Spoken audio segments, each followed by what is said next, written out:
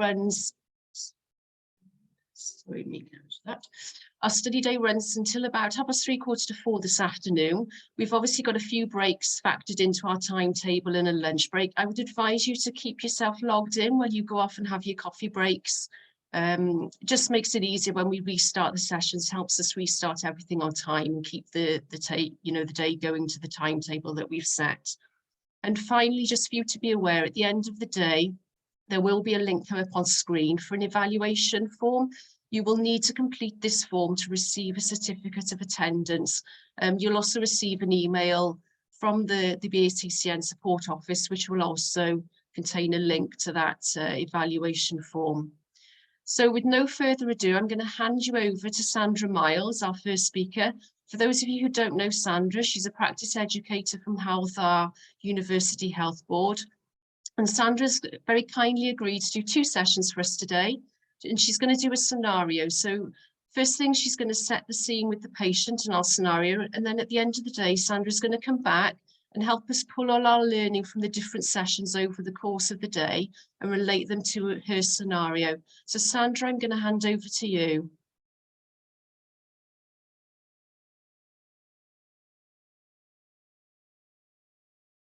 Thank you, Judith. Welcome, everybody. I'm just going to share my screen now.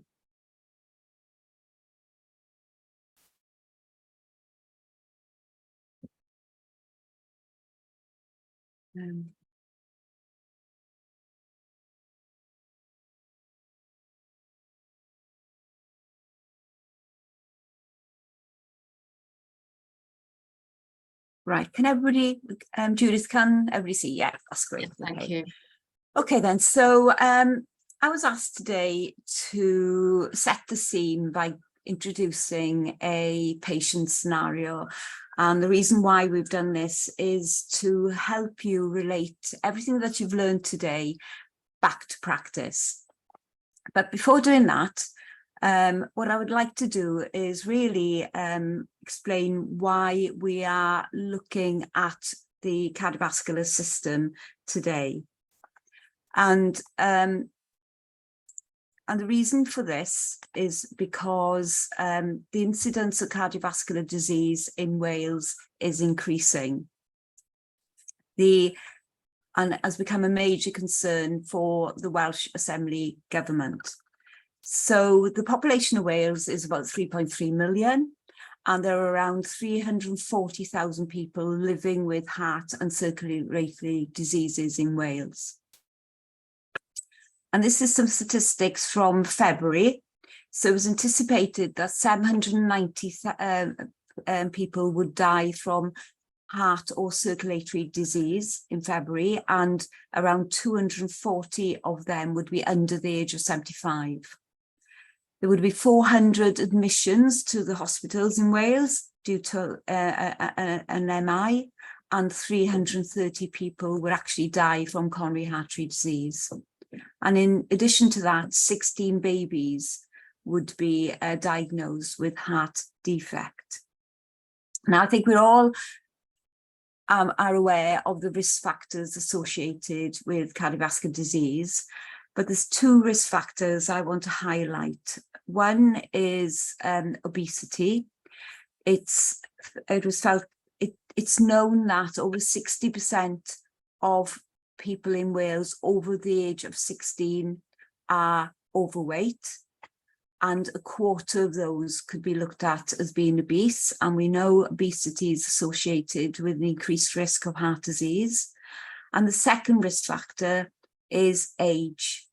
So in Wales, 26%, currently 26% of the population are over the age of 60, and it's anticipated by 2026 that nearly a third of the population will be over the age of 60.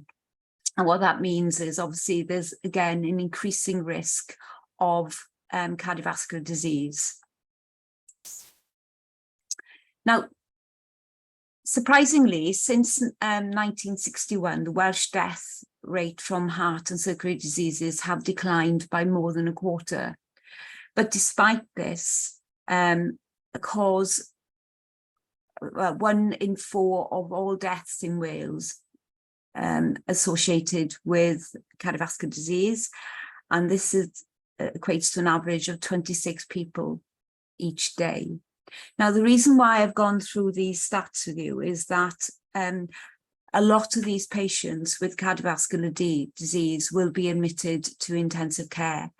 And if we've got a admission of a patient that's got underlying cardiovascular disease, for example, if they're admitted with pneumonia, sepsis, and they've got underlying cardiovascular disease, it really makes management challenging and very complex. And with increasing incidences of cardiovascular disease in our population in Wales, then we're going to see more and more of these patients being admitted to our units. So the aim of today is to provide you with the opportunity to further develop and or consolidate your knowledge relating to patients admitted to ITU with cardiovascular disease, or patients that develop cardiac related problems whilst in your care. And specifically to develop your understanding of the anatomy and physiology of the cardiovascular system, cardiac rhythm interpretation, heart failure and its management. We can look at cardiogenic shock and management, and then cardiac output monitoring at the end of the day. Now, to help you relate all of this to practice, we want to introduce you to the case study for today. And this is Morgan.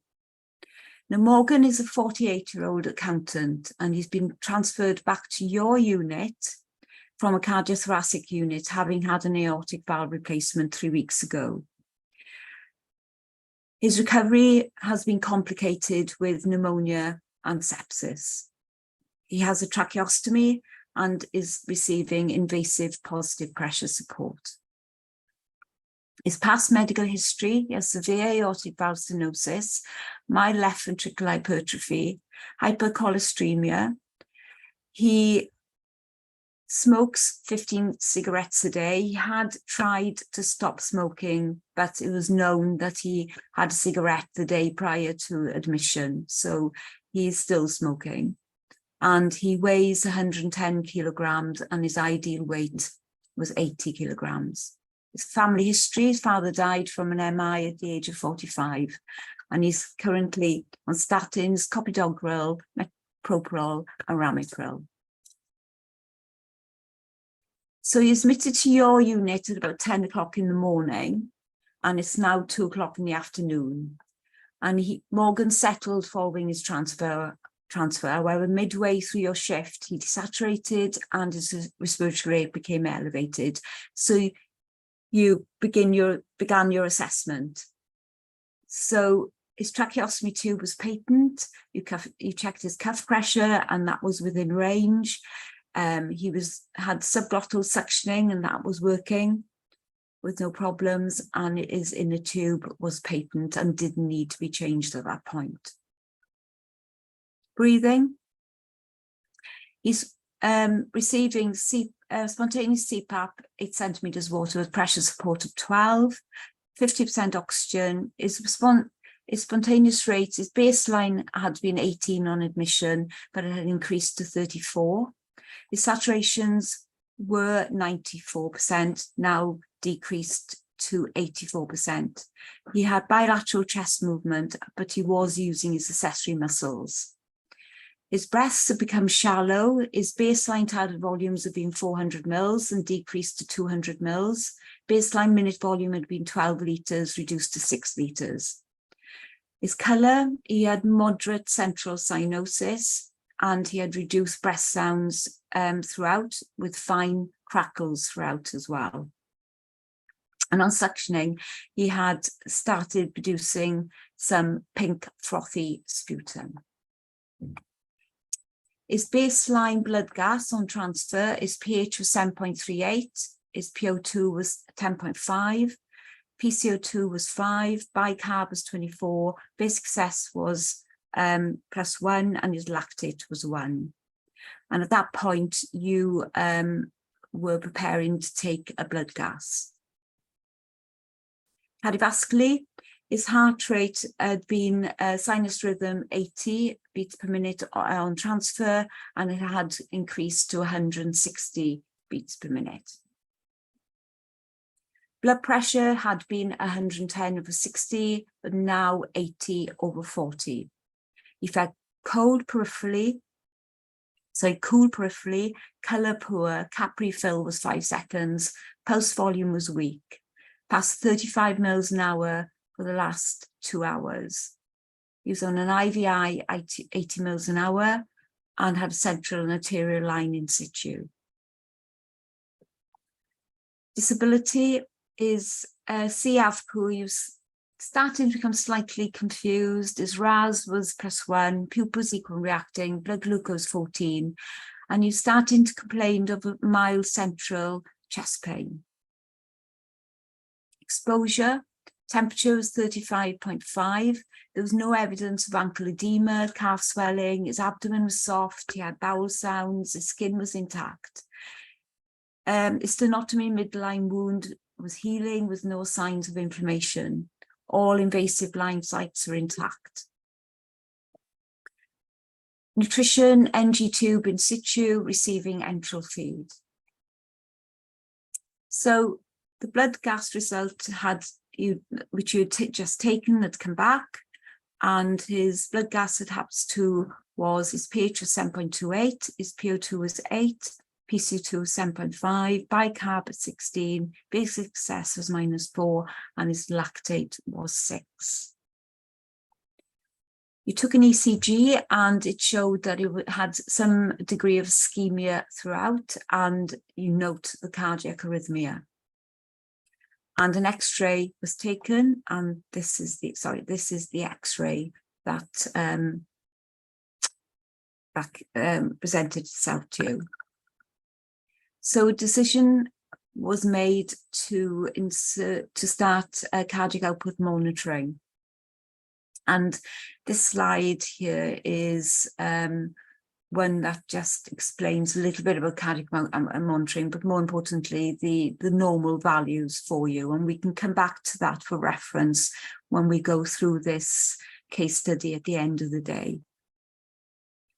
But his cardiac output values was at his end, his global end diastolic volume index was 950.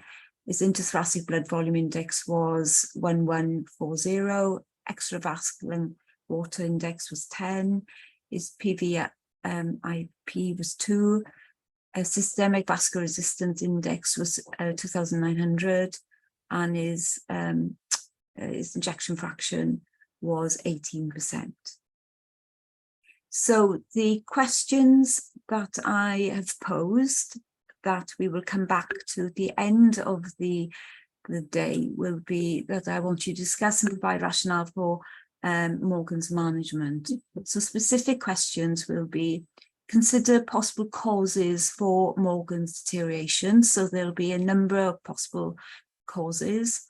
Why is Morgan's cardiovascular status deteriorating? What cardiac rhythm is he in? What does his skin temperature and capillary fill tell you? What does his elevated lactate tell you? What is the significance of the narrowing pulse pressure? Explain why this may be detrimental in terms of his cardiac workload. Why is his blood glucose elevated? And discuss his management, and in overall bringing all those things and considering all those things. Any questions? Thank you, Sandra. That's great. I think it's a good way to start the day, setting the scene and actually starting with making us think, isn't it? So we can look at the sessions now throughout the day and bring our learning back to Morgan and make it real for us as well. So I don't think we've got any questions to start with, which is, I think, understandable, because everyone is probably sat there now pondering and wondering how are they going to fit sort of all their learning today back into this scenario. So what I think I'll do is move straight over to Carla Hobbs and start actually our speakers going through their sessions so that it gives us more time at the end of the day to come back to your scenario and put our learning into practice. So thank you, Sandra, for starting. And if you can stop sharing your screen for us, and then we'll move over to Carla. Good morning, everybody. I'm going to see if I could share my slide, actually. Oh, no, I can't. Just wait for Cassandra to take hers down. Yeah. There we go, lovely. So while you're doing that, Carla, I'm just going to introduce you. For those of you who don't know Carla, Carla Hobbs is one of our practice educators within Wales, and Carla works for an Iron Bevan Health Board. So Carla has very kindly agreed to join us today, and she's going to take us through A&P of the cardiac system. So for some of us, this will be a lovely revision session, and for others of you, this will be a fantastic way to sort of develop your learning and help you understand sort of what is going on with your patient when you see changes to their cardiovascular system happening in front of you. So over to you, Carla. Can you see my screen? Yes, I can't see your presentation, but I can see your screen. Okay, so then what do I need to do now? Let me just think of, let me go onto my presentation. There we are. Can you see that? No, I can see if, oh yes, I can now, thank you. Okay, I'm not sure how I put it into slide mode on my iPad, to be honest. Let's go back to it. Open with Google Slides. There we are. Let's try that. Nope. Okay. Shall I just do it this way? Yeah, go for it. We can see it. There you go. Yeah, that's lovely. Okay. Okay. Oh, right, it's not working. Hang on. Okay, let's just go back to the other one and just do that way.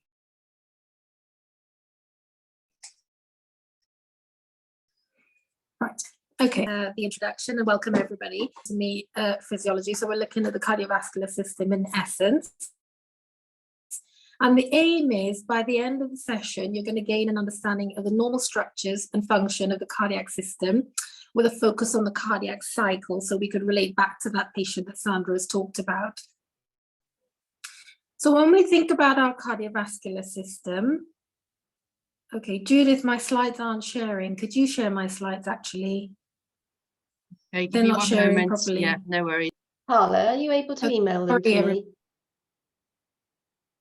Yes, I can. If you email them to me, I'll share. Hang on, let me just go back to Zoom. Oh. Yeah, okay, back to webinar. Sorry. Oh, don't worry, Carla. These are the joys of doing everything online, isn't it?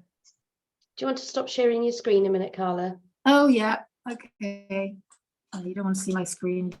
Oh, yeah.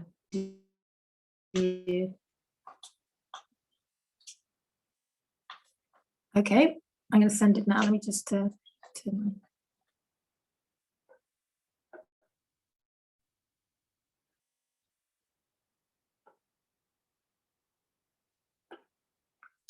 Judith, do you have it? Sharon, coming now.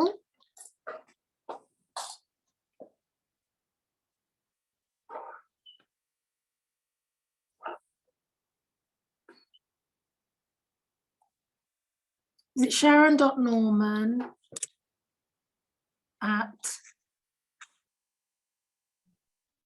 Norman S.E.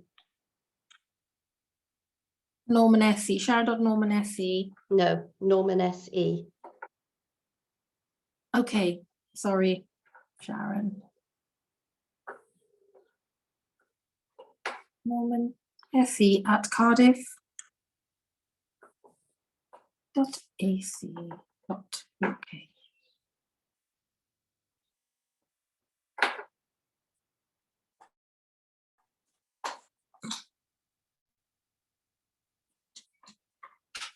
Hang on, I've got to do it on my iPad. My laptop is not working.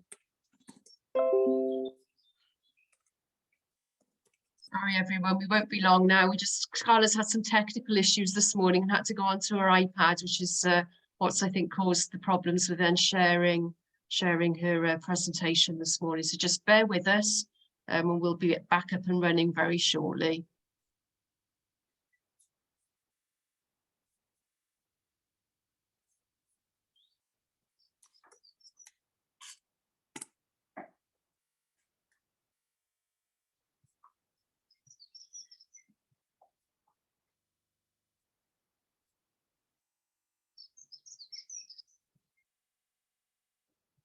Okay, Sharon, I sent it. Okay. Sorry about this, everybody. Sharon will Am get it twice I now because I've on just found it and screen? sent it as well. So we should be going shortly. Yeah. Am I back on screen? You are, yes, Carla, we can see you. Lovely. Just waiting for it to arrive. Sorry, everyone. I was so organized this morning as well. 15 minutes before I checked everything.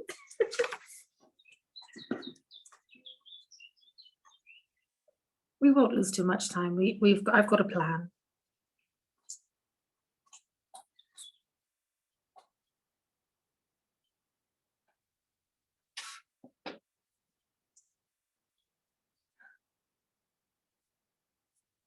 It's just opening.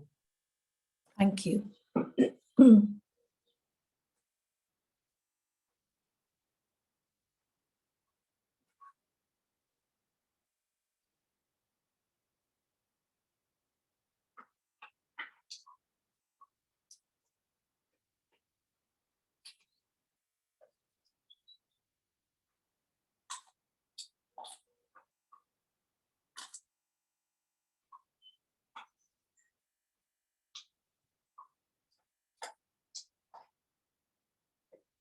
Okay.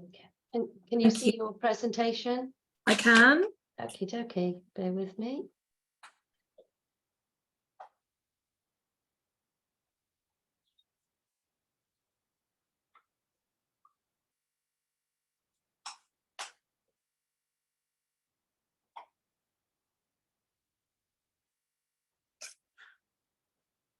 It's gone off screen. Yeah, it's Okay. I'm having a bit of difficulty getting it to slideshow.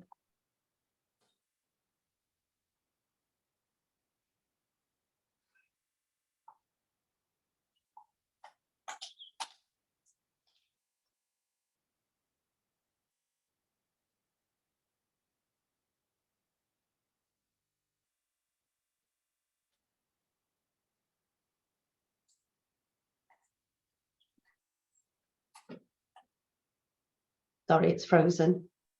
Oh no. I'll try again on my laptop to see if I can join the webinar again.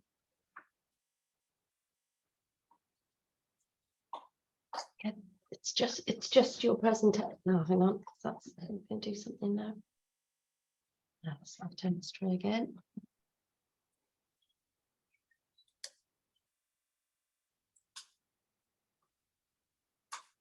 Okay. If you can't put it to slideshow, perhaps just There we open- go. Oh, Ah, fantastic. okay.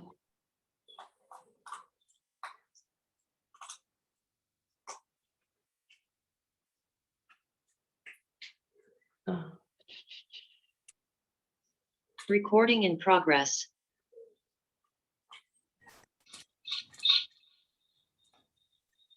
I'm on my computer now. Okay. I think I've got it on my computer now. Carla, we're getting feedback, I think, from both your laptop and your computer. Let me just turn my laptop. Okay.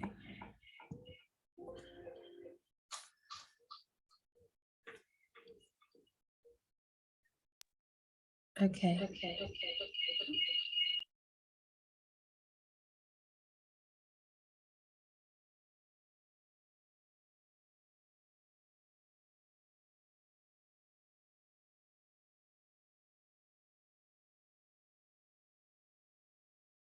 Sorry, everyone. I know we're clearly having some technical issues here.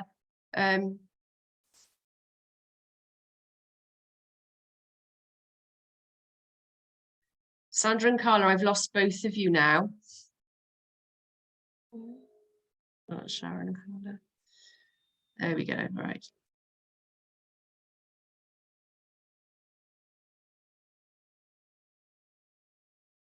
Sorry, what did you see then? I could see this. I could see the presentation starting. Yeah, so, Yeah. okay. So Carla, are you there? Yes, I am. Can you hear me? Yeah, could you see the presentation when that went up then? No, but I've got my screen on now. I'm on my laptop. It's allowed me to, so I can share my screen on my laptop because I've got it open now. So shall I try that? Yeah. Okay. Share screen. Share PowerPoint presentation. Share.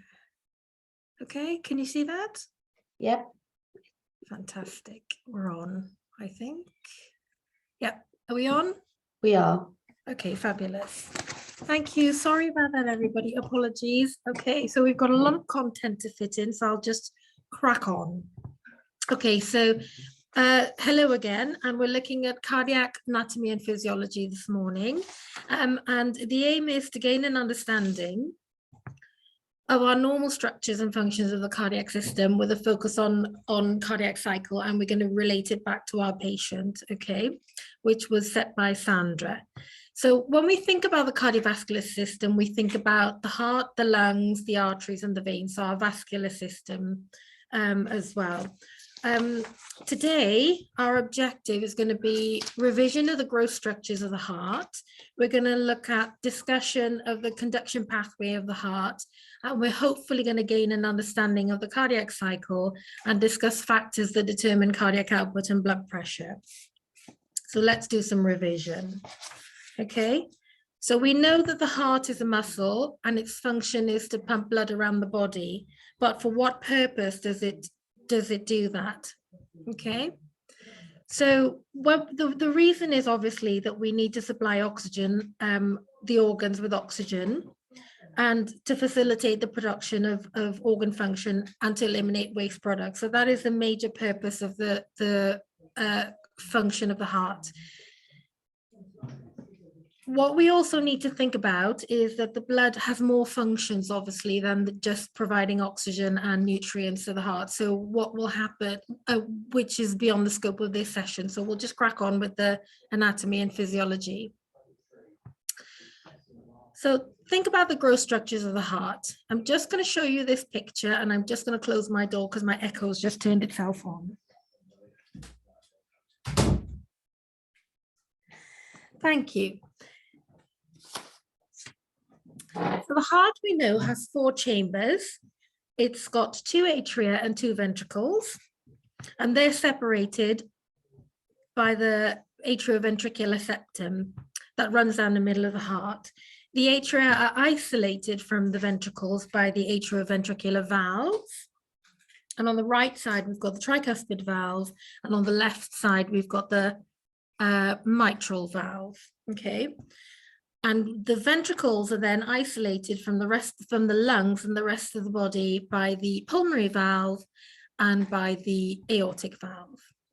So our pulmonary and aortic valves, another name for them are the semilunar valves, and our tricuspid and bicuspid valves, the other name for them are the atrioventricular valves.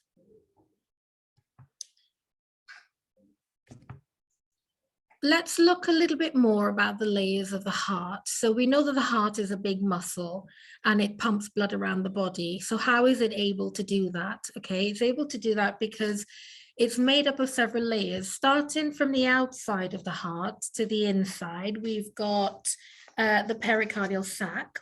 And the function of the pericardial sac is to keep the heart contained and fix it in the position so that it doesn't move around, because if you think of a muscle beating, it's going to jump around everywhere.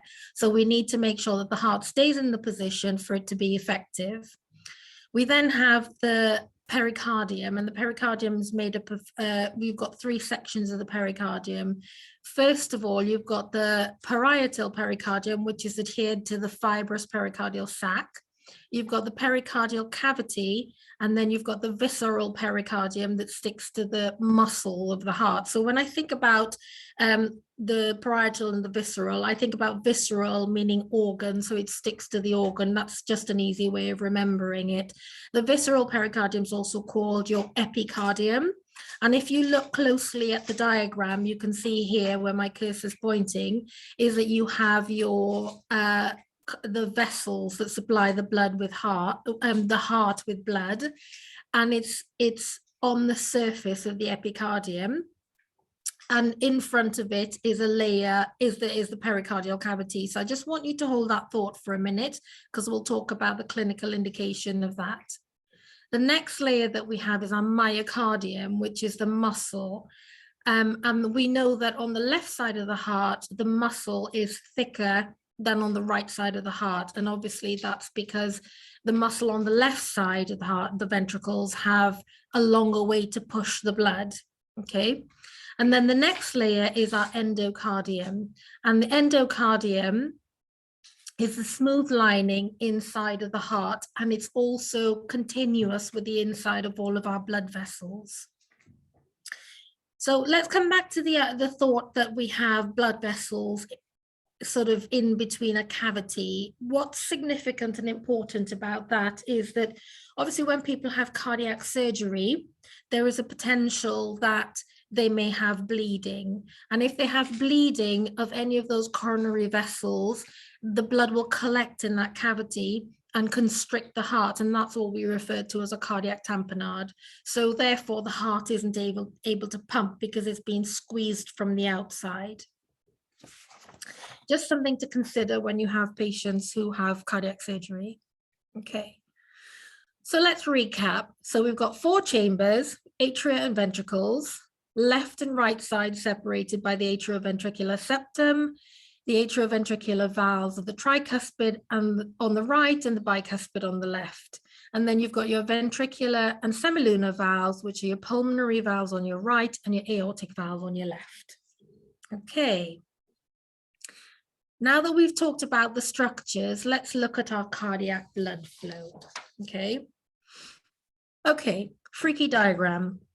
So we've got here a picture on the left of our vascular flow, because we know that our cardiovascular system includes our vascular flow. So our heart is our engine, our pump. Our vascular flow is like our highway that delivers blood and oxygen and nutrients to the heart, to the rest of the body, and then removes waste. Okay. When we think about when we look at the reason I've put the picture on the left is that I think it's really important to understand where you have major vessels coming into the heart and going out to the heart and where they're located, because that helps you to understand with or relate to your patients who have trauma, who have surgery. So if they have an abdominal aortic aneurysm, if you look at where the descending aorta comes down, so there's your aortic arch, and there's your descending aorta. So it's all in the central cavity of the body. And then you've got that splitting off into your main arteries, main veins, sorry, main arteries. I'm talking about the arteries first rather than the veins. So we'll talk about arteries. I'll go to the next slide. So you've got your aortic arch, your descending aorta, which is into your abdominal aorta. And then you've got your iliac arteries there and your renal arteries here. Okay. And off of your aortic arch, you can see that you have several arteries that branch off. The carotid arteries branching off to supply the head with blood, and your subclavian arteries. Okay. And if you think about the supply going to the head, if you have any clots on the left side of the heart or within the heart, it's very easy for these clots to go up to the head because the distance from the heart is very short. Really important to think about when you're thinking about patients with DVTs or PEs. We'll talk about that more in a minute. So if we look at the venous structure of the venous flow, we have our inferior vena cava coming in to the heart, and then we have our superior vena cava coming into the heart. Okay, so we know that and again, it sort of maps alongside the arteries. So they're big vessels. And then you've got your subclavian vein coming out left and right. And then you've got your internal jugular veins and your external jugular veins branching off of that superior vena cava. Okay, and that's really important to remember. What's also important to remember is that when you look at your veins and your arteries, they are very close to each other. So think about when devices are being placed in that area, in your internal jugular vein and your subclavian vein, it would be very easy to insert into the wrong vessel if you're not careful. And that's why we use ultrasound guidance when we insert our CVC lines. Okay.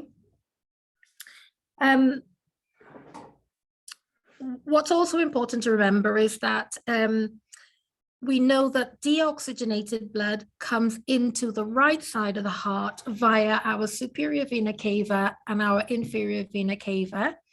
And the right side of the heart then pumps it along, and then it returns and it comes back to the heart, and then the blood is pumped out of the left side via our aorta and it is now oxygenated blood. So oxygenated blood leaves the left side of the heart. Okay. If you think about this, when you're thinking about blood flow, when we think about circulation, when we think about blood flow, we're thinking about it in two systems. So our heart circulates blood in the pulmonary circulation and also in our systemic circulation. So the right side of the heart will circulate blood to our pulmonary system. So blood comes into the right atria from the body to the left ventricle and out of the pulmonary arteries to the lungs, where it becomes oxygenated. It comes back to the heart, the left atria via our pulmonary veins, pumped into our left ventricle, and then out of our left ventricle through the aortic arch down to the aorta and to the rest of the body. We also need to think about systemic circulation. So the left side of the heart really is responsible for our systemic circulation. And when we look at our systemic circulation, that's where the rest of the body is supplied with oxygenated blood, and deoxygenated blood comes back from the rest of the body to the heart. I hope that's making sense so far. Okay. What's important to consider? What's the clinical relevance of understanding this? Let's talk about that. So if we think about our pulmonary circulation, okay, if we have clots in our lungs, PEs, we know that, well, obviously they're called PEs. If you have your pulmonary circulation coming, the clots can block any blood or the effective amount, the amount of blood returning back to the heart. It can also risk clots coming back to the left side of the heart, which can then be pumped out to the rest of the body. The other thing to consider is if we have poor cardiac function, so our pump isn't working effectively, what can happen is that our blood coming back to the heart, so the blood comes back to the heart through the right side, through our veins. It's pumped out throughout the lungs. It comes back into the left side of the heart. And if our pump isn't working effectively, what will happen then is that it's unable to empty the heart properly. And then what happens is you have a backup of the whole system, and we can then have pulmonary edema. Okay. Just sort of thinking about some clinical relevance. So obviously the heart supplies the rest of the body. So where does it get its supply from? So it gets its supply from our coronary arteries. And our coronary arteries, our coronary vessels sit on the surface of the heart. And as I said, it lines on the epicardium, so that's the visceral pericardium. Okay, I'm not going to go through all of the arteries and all of the vessels, but this, you can easily go on Google and find all of this information, and this is a particularly lovely diagram because it shows you where the coronary vessels stem from, and you can see that the coronary vessels stem from the base of the aorta. So and what's important to note is that in diastole, this is when our coronary arteries fill with blood. So think about the clinical relevance of that as well. If you think about a patient who has a very fast heart rate, we know that when you have when the heart is beating really quickly, what happens is there's not enough time for the heart to open and close. We know when the heart opens, it fills. And if we have a really high heart rate, the time allowed for the heart to fill is shortened, so the heart isn't filling effectively. And if we think about that, when the heart doesn't expand in enough time, it doesn't allow enough filling, therefore we may compromise our coronary blood flow. So the flow that's going from the aorta into the coronary vessels during diastole. That's really important. The other point about tachycardia is that it increases the energy requirement of the heart. So therefore it increases oxygen consumption. So if you think about it, a fast beating heart harms the patient in two ways. One, you don't get enough blood delivered to the coronary arteries to supply the heart with enough oxygen, and the oxygen demand of the heart is increased. So that's why it's really important to have rate control with our patients. So we know that we have coronary arteries that supply the heart with blood. How does the heart get rid of its waste? So it gets rid of its waste using, obviously you've got coronary veins, and there are major coronary veins. Again, I'm not going to name them all, but it's just for you to be aware that our coronary veins empty into the right atria. Most of the blood will empty into the right atria because that's the side of the heart that takes deoxygenated blood and the waste blood. And then the rest of the blood will go directly into other chambers on the left side, on the right side. Okay, so a little recap. Deoxygenated blood returns to the right side of the heart via the veins. Pulmonary circulation goes right side of the heart, lungs, left side of the heart, and this is where the blood is oxygenated. Oxygenated blood then leaves the left side of the heart to the body. So we've got systemic circulation, lungs, left side of the heart, body. Sorry, lungs, left side of the heart, body is your systemic circulation. And then your coronary arteries supply the heart with oxygenated blood, and the coronary veins drain the deoxygenated blood from the heart muscle. And also important to remember is the coronary arteries receive their supply of blood during diastole. Okay, hang in there, we're almost there. Not quite, but you know, you've got this. Now we're going to go into a little bit more detail about our cardiac electrical activity. And I know that this on the face value of it is fairly easy. We're going to recap on the pathway, and we're going to look in a little bit more detail about how the cells function. So when we look at the components of the cardiac conduction pathway, we need to first of all think about, well, what allows the heart to be able to pump? So we know that the heart has its own ability to generate an electrical impulse. And the reason it's able to do this is because it's comprised of two types of cells. You've got your conducting cells that generates and spreads the electrical impulse. And you've got your contractile cells that contract after the electrical stimuli. And it can occasionally, you know, some of the contractile cells can occasionally generate its own electrical impulses. And this is where you would see things like ectopics. So you can have either atrial ectopics or ventricular ectopics. So that's what an ectopic is. It's an electrical impulse generated by a contractile cell in the heart. Okay, so conducting cells, they're there's only about 1 or 2% of conducting cells in the heart. The rest are contractile cells because the major function of the heart is to pump blood around the body. So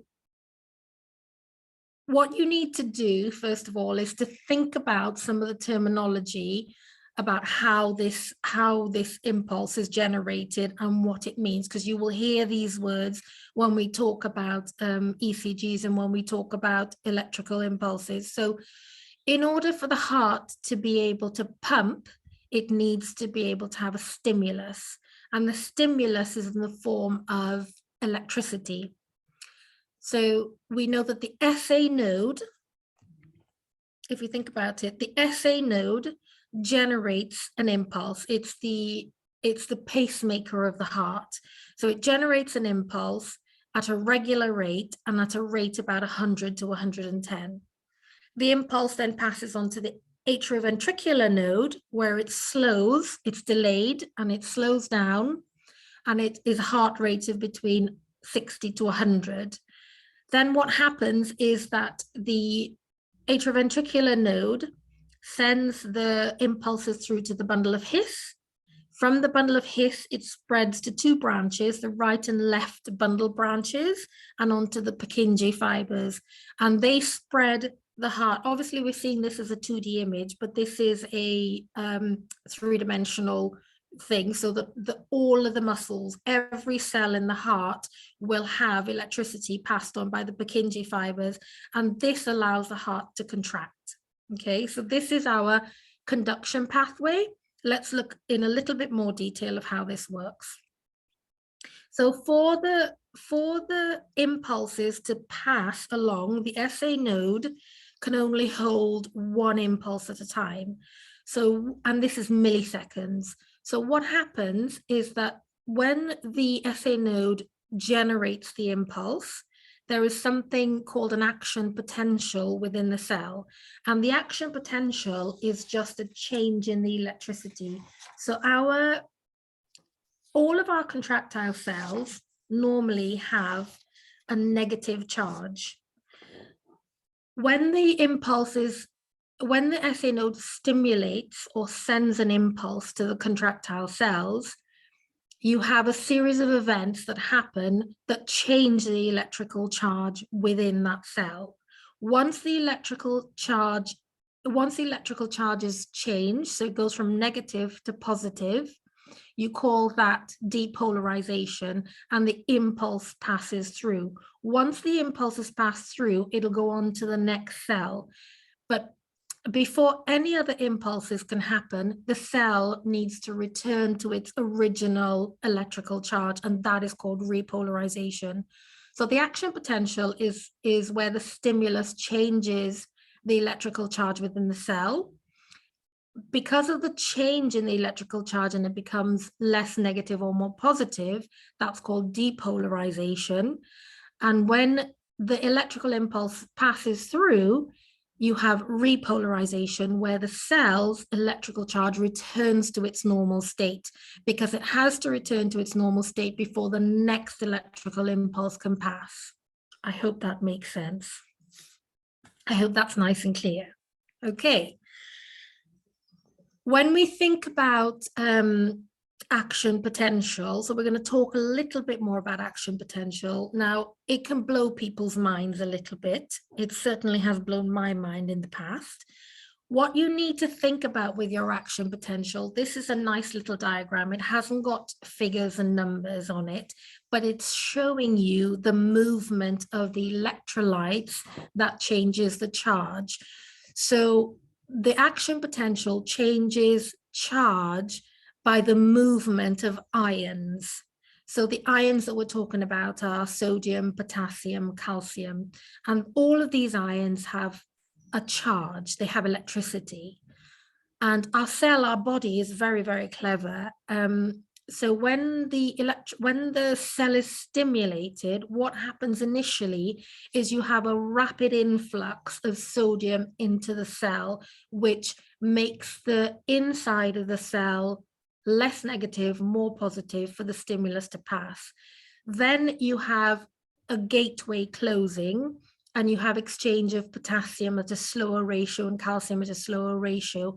And these pass through the cells through protein gaps, okay? It holds the charge then for a period of time. And the reason it holds the charge for a period of time is to allow the cells to contract effectively. Once the contraction happens and the impulse is passed, it then changes. You can see the purple line going down. It then, all the potassium then goes out of the cell to generate, to create that return to this negative charge. And that is what the action potential is essentially. So you can, in your own time, you can go and look more into the action potential, but that's really the myth of an action potential. And I know it can be quite confusing for people. So then so we go back then to our pathway, okay? So what happens now? So now that you understand the action potential, depolarization is where the cells become more positive, and repolarization is where the cell returns to its normal state, okay?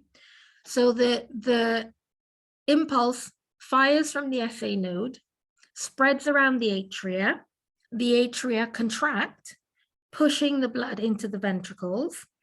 There's a delay at the atrioventricular valve, atrioventricular node, which allows the atria to fully empty into the ventricles and allows complete ventricular filling. Once that happens, the valves close and the ventricle then starts depolarizing and contracting and pushing the blood out of the ventricles into the lungs and into the body. Once the ventricles are empty, the valves, the pulmonary artery and the pulmonary valve and the aortic valve then closes and allows the ventricles to start refilling. And this complete cycle is called our cardiac cycle, okay?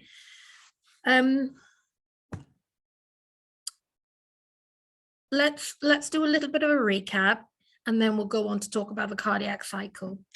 So if we think about our heart, we've got two types of cells in the heart.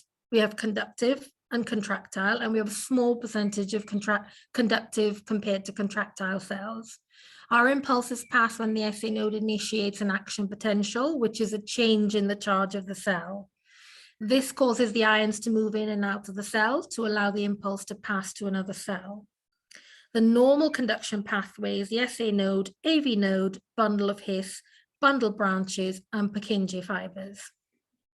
And if you think about your ECG, if there's anything that stops the the impulse from passing, it will probably distort your ECG.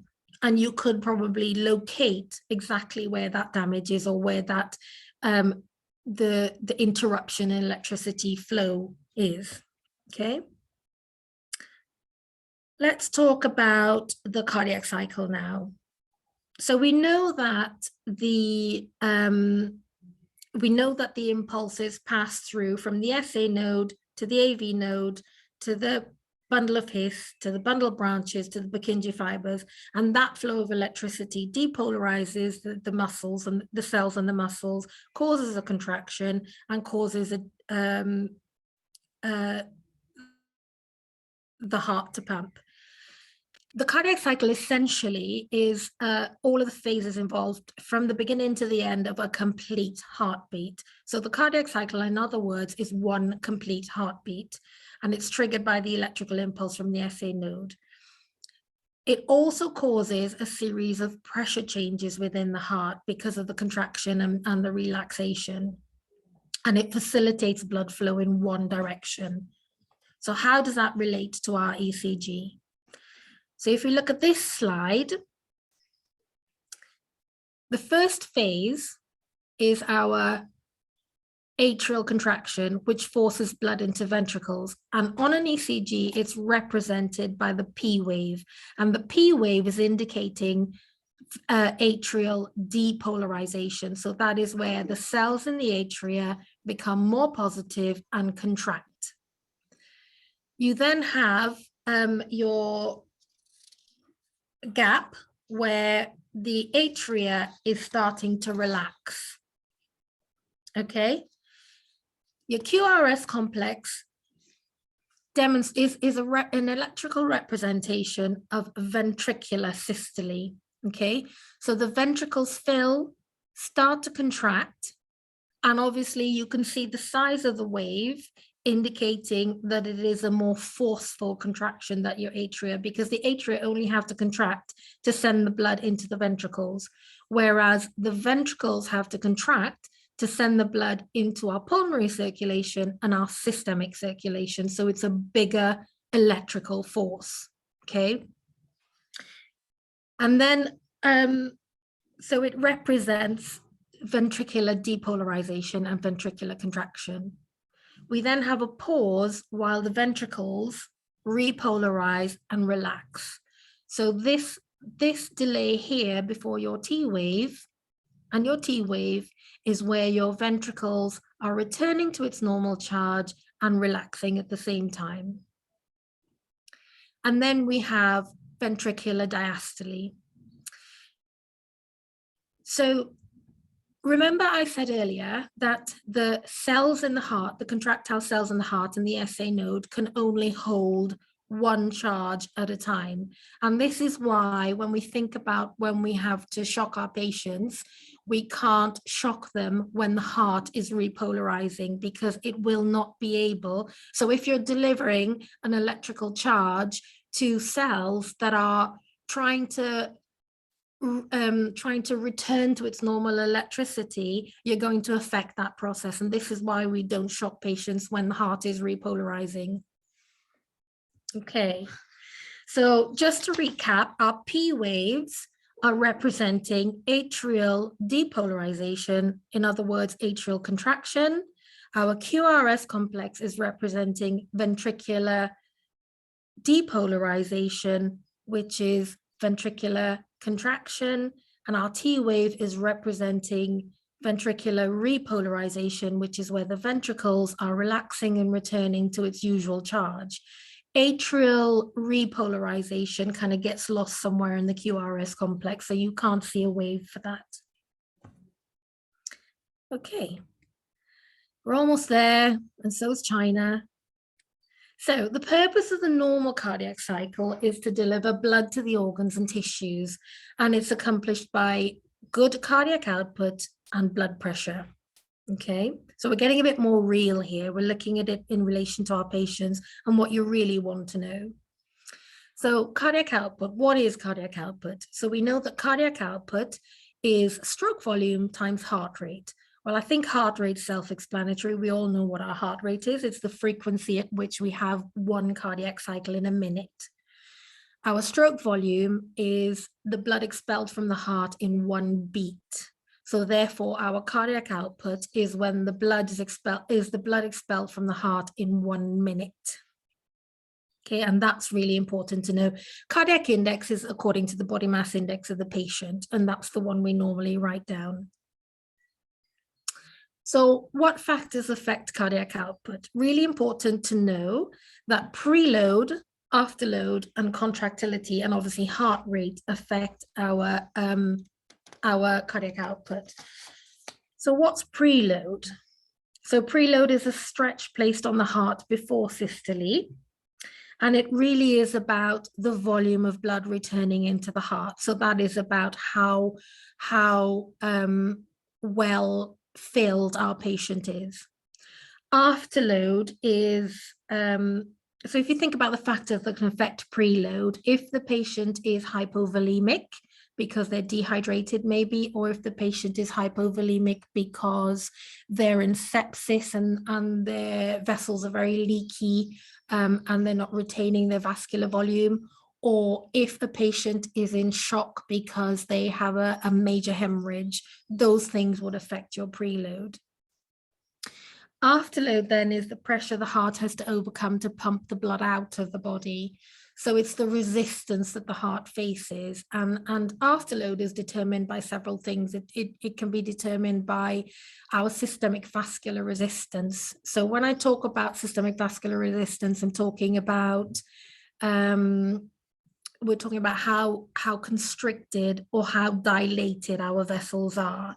That's what we think about when we think about afterload. And if we think about some of the factors that affect afterload, we can think about our patient why would our patient be cardiovascular or vascular? Why would they have vascular constriction?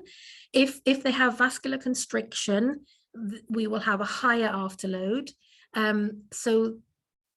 So, you know, things like what do we give our patients that causes them to constrict? We give them vasoactive drugs, so we give them noradrenaline. That can cause constriction. If a patient is hypovolemic, one of the natural responses of the heart is to, the vessels is to constrict, to push the blood to the core organs. So that increases our afterload. So anything that affects our vasculature, the size of our vasculature will affect our afterload. Obviously, on the other hand, if patients are vasodilated, maybe because they have a temperature, maybe because they're septic, and their vessels become leaky and dilated, or maybe they're being given dobutamine, that will reduce our afterload, so it'll dilate the heart, okay? The other factor is contractility. And when we think about contractility, we're thinking about the effectiveness of the pump. How effective is the heart pumping blood? And that can be affected by several things. It could be that the heart, you know, the patient's got a cardiomyopathy. The patient, we're thinking about, when we think about contractility, we think about Frank Starling's law, where if the heart is stretched within reason, it will return to its normal state and pump blood effectively. But if the heart is overstretched, it may not return to that normal state, and it fills with blood, and the blood doesn't get pumped around the body effectively. And of course, then the other thing that affects our cardiac output is heart rate. So thinking back about that equation, cardiac output equals stroke volume times heart rate. So if either one of those factors are affected, then our cardiac output is going to affect. So the things that affect our stroke volume would be our preload, our afterload, and our contractility. And then heart rate would be affected by perhaps our conduction pathway. If we have a slow heart rate because of drugs, maybe, or if we have a slow heart rate because we're over-sedating our patients and dropping their heart rate. There are several reasons, obviously, why our heart rate can be affected. So if all of these factors are affected, it affects our cardiac output and therefore affects our oxygen delivery to our patient. Okay. So the last thing is, let's talk about the heart rate and how is it regulated. So we have, our heart is regulated by our autonomic nervous system, and that happens without us even thinking about it. So it's our autonomic nervous system is our involuntary system, and the responses, depending on the stimulus, will come from either the sympathetic or the parasympathetic nervous system. The endocrine system is another thing that affects our heart rate, and that's more about hormones. So the adrenal gland will release epinephrine, dopamine, and norepinephrine for our fight or flight response, and other hormones like vasopressin, renin, angiotensin, aldosterone will be released for water reabsorption to regulate blood pressure. Okay, so we have our autonomic nervous system with a sympathetic or a parasympathetic response, and we have our endocrine system where we have hormones because of things detected, which we'll talk about in a minute, releasing hormones to have fight or flight or to reabsorb water for the regulation of blood pressure. So if we look at this, I know it looks like a really scary diagram, but it really isn't. So if we think about this, our sensors that regulate our heart rate are baroreceptors are located, and our chemoreceptors are located in our carotid bodies. So we have baroreceptors and we have chemoreceptors. Now our baroreceptors obviously detect pressure changes. So if our blood pressure is low or high, it will detect that change. Our chemoreceptors, detect changes in pH, oxygen, and carbon dioxide, and it will then send the appropriate response. So for example, if our blood pressure is high, the baroreceptors detect it, send a signal to our medulla, our cardiac centers in our medulla oblongata. And if we have a high blood pressure, it will send a parasympathetic response to the SA node, slowing the heart rate down. Okay, and relaxing the vasculature so that the blood pressure will lower. If our chemoreceptors detect a decrease in pH or an increase in carbon dioxide, it will send a signal to the medulla, oblongata, cardiac centers there, and it will initiate a sympathetic response, which will increase our heart rate and vasoconstrict so that we can have increased delivery of blood and therefore oxygen. We also have our adrenal medulla, which releases epinephrine and norepinephrine depending on the stimulus that it receives to either increase constriction or decrease constriction or cause vasodilation. So it's not that complicated, the diagram. So where does blood pressure fit in? Okay, so blood pressure is important for good organ and tissue perfusion, and we determine good organ and tissue perfusion by thinking about our mean arterial blood pressure, and that's why we focus more on our mean arterial blood pressure when we're talking about critical care patients or any patient, because that is our organ perfusion pressure. It's also the amount of pressure exerted on the walls of the arteries. That's what our blood pressure is, and it's determined by cardiac output and our systemic vascular resistance. So depending on how vasodilated or constricted we are, that will also determine our blood pressure. So think about it like a hose. If you have a hose, a garden hose running, and you have no control over the end of the hose, your pressure in that hose is going to be low. If you apply pressure at the end of the hose, so you either, you got those fancy hose things that I could turn it off or turn it wide or close the hole, the aperture, you can then apply a certain amount of pressure and that increases the pressure inside of the hose. So that's how you think about blood pressure. Blood pressure is about our cardiac output, and our cardiac output is dependent on our heart rate and our stroke volume. And then we also have to apply resistance to allow us to have a pressure within our vascular system. It's like plumbing, really. Okay, so what's our normal blood pressure? We know our systolics is 100 to 120, our diastolics between 60 and 90, our mean is greater than 60, and in critical care, we keep them 60 to 65 as long as we can get urine output. And the reason we say that when we go to the medical staff and they say, okay, my blood pressure is really low, they'll often ask you, well, are they passing urine? And if you say yes, then they'll say, okay, well, we'll watch and wait, because if they're passing urine, it means that the organs are being perfused, because we know that the first organ to suffer when we have a cardiovascular compromise is our kidneys, and patients go into acute kidney failure, acute kidney injury. Okay. We're at the end. So in summary, the cardiovascular system circulates and transports blood for the purpose of delivering oxygen so that we can have the production of energy, and it gets rid of waste products from the production of energy. It also has other functions, blood. We know that the conduction pathway allows effective contraction to complete the cardiac cycle. We know that cardiac output is stroke volume times heart rate. We know that our stroke volume is dependent on preload, afterload, contractility. We know that heart rate will be dependent on our stimulus and what is required of us and can be affected by drugs.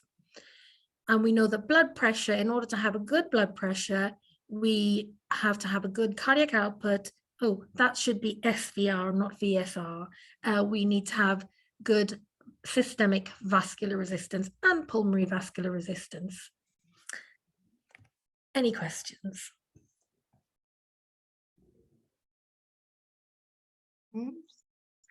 Lovely, thank you, Carla. That's a lot of information to cover. I think you've done a fantastic job there Thank you. of getting through an awful lot, and it's great to have a good, a good recap of things that some of us probably think, oh, I already know that, but actually it never ever harms to do some good revision, particularly when we're spending our day looking at an organ that really it clearly understandably impacts the whole body, and we really need it to be functioning.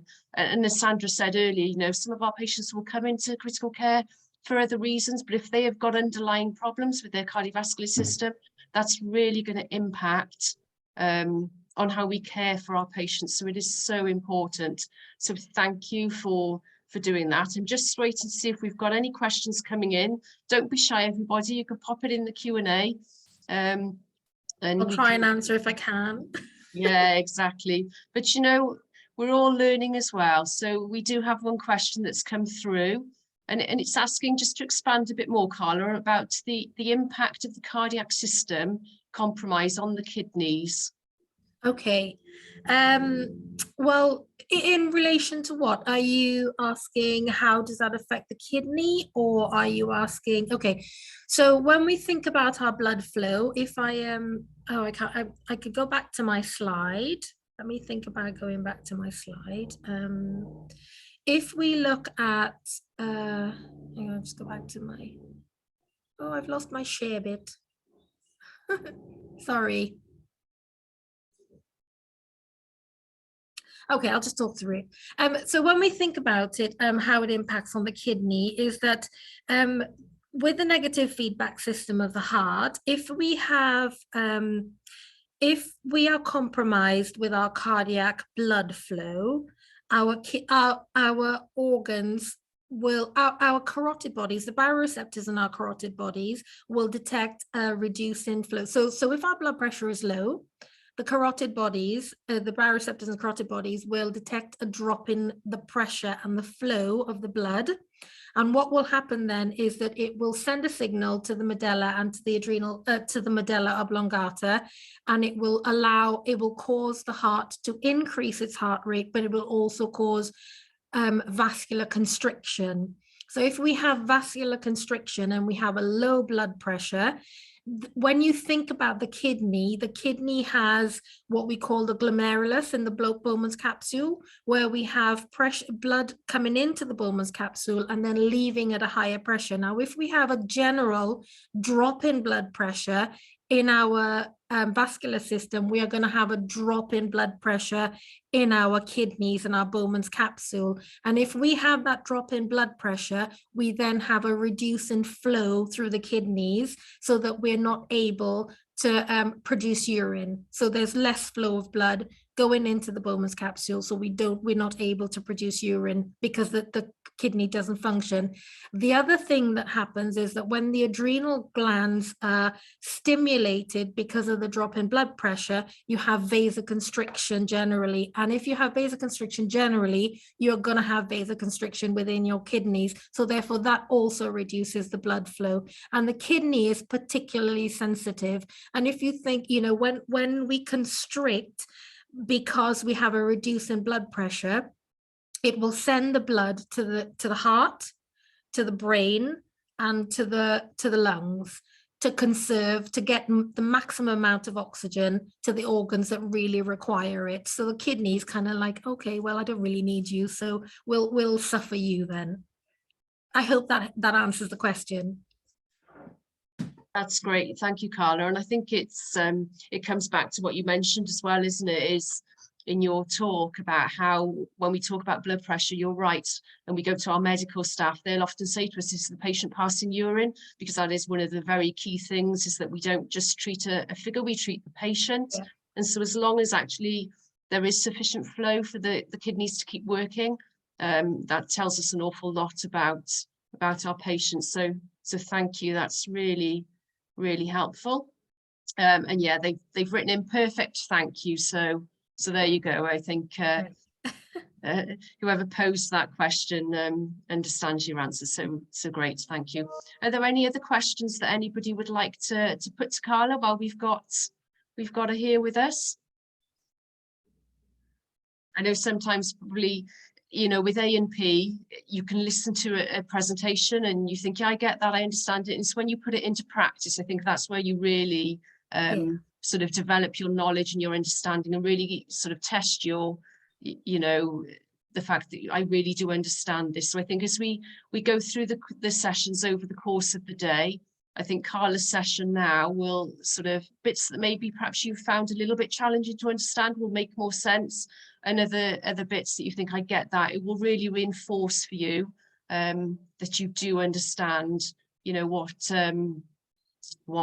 Carla has just presented to us.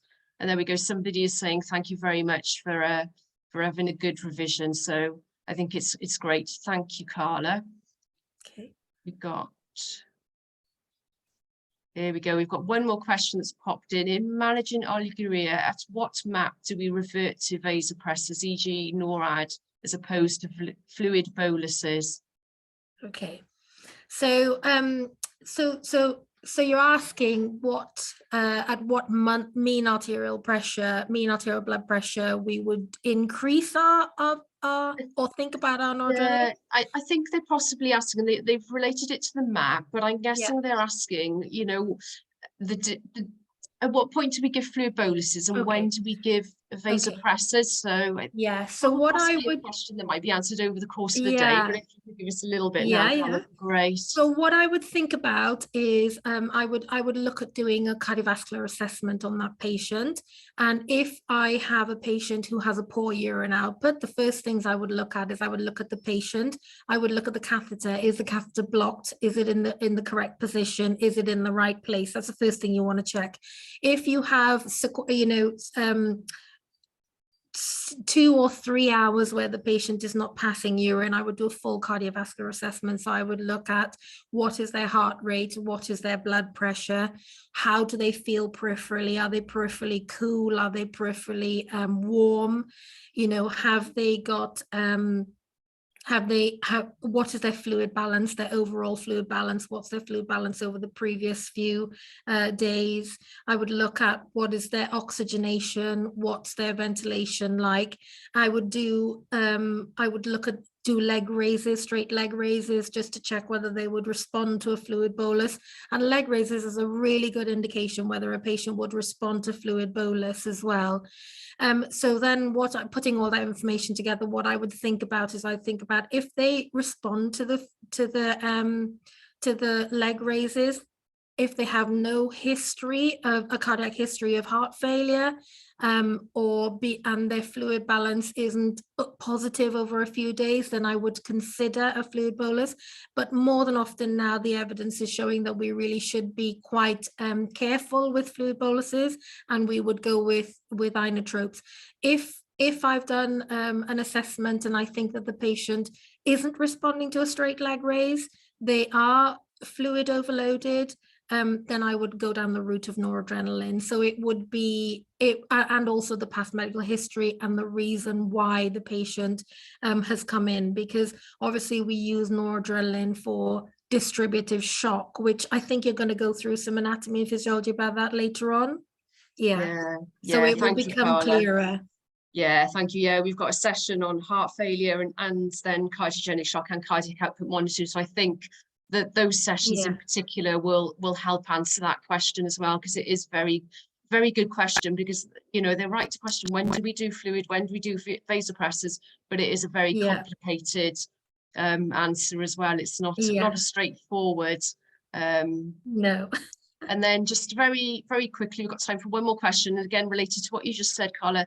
They're asking, how does the leg raise indicate the fluid is needed?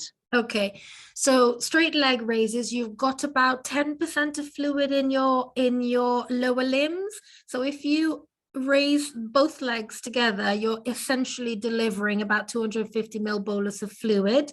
And if you see a 10% rise in your blood pressure, then you know that that patient is is going to respond to it. Because if you think about it, when you hang yourself upside down, what happens? Your blood flows to your head. So that is basically you giving yourself a bolus to your head. So if you lie on the floor, lift both legs up, you're giving yourself a fluid bolus because you're pushing the blood by gravity to the core organs.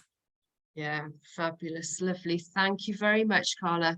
No problem. Well, thank you for joining us this morning. That's been a really good start, I think, to our day. I think a bit of A&P is always great when you're talking about one of the organs in the body. Yeah. So what we're going to do now is we're going to head off to a quick coffee break. We've got an extra 5 minutes, so we're coming back at 11:20, and we've got Lucy Trent joining us then, and we're going to start looking at ECGs and some rhythm recognition and some treatment. So I would advise you all to remain logged in. You won't have issues then rejoining the webinar in about 25 minutes. And I look forward to seeing you all at 11:20, and we'll start promptly. Thank you very much. Our quick coffee break there.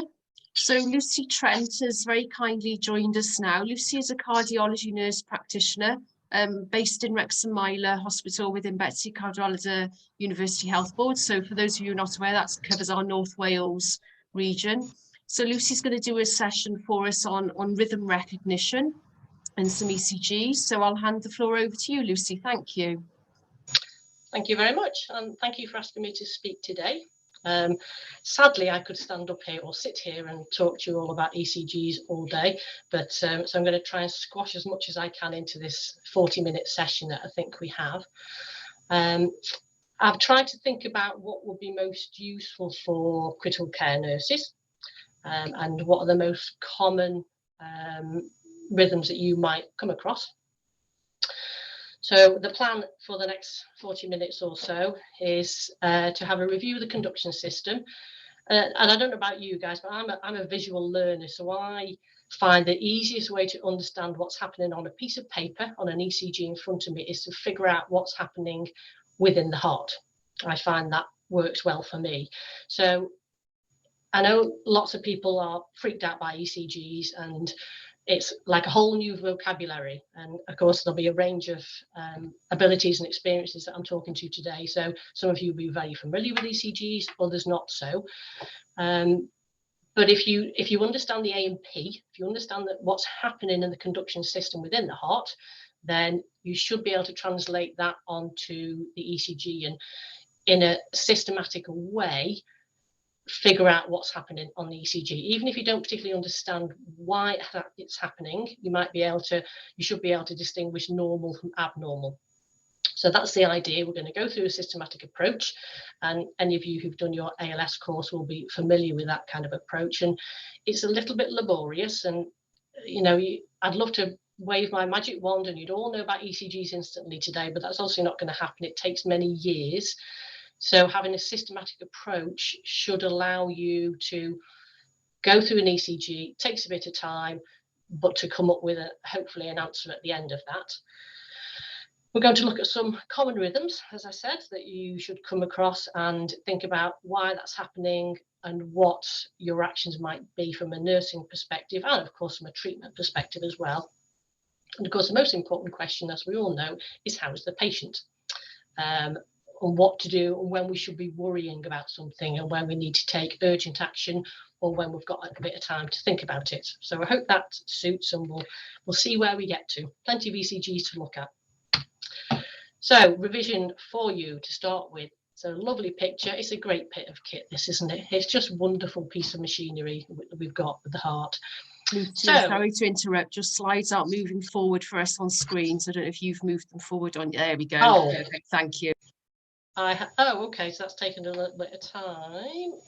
Okay, so you should now have the picture of the heart, the cardiac conduction system. I hope that's right. Yes, we do. Okay, so, can you see my pointer there? Possibly No. can't. Oh, okay.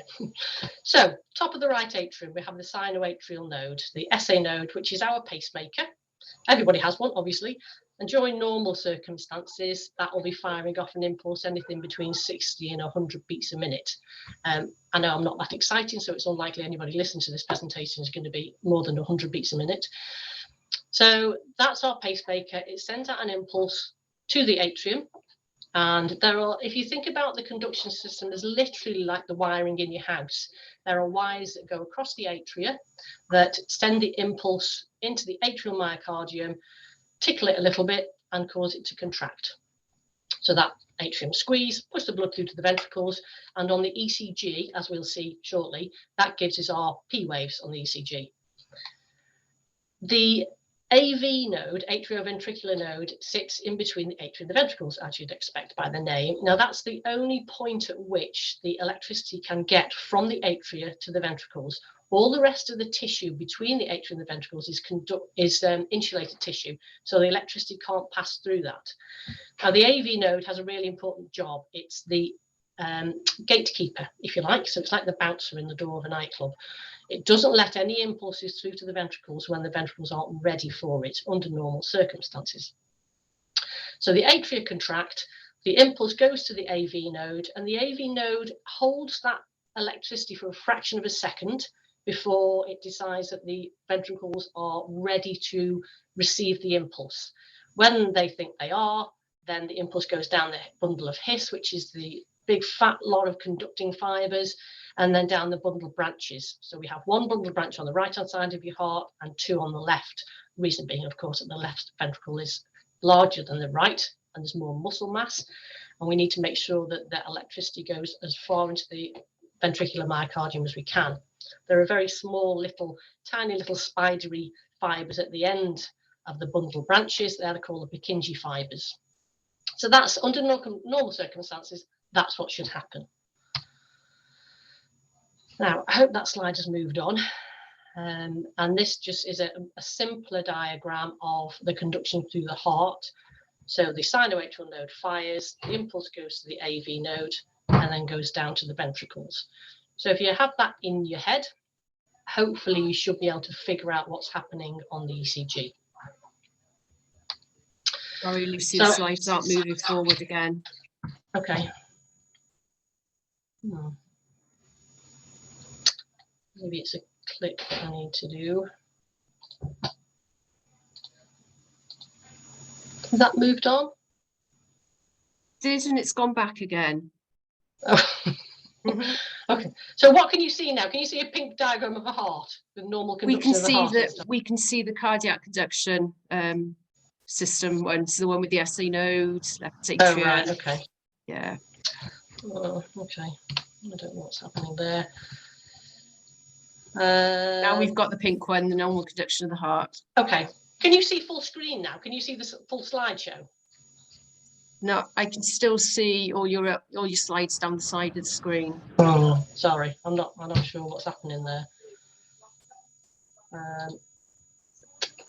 Has that Lucy- changed? No. Lucy, Sorry, when go you shared screen, did it give you two options of your actual screen? It gave, well, maybe I've got too much stuff open. Let me just close some stuff. I've got lots of other stuff open. It was giving me lots of options of various different things of Word and, sorry, let me just get rid of some stuff.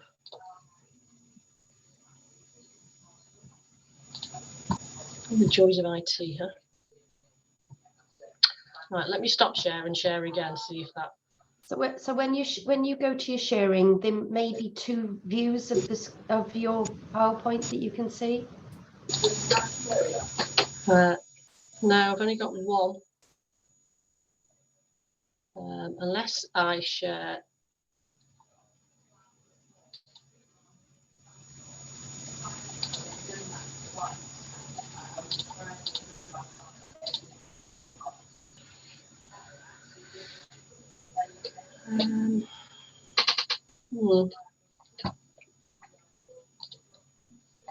Any better? No, it's still in the thing. Okay, so the other way is to go to advanced. So when you go to share screen at the top, there's tabs and go to advanced and proportion of screen. And then there'll be a little green box that you put the portion that you want to share.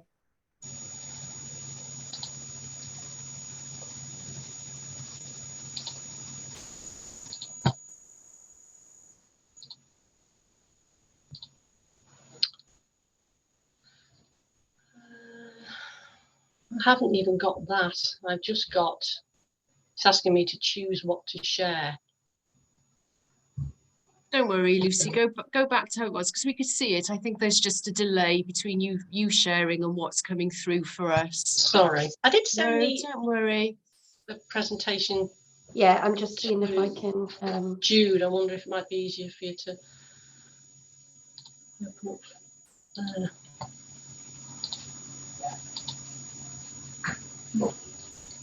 Okay.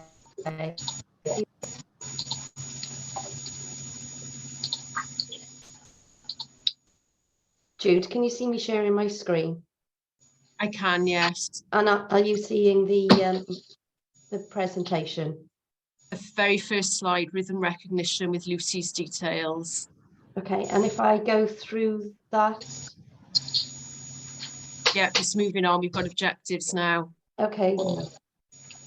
Okay, so Lucy, if you can you see normal conduction of the heart? Okay, if you tell me next slide, I'll go to the next slide.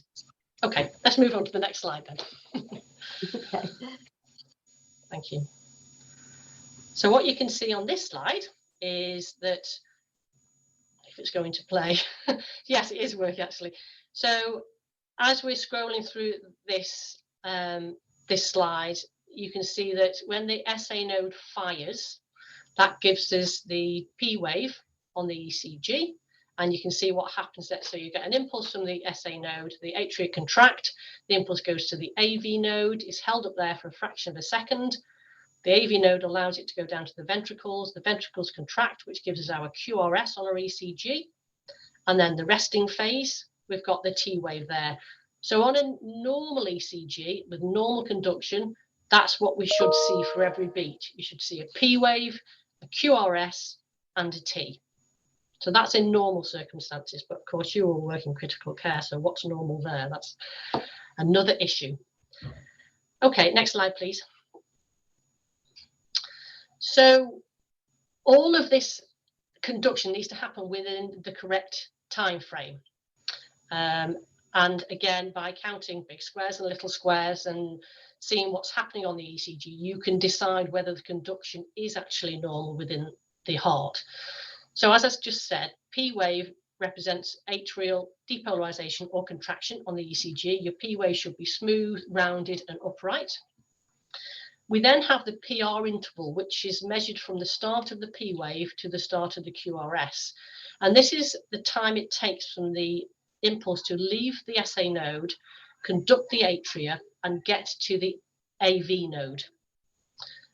Now, if that is within 3 to 5 small squares or 120 to 200 milliseconds, don't worry about the milliseconds, small squares and big squares is fine, then you know that the conduction within the atria is within normal limits. So if that's what it looks like.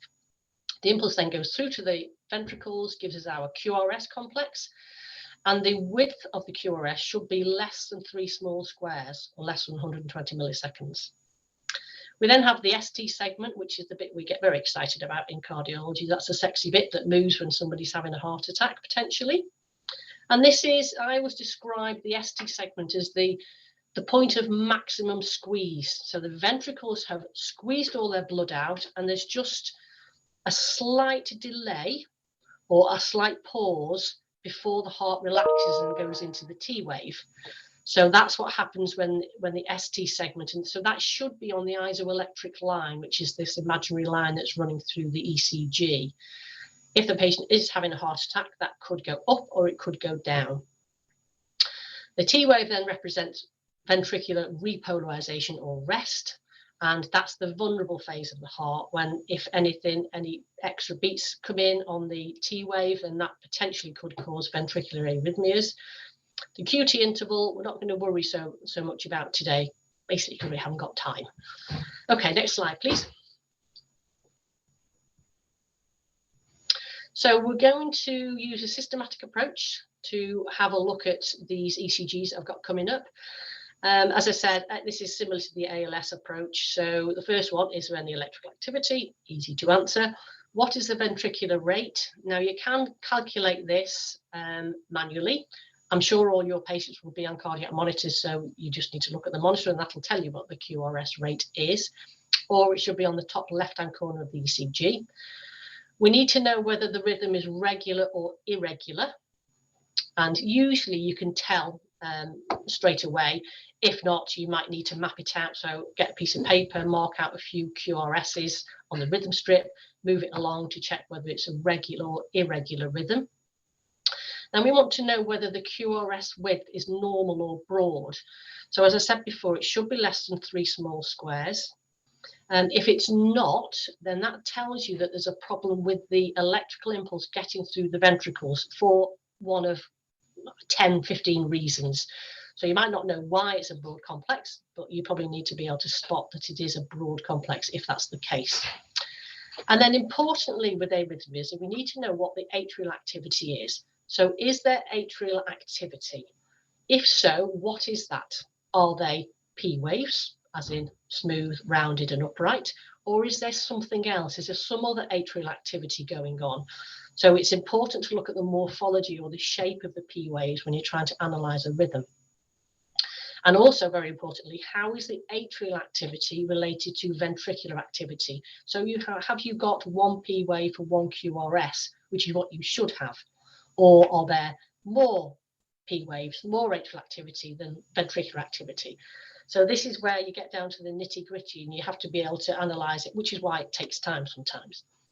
And I can tell you that when we do our cardiology MDTs, we frequently debate ECGs. There might be a group of cardiologists, group of nurse specialists, and we can chew over an ECG for 10 minutes trying to decide what's on it. So there is rarely an absolute when it comes to ECGs. There's variations of normal all the time, just to confuse you. Next slide, please. So, bog standard rhythms, which I'm sure you're very familiar with. Sinus rhythm, sinus tachycardia, sinus bradycardia. They're normal variations on a normal rhythm. Sinus means it's coming from the sinoatrial node. So on that top strip there, which is sinus rhythm, you can see that there's one P wave for every QRS for every T. The P wave is nice and smooth and rounded and upright. The QRS is not broad, and everything happens within the right time frame. Bottom left rhythm, sinus tachycardia, i.e.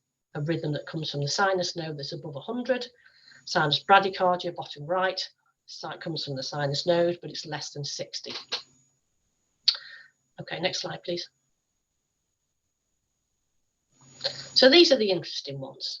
So this is a real-life ECG, as you can see, standard 12-lead ECG with a 10-second rhythm strip on the bottom. And mainly we're of course talking about rhythms today, but I might point you to other parts of the ECG which might help the interpretation of the rhythm. On the left-hand side, you've got the 6 limb leads. On the right-hand side, you've got the 6 chest leads. So if we're looking at this rhythm, we'd want to use our systematic approach to try and decide what it is. And I'm sure most of you are looking at that rhythm, know what it is, but you probably are all thinking that's not normal, and you'd be right to think so. Next slide, please. So our systematic approach will help us decide what's on this ECG. So is there any electrical activity? Yes, of course there is, because there are peaks and troughs and bumps and wiggly lines. What is the ventricular rate? You will know this because your patient almost certainly will be on a cardiac monitor. But a way of doing it manually is to count the QRSs along the rhythm strip on the bottom. This is a 10-second strip. So you can multiply that by 6 and that'll give you a number. Depends how good your maths is. And I calculated that to be 138. So already this is not quite within the normal range just by asking 2 questions. Then we say, is the rhythm regular or irregular? And by looking at that, I'm sure you can all tell that that is an irregular rhythm. There's not a pattern to how frequently the QRSs are coming. And the next question you should ask if it's irregular is it regularly irregular, i.e. is there a pattern to the irregularity, or irregularly irregular? And I would say that's an irregularly irregular rhythm. The QRS width, now you can look in any QRS to decide how broad it is, it doesn't matter.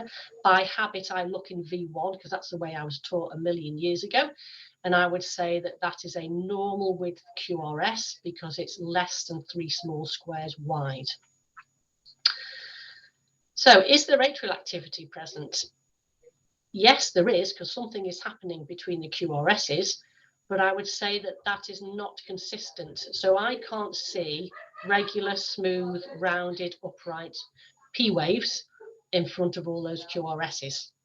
So there is some atrial activity, but is not consistent. So therefore, we can't really say how the atrial activity is related to the ventricular activity. And I'm sure you all know that this ECG shows atrial fibrillation, which is the diagnostic criteria for that is an irregular rhythm with no consistent P waves. So there may be somewhere on that rhythm strip along the bottom where you think, oh, I think I can see a P wave there. And you can. There are a few of those complexes that do look like they have a P wave in front of them, but by no means all of them. So there's no consistent P waves. So this is atrial fibrillation with a rapid ventricular response. AF can be fast, it can be slow, or it can be a normal rate. It doesn't really matter, but obviously depending on how the patient is will dictate your management of what we do with the patient. I'm sure in critical care you'll see oodles of AF on a regular basis. Okay, next screen, please. So it's a very common rhythm.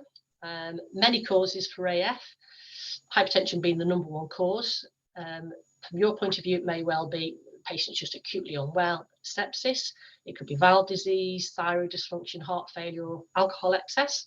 And the management depends on the cause and how unwell or not the patient is. We tend to go for either a rate control strategy or a rhythm control strategy with AF. Rhythm control, that's the idea is to get them out of AF back into sinus rhythm. And if this is an acute thing, then that's easier than if the patient's been in AF for 6 months, a year, 2 years. The longer you're in AF, the harder it is to get you out of it.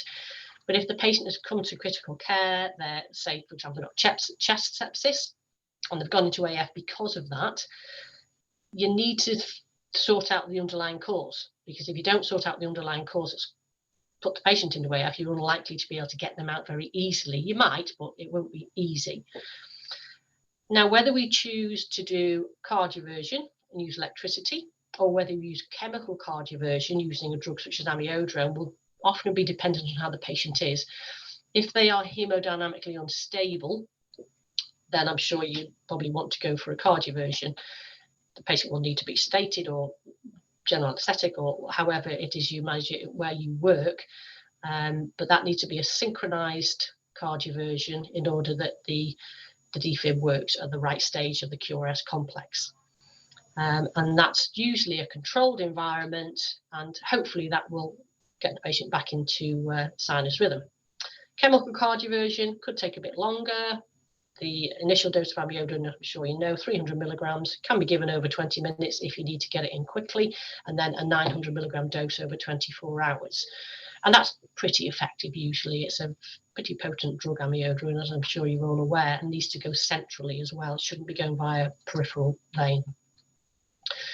From a rate control strategy, in cardiology, we're not fussed if somebody's in AF. It's not a dangerous thing in and of itself. So we don't feel a great urgency to get somebody out of AF unless they're particularly unwell with it. So you could use beta blockers, that could be oral or IV. Metoprolol is a good one, or calcium channel blockers for Rapamil or diltiazem. The IV preparation is for Rapamil, or digoxin, which is third line usually and often added in if the first two haven't really worked very well. So there's various ways of managing AF dependent on the cause and dependent on how the patient is. The most important part of AF management is stroke protection. We would always do a CHA2DS2-VASc score on patients in AF to decide what their stroke risk is. And then the vast majority of them, if they score enough points, unless there's a good reason not to anticoagulate, the patients will be put on to anticoagulation. So that's a very common rhythm that I'm sure you see a lot of all the time. Okay, next slide, please.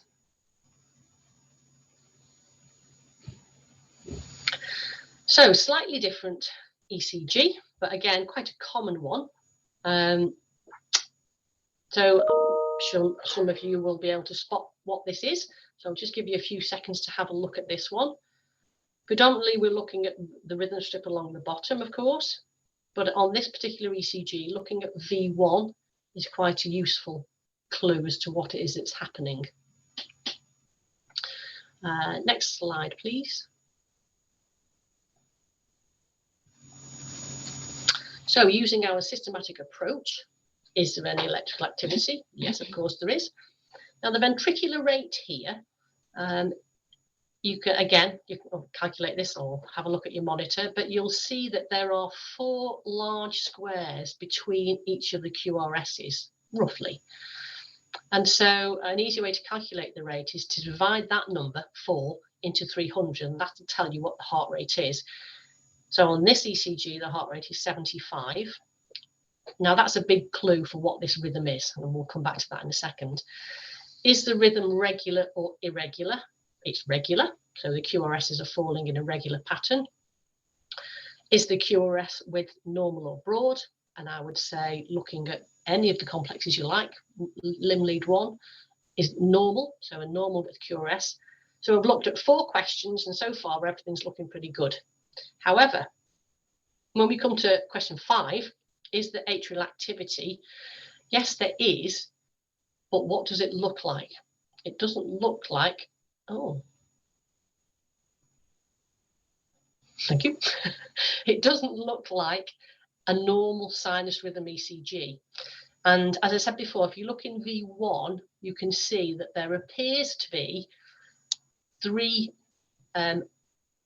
P waves or 3 lots of atrial activity in between the QRSs. So that's not right.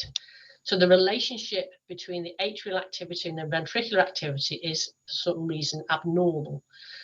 Now I can tell you that if you look at the atrial activity in V1, you can see that those P waves or atrial waves are falling pretty much every square, which tells us that they are happening at 300 times a minute.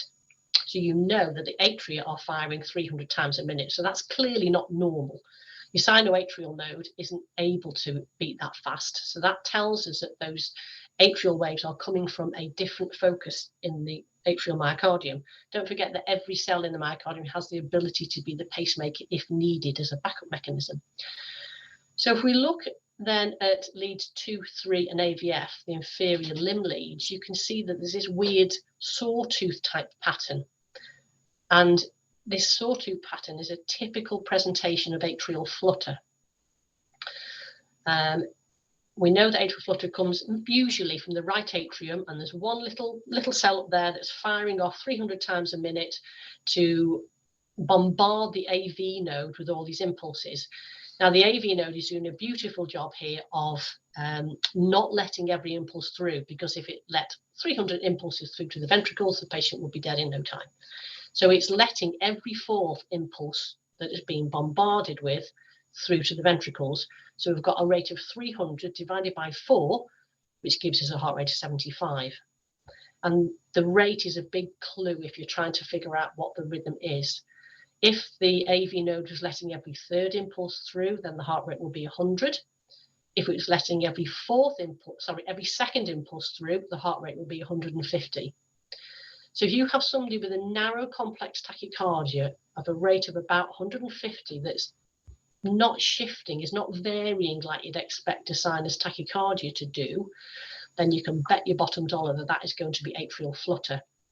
Sometimes if the rhythm is fast, it's difficult to tell what's happening with the atrial activity. But if it's a fixed rate of 150, you can be fairly confident that that's going to be atrial flutter. So next slide, please. I think there's some more on atrial flutter.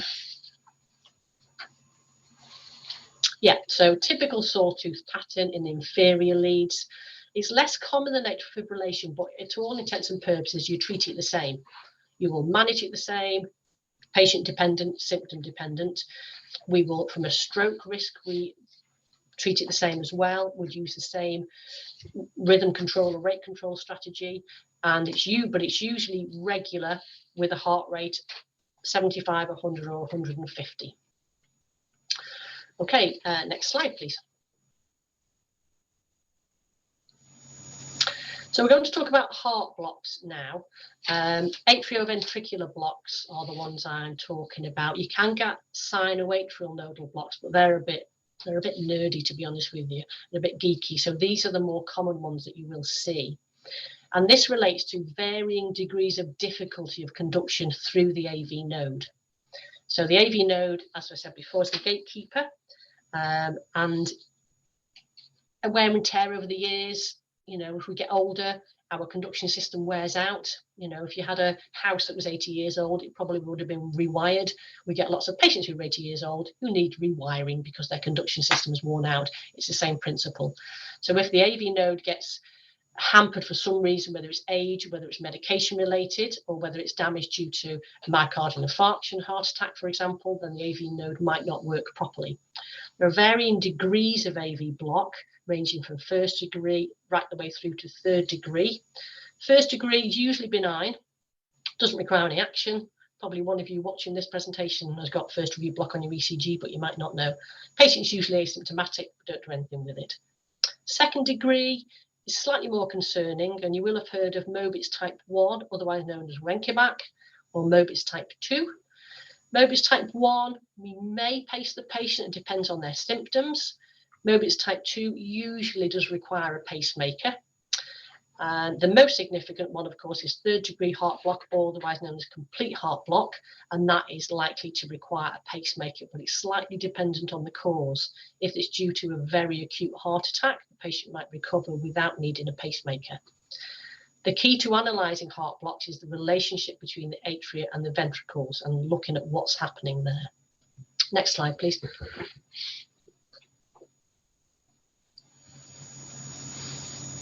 So first degree heart block, basically it's sluggish conduction of the impulse through the AV node. It's just taking a little bit longer than it should.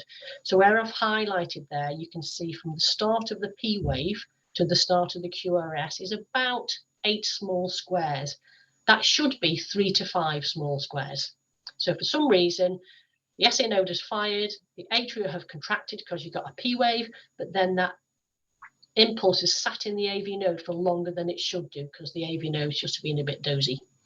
That can be drug related, it can be age related, but if the patient's asymptomatic, we wouldn't do anything with that. Next slide, please. Second degree heart block type 1, Mobitz type 1 or Wenckebach, is a slightly worse than first degree, but not as bad as third degree, obviously. It's a gradual, typified on the ECG by a gradual prolongation of the PR interval. So on that first beat there, you can see that there's a P wave, QRS and T. The PR interval on that first beat is normal. It's within 3 to 5 small squares. As you look at the second and third beats, you'll see that that PR interval is getting progressively longer. And then you have a fourth P wave with nothing after it. So that is a non-conducted P wave.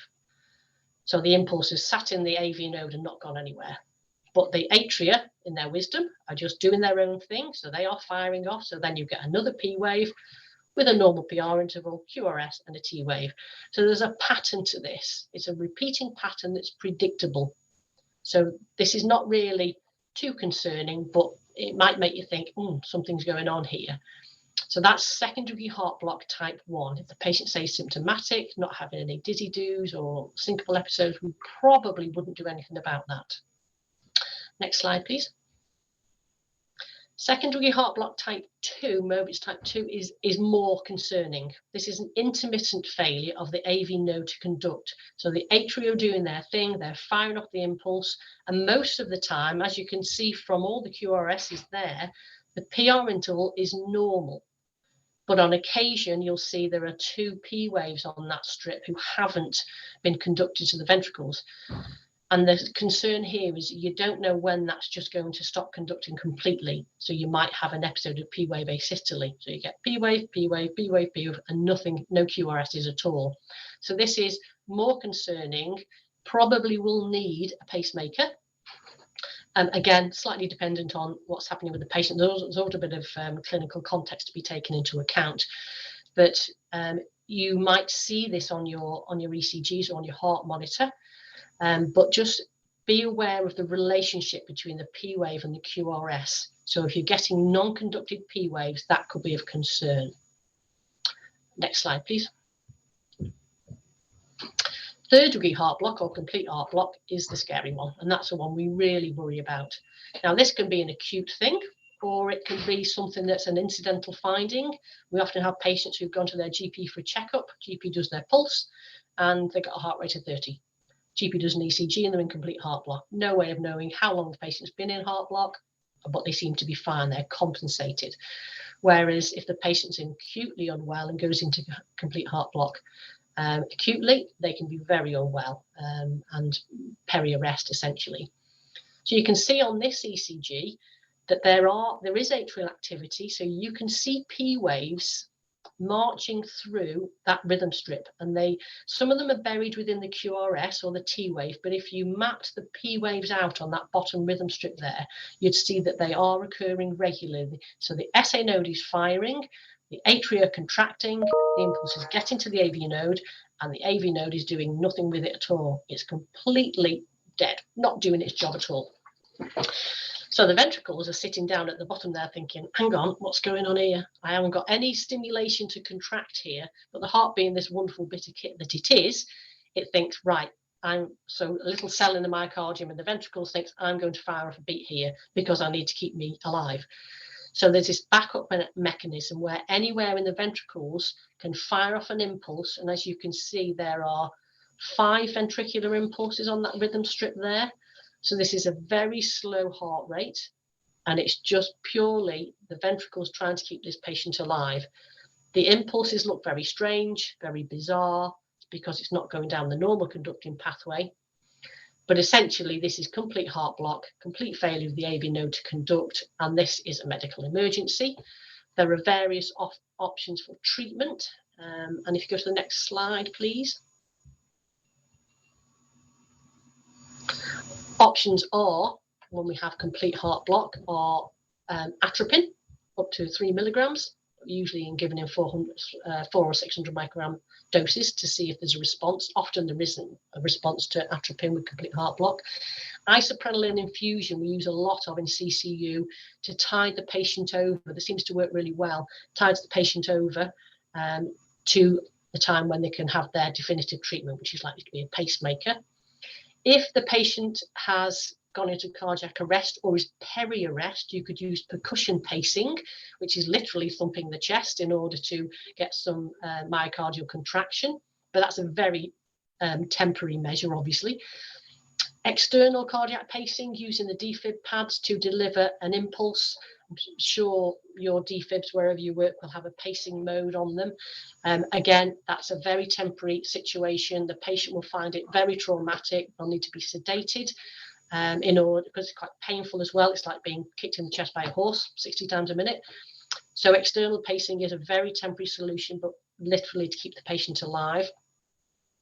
Temporary pacing wise, I don't know what it's like where you guys work. We almost never do that anymore, because if we're going to put a pacemaker in, we usually go for a permanent pacemaker, but that is a solution, if albeit a temporary one, until you can get definitive treatment, which would be a permanent pacemaker. But from a critical care point of view, if this is an acute finding, then your best bet will probably be an isoprenaline infusion as a first instance. Okay, next slide, please. Right, so these are the exciting ones. So as you can see on this ECG, you've probably all seen that and thought, oh God, I don't like the look of that. And you'd be quite right too. So if you were to tell me what you can see on that ECG, if you're old enough like me, you remember catchphrase. So I would describe this, if I wasn't sure what it was, as a broad complex tachycardia, which covers all sorts really. So it's a tachycardia, obviously, because the heart rate is around 150 beats a minute. And the QRS complex looks broad, it looks bizarre, it looks unusual, and I'm sure most of you sitting there will know exactly what this is. You've probably seen this many times before. So the difficulty with this kind of rhythm is to decide whether this is ventricular tachycardia, a life-threatening rhythm, or whether it's something else. A lot of what you do with a patient with this kind of ECG will, of course, depend on how the patient is, of course. Are they hemodynamically compromised, or are they quite well? I'm sitting up talking to you, not feeling anything at all. So part of our treatment will be dictated by that. Next slide, please. So again, sorry about those other bits that you can see there. We will use our 6-step approach to try and analyze this. So first question, any electrical activity? Yes, of course there is. The ventricular rate is around 150 because you've got about 2 squares between each QRS. So 2 divided into 300 gives us a heart rate of 150. Is the rhythm regular or irregular? It's probably regular, but I might want to map it out a little bit, but it looks probably regular to me. The QRS, as I mentioned before, is broad, and you can tell that looking in most of the leads. Probably limb leads 2 and 3 look very broad, so that's a clue. An important question with this kind of ECG is whether there is atrial activity, and if so, what is it? Now, as I said before, it's difficult to tell often if you've got atrial activity. If the rhythm is very fast, it's hard to tell because the P waves might well be buried in the QRS complexes somewhere. But I would say if you look on the rhythm strip along the bottom, the second complex you can see, it looks like there might be a P wave before that QRS. But I couldn't say, I would reliably say there's P waves in front of all of those QRSs. So that's a bit difficult to say. But if you can't see P waves in front of the QRSs, you can't say what the relationship is between the two. So at the moment, on the strength of that, I would say this is a broad complex tachycardia. I'd have a look at my patients, see how they are. If they're looking pretty sick, then we need to act quickly. Next slide, please.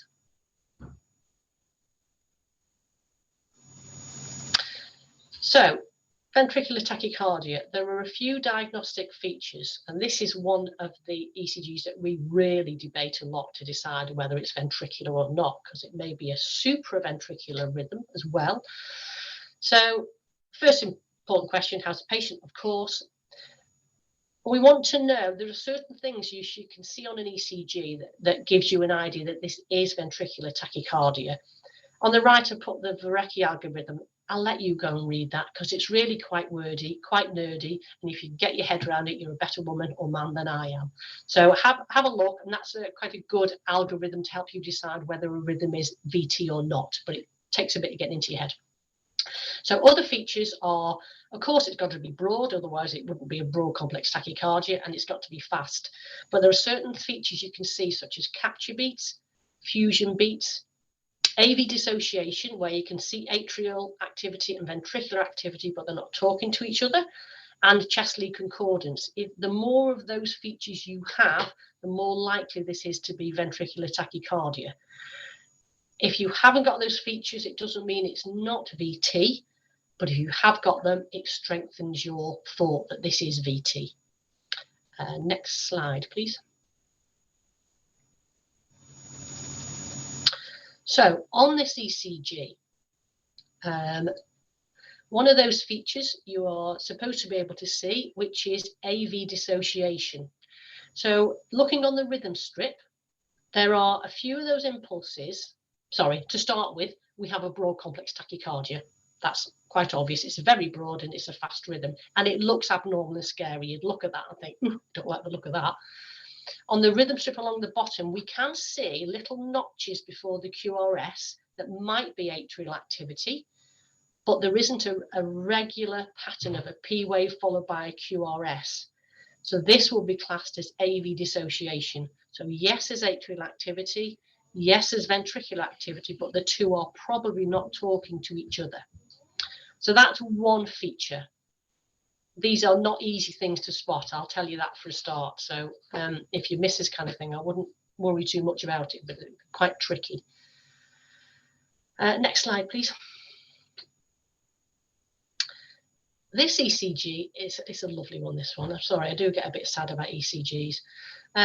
So this ECG gives us a very good picture of what we call chest lead concordance. So again, we have a broad complex tachycardia. If you look at the chest lead, so V1 to V6, the direction of the QRS is all positive, all upright. It could be all negative, and that would also be chest lead concordance. But if your chest leads are all moving in the same direction, whether it's upright or down, you can be pretty comfortable that this is a ventricular tachycardia as opposed to another broad complex rhythm.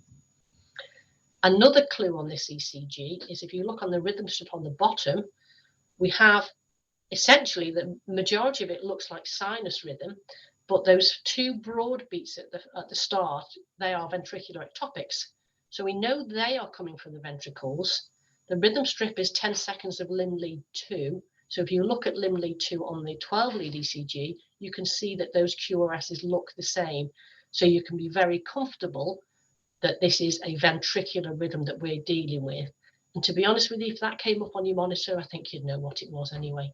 So again, depending on what we do, will be dictated by how the patient is. But you're likely to be wanting to cardiovert this patient quite quickly. Next slide, please. This ECG is an absolute beauty, and I have to say you won't see these very often. So on this ECG, we have a capture beat and a fusion beat. Now, a capture beat is when there is a normal sinus beat within the VT.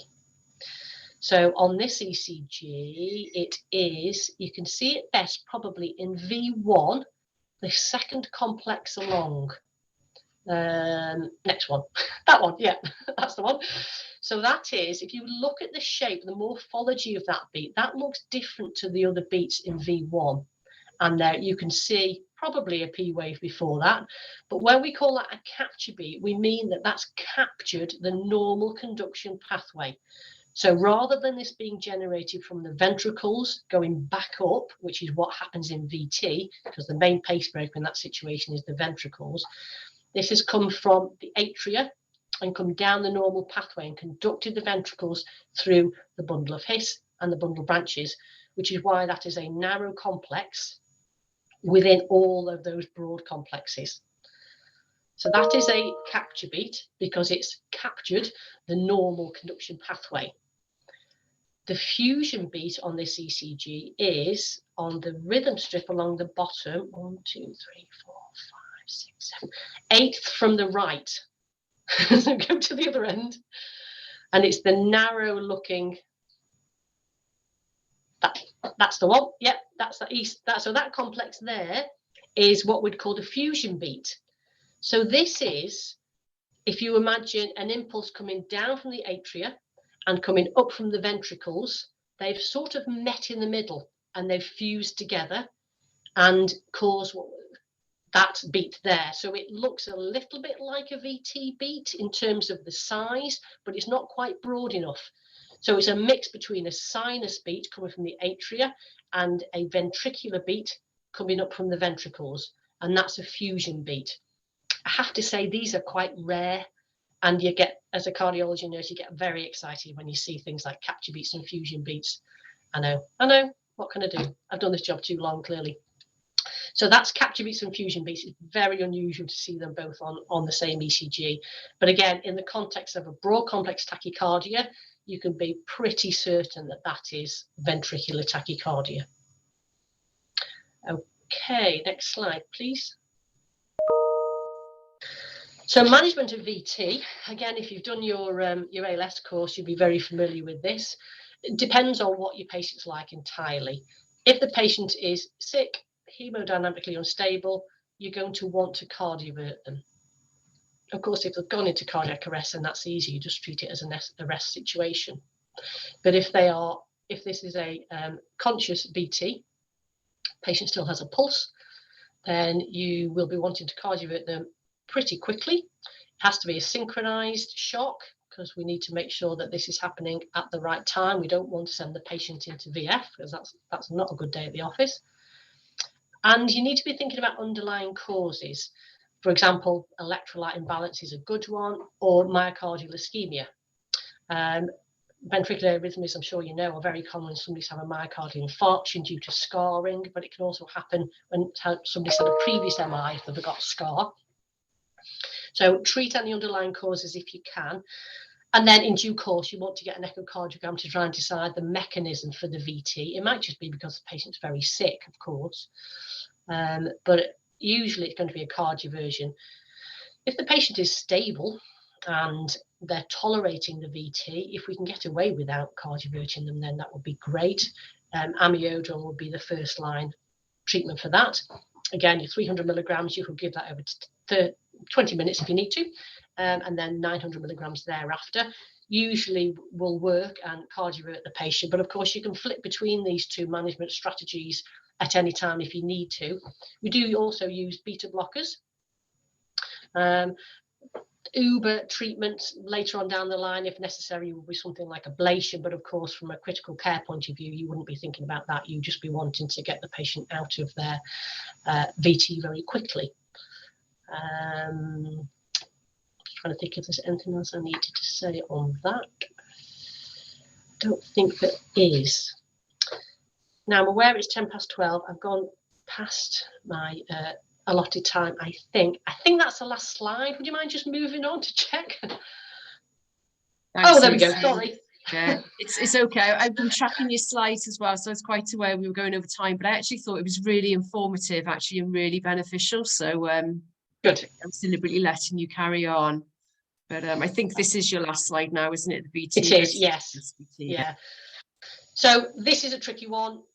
Essentially, how is the patient? The patient's more likely to be very sick with a VT, of course, rather than an SVT, and often this is to do with pattern recognition. So the ECG on the right-hand side, you can see is an SVT. It's a more regular rhythm. There's a right bundle branch block pattern in V1, which is predominantly positive, and that's more common in an SVT, so a supraventricular tachycardia. Patient usually won't be so sick. Whereas on the left-hand side, that's the VT ECG. If you're not sure, you treat it as VT because that's the safest thing to do. So all broad complex tachycardias are VT until you know otherwise. And I think that's it. I'll stop talking now. Lovely. Thank you so much, Lucy. That was extremely informative, and I think, you know, very helpful for people who think they're confident with ECGs, but fantastic and excellent to go through the systematic approach. So thank you ever so much. You're welcome. We have got a couple of questions, but I'm afraid we haven't got time to come to them now. So you can see them in the chat. I don't know if you have a chance to answer them in the chat. Yeah, I will. Yeah, sure. But with no further ado, sort of in the interest of time, I'm going to move straight across over to Nicola. So Nicola's one of our practice educators from Howth University Health Board, and Nicola has very kindly agreed to join us this morning, and she's going to do a session on heart failure within critical care. So I'm going to pass over to you, Nicola. Hi everyone, I'm just going to share my screen, so just bear with me 1 second.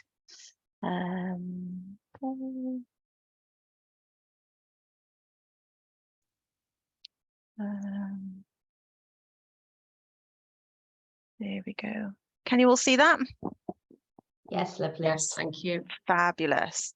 I don't know if you can still see me. Can you still see me on camera? Oh, I can, yeah. fabulous. Great stuff.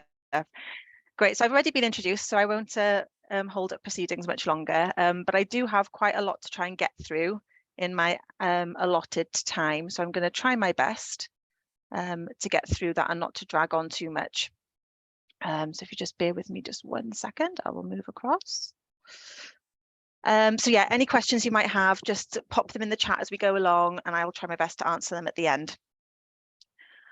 Okie dokie. So here's our learning objectives for today's session. And I hope you can take your learning from this session and not only apply it to our patient Morgan that Sandra introduced us to at the start of the day, but and his management, but also to your future clinical practice as well. So we'll just touch on heart failure. And I know that there's already been a session on cardiac output, but I just want to touch on it from a different point of view, just for the purposes of this lecture. I'm going to talk about ejection fraction because that's quite important to know what that is when we're talking about heart failure. And to define heart failure, I'm going to link to some clinical manifestations, patient assessment, some of the compensatory mechanisms we see with heart failure, and also describe some of the interventions and the management of heart failure within critical care. So I'm just going to hit you with a screen of stats. Basically, I just want to get the point across that heart failure is a major public health problem in the developing world, and it's one of the fastest growing illnesses over recent decades. And it's associated with frequent hospital admissions, high readmission rates, and high morbidity and mortality. And it's a major cost to the NHS. And heart failure affects around 900,000 people in the UK. And this number is likely to rise because we have an aging population, we're more effective at keeping people alive for longer, and we have improved survival rates after things like heart attacks. So heart failure is a large burden on the NHS. It accounts for 1 million bed days per year, 2% of the NHS total, and 5% of all emergency admissions to hospital. So being the final common pathway of the most serious forms of cardiovascular disease, you're likely to come across one of these patients in your practice. So before I go into heart failure, I just want to touch on a couple of things. So firstly, a little recap of cardiac output. I know Carla's already discussed this very well, but I think today is quite a heavy day of learning, and it's helpful to recap and maybe put a slightly different spin on certain things to help retention of some of the key points that I want you to take away from today. So cardiac output, we know, is a measure of cardiovascular function, so the volume of blood ejected from the heart in 1 minute, and it's measured in litres per minute. And at rest, most textbooks will tell you that cardiac output is about 5 litres a minute. But actually, cardiac output is quite dynamic. It's dependent on your size and what you're doing. So if you're fairly little, or you're resting well, or you're sleeping, your cardiac output is probably lower than 5 litres a minute. And then when you're exercising or you're stressed, your cardiac output will go up. So think about the fact that it's dynamic, and the reason it's dynamic is that it's trying to respond to the demands of your body. And there's an equation that helps us to understand what different factors will change our cardiac output, and that's what you see here. So we've already gone through this today, but cardiac output is stroke volume multiplied by heart rate. Heart rate is pretty intuitive. We all know what our heart rate is, but stroke volume, what's that? Well, quite simply, it's the amount of blood pumped out from the left ventricle each time it contracts, and it's the amount squeezed per heartbeat. So if I multiply that amount by the times the heart beats in a minute, then I'm going to get my total volume. It's quite a neat equation, and I like it. And cardiac output is determined by a few factors. So we have preload. So that's the volume of pressure, the volume and pressure of blood in the ventricles at the end of diastole. Afterload, so the volume and the pressure of the blood in the ventricles during systole, and myocardial contraction. And these form the basis of Starling's law. And I know that's already been touched on by Carla, but basically it demonstrates that the more you fill the ventricles and load them with blood and stretch out that cardiac muscle, the more force then the heart will contract back in, and it'll increase your stroke volume. Kind of like if you've got a rubber band, the more you stretch it, when you let it go, the harder it's going to ping back on you. And an easy way to understand these affecting factors of stroke volume is to think of the heart as a balloon. So if you think of preload as the stretching of the muscle fibers in the ventricles, this stretching results from blood volume in the ventricles at the end of diastole. So remember Starling's law, and the more the heart muscles stretch during diastole, the more forcefully they contract during systole. So think of preload as the balloon stretching as you're blowing air into it. So the more air you put in, the greater the stretch on that balloon. And contractility refers to the ability of the myocardium to contract normally. And contractility is influenced by preload. So the more air in the balloon, the greater it'll stretch, and the further that balloon will fly if you let it go and the air is allowed to expel. And afterload refers to the pressure that the ventricular muscles must generate to overcome the higher pressure in the aorta to get the blood out of the heart. So think of it as the knot on the end of the balloon, which it has to work against to get the air out. Okay, so we know that cardiac output is stroke volume times by heart rate, and that stroke volume is a really useful measurement. but it can vary based on the size of a person. So a stroke volume of 50 mils may be absolutely fine for a small person with a small heart, but it may be low for a large person with a bigger heart volume.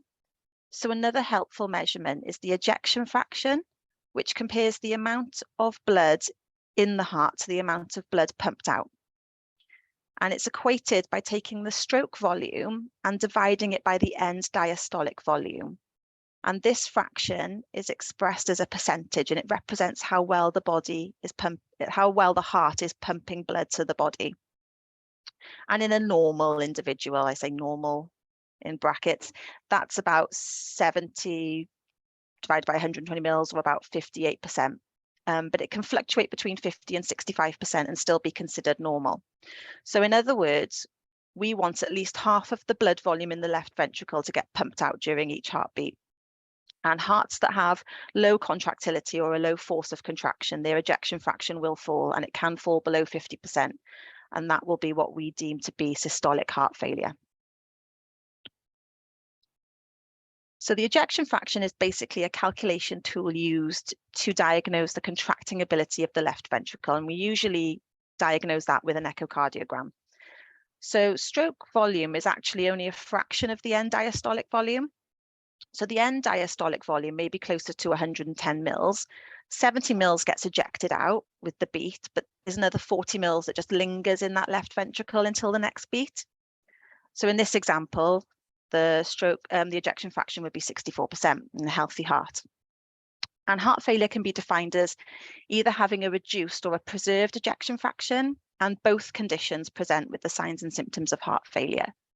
So in heart failure with a reduced ejection fraction, the left ventricle loses its ability to contract normally, and therefore it presents with an ejection fraction of less than 40%. And that's what we deem to be systolic heart failure. And in heart failure with a preserved ejection fraction, the left ventricle loses its ability to relax normally, and therefore the ejection fraction is normal or only mildly reduced. And in this situation, the failure is caused by the abnormal filling of the ventricle, so that chamber never gets fully loaded or stretched out in the first place. And another term for this is having a reduced preload. So remember back to Starling's law and the rubber band.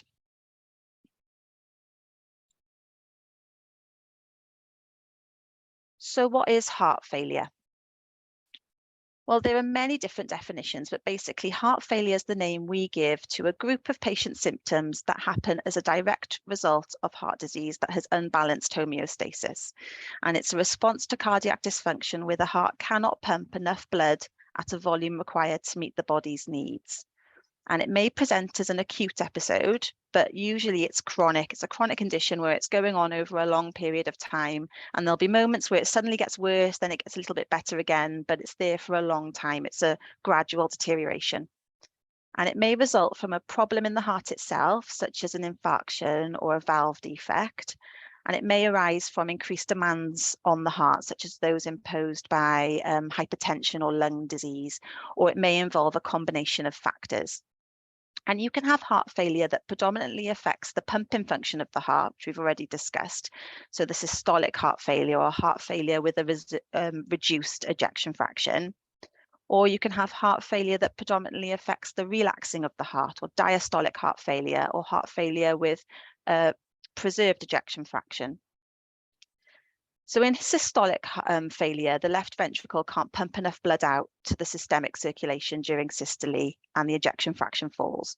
And consequently then, blood will start backing up into the pulmonary circulation, and pressure rises in the pulmonary venous system, and then cardiac output falls.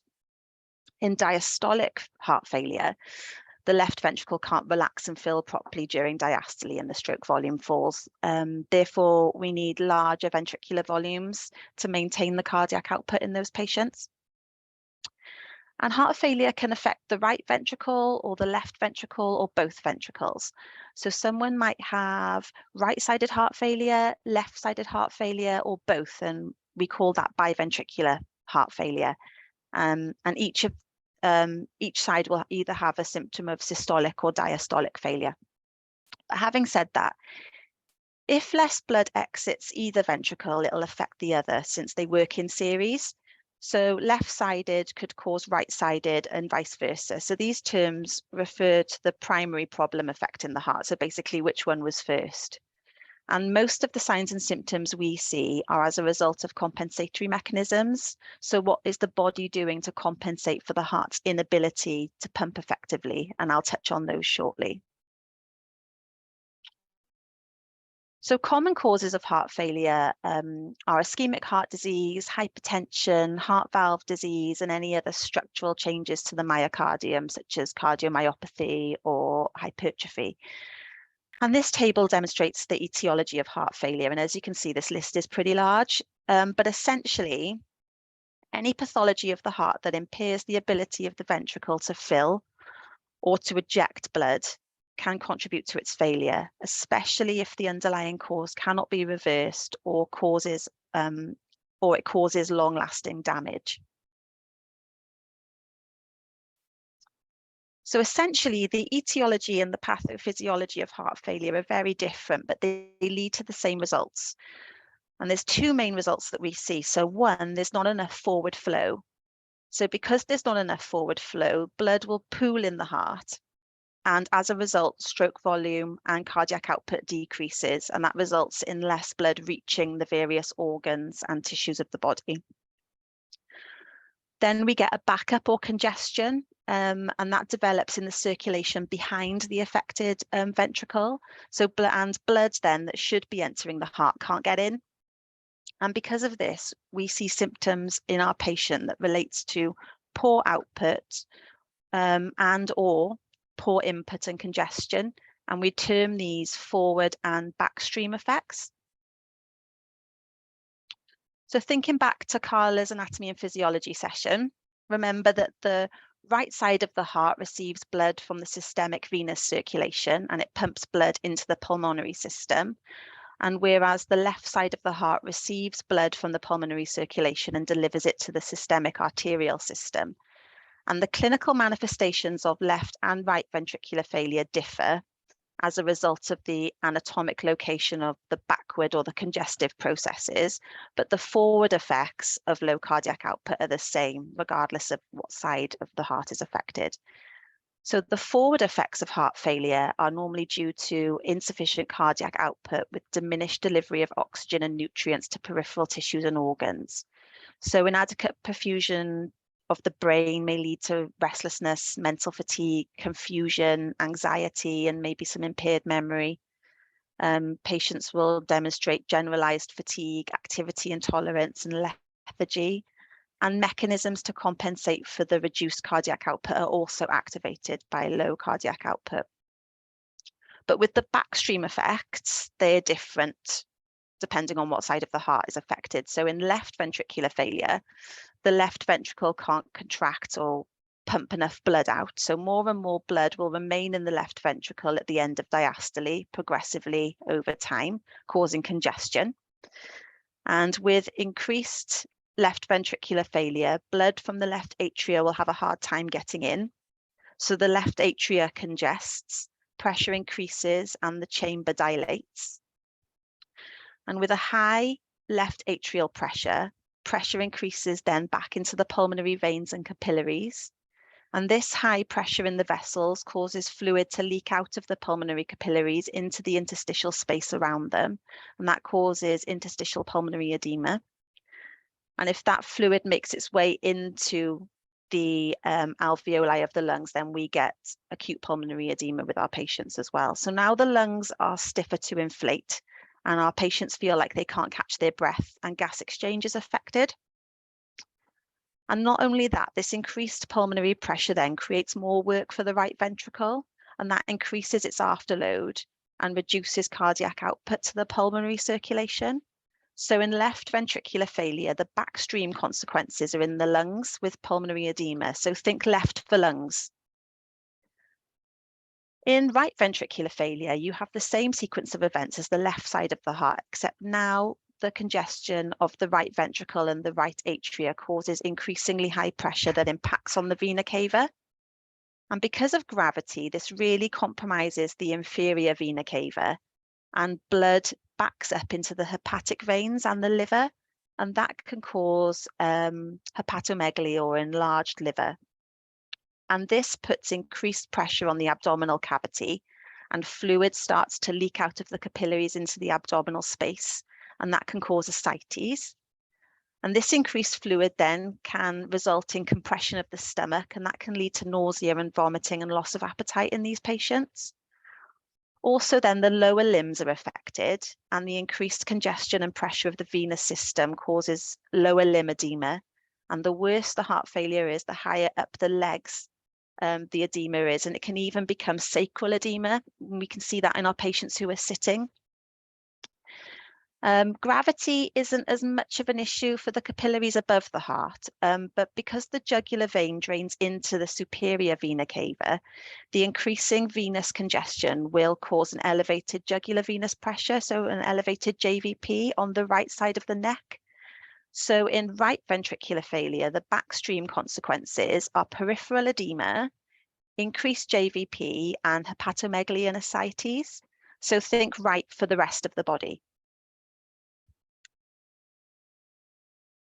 So we've already touched on the fact that when the heart fails to provide adequate cardiac output to meet the tissue demands, a number of compensatory mechanisms are triggered. But what are they, and why do they happen? Well, in the short term, these mechanisms are helpful in restoring cardiac output towards normal levels, but in the long term, they may be detrimental to cardiac structure and function. And much of the current management of heart failure is aimed at attenuating the harmful consequences of these compensatory responses.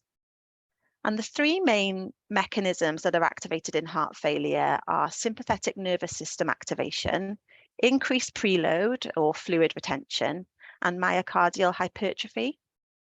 So with sympathetic activation, it's normally an early response to a reduced cardiac output. So the baroreceptors sense a decrease in our blood pressure, and that leads to the release of catecholamine, so noradrenaline, which stimulates the beta-1 receptor cells in our heart, and this culminates in an increased heart rate, contraction, and stroke volume, and that will increase the cardiac output.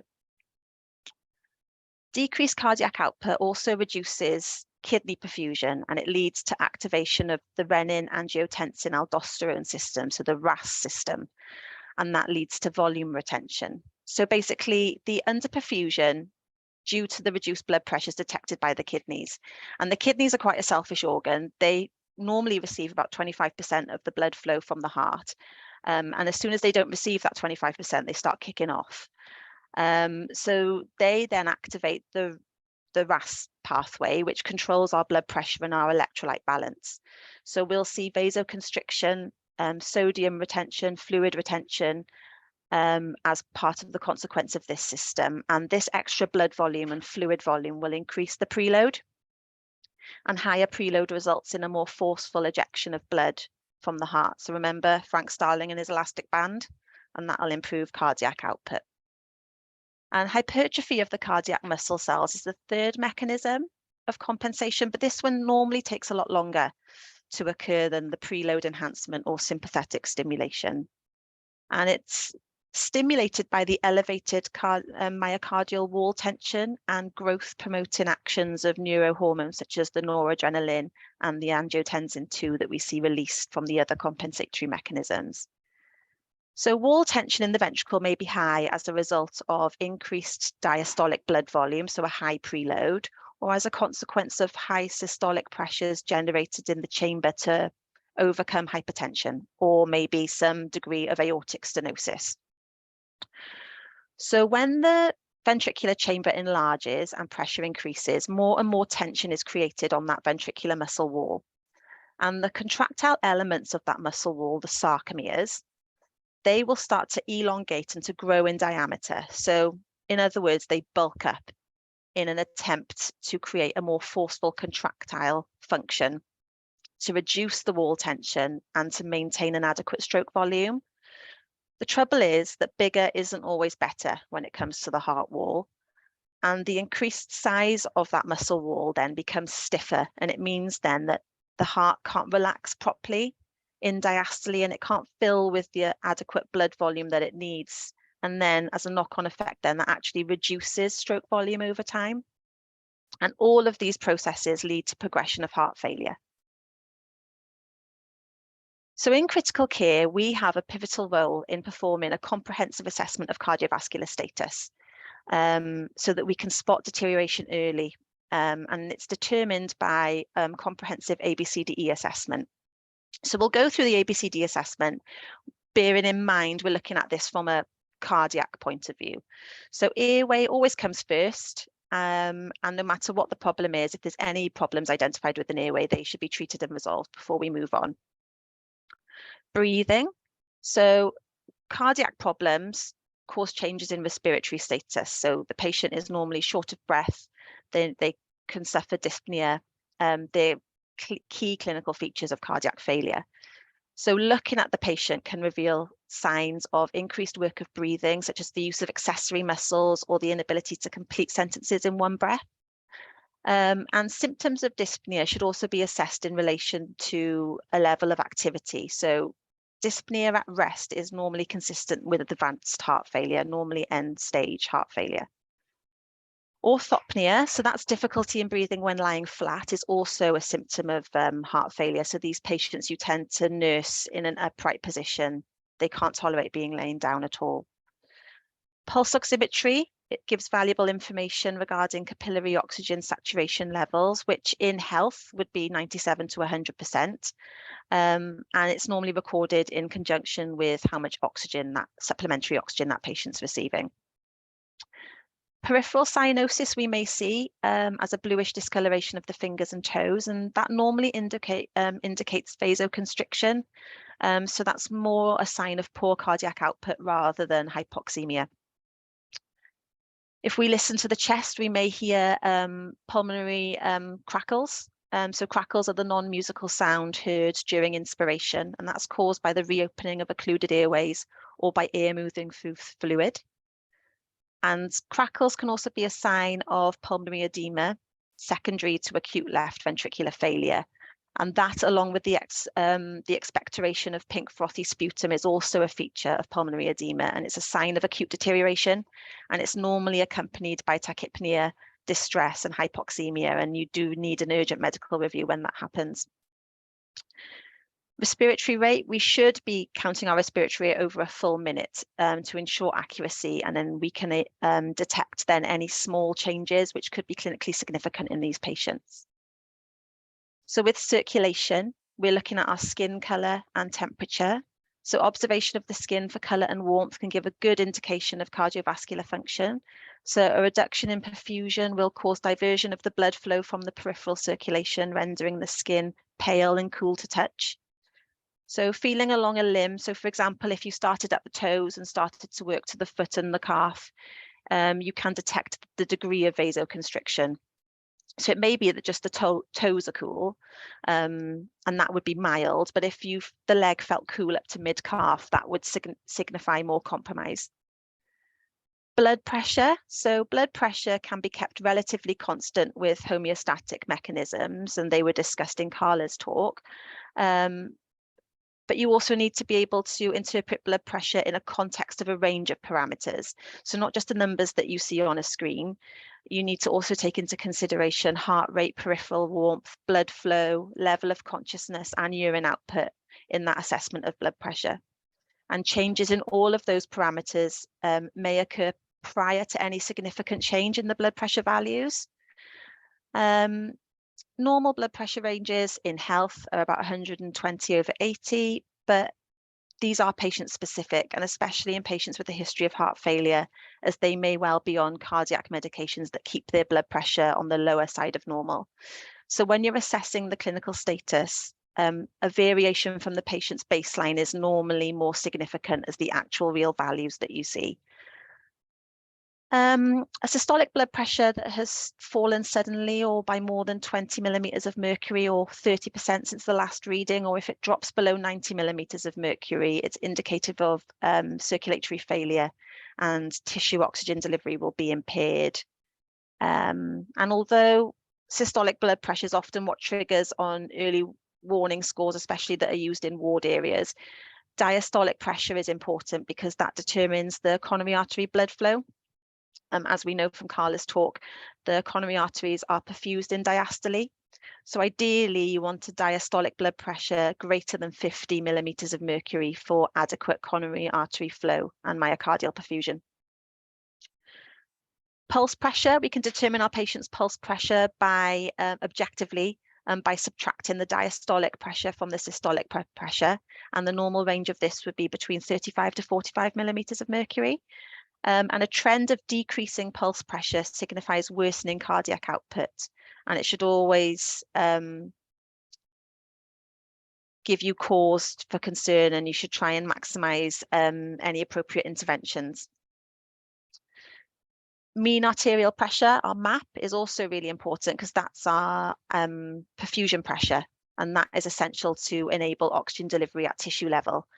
And it's the best way to determine perfusion pressure throughout the cardiac cycle. And a normal MAP is normally about 70 to 100. And there is some debate as to what the lowest acceptable MAP would be. Some suggest 70 is necessary for brain, kidney, and major organs for them to be perfused. But as long as your MAP's over 65 and you've got a urine output, then you should be okay. But again, take into consideration all the factors in your assessment. So pulse, palpation of the pulse, get your fingers on those pulses, gives valuable information regarding cardiac output. So it involves the physical contact, and that's reassuring to the patient as well, but it also helps you to make an assessment of peripheral temperature and also diaphoresis if that patient's sweating.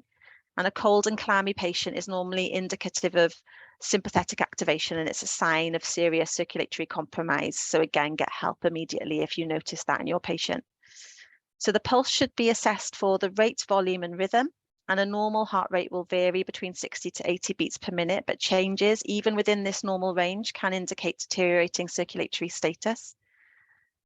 A steadily rising heart rate is indicative of circulatory problems also, and a heart rate is normally lower than your systolic blood pressure, but if it raises above this point, or if the systolic blood pressure falls below the heart rate, then this is normally a cause for concern. And heart rate and rhythm are normally assessed continuously on ITU with ECG monitoring. So a knowledge of a sinus rhythm and its PQRST complex is required if you want to be able to detect when something changes abnormally. And when you're feeling the pulse, the strength of the pulse wave has clinical significance. So a weak and thready pulse has a low pulse volume, and that's normally caused by vasoconstriction and is a sign of poor cardiac output. And a pulse pressure that falls significantly during inspiration is what we call pulsus paradoxus, and it's normally a sign of pericardial effusion or tamponade. The rhythm of the pulse should be regular, although there's normally some degree of variation with the respiratory cycle, and any irregular pulse should be assessed further with a 12-lead ECG to ascertain exactly what rhythm that patient's in. CAP refill time is another clinical sign. So a delayed CAP refill time is consistent with poor cardiac output, and that's led to a reduction in the perfusion of the peripheral circulation, and it may well be associated with hypovolemia and heart failure. Urinary output. So that's one of the best indicators of circulatory function. And as I said before, the kidneys receive about 25% of cardiac output at any one time. And homeostatic mechanisms such as sympathetic nervous system will reduce blood supply to the kidneys in times of low cardiac output. So a reduction in urine output is an early sign of cardiovascular compromise. So closely monitor that urine output, and any volume that's less than 0.5 ml per kilogram, or the easy way to think of that is half the patient's body weight, are normally a cause for concern, unless they are known to have some chronic kidney issues. Edema. So when the tissue fluid is mobile, it can be moved by the finger pressure. So peripheral edema is assessed for by pressing the fingers gently but firmly for 5 seconds on some of the lower parts of the body where the fluid may accumulate, so normally in the ankles. So when you release that finger pressure, an indentation or pit is left, and it's normally evaluated on a scale of +1 as minimal to +4 as severe. But you don't normally see edema evidently until interstitial fluid has increased by 2.5 to 3 litres. So if you're seeing that edema on a patient, you know that they're quite overloaded. Nicola, I'm just a bit- sorry to cut in. Our slides, we're still on the patient with heart failure, so I don't know if you're moving yours forward. and Oh, it's I am moving for mine. us. Oh my goodness me, I'm so sorry about that. Bear with Don't me. worry. I'm moving. They're moving on my side. They're not moving on yours. They're not. No, carry on. I mean, we can hear exactly what you're saying and understand. We're just Oh not no, seeing you what need to see you've my got visually. pictures. Hang on, let me stop sharing this way and see if I can go back in and share it again. And you can see, because I don't want you to not see my pictures. Bear with me. You must have thought, God, she's got a lot to say on that one slide. I think it was just so informative, and it does all link in, so it made sense. Yeah, but you must have thought, hang on. Right, let me share this now again. So, share screen. Share. And let's see if I share this just in regular view, if this means you'll see them moving. So, It was play. working, it just seemed to stop. Oh, where did it stop? The patient in heart failure. Can you see them moving now? Yes. Where did Yep. it get to? Where did it stop with you? Did you see my balloons? Yep. Oh, good. You Yeah, saw it my was balloons. the patient in heart failure. Oh, so- here we go. Let's go.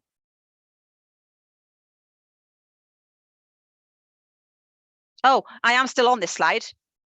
I haven't fab moved on then. from We this were in the slide. same place. Excellent. Carry on. Sorry about Oh, no worries. Don't worry. I will be moving on from this slide in just a second, so don't worry. Okay.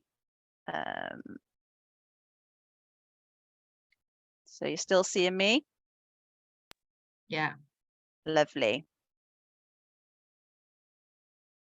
So yeah, I was just getting to the end of that slide. Oh, I'm glad that they were moving. I thought then that I'd stuck you.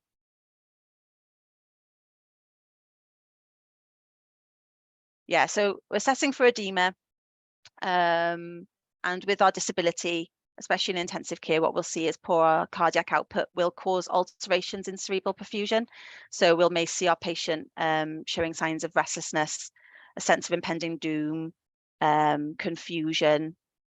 So using our assessment tools such as CAVPU, CAM-ICU and GCS normally detect deterioration in neurological status. Also, when we're assessing a patient who might have a cardiac surgery, we are looking at their inspection of their chest. Any scarring may show that they've had previous surgery. They may have a pacemaker implanted.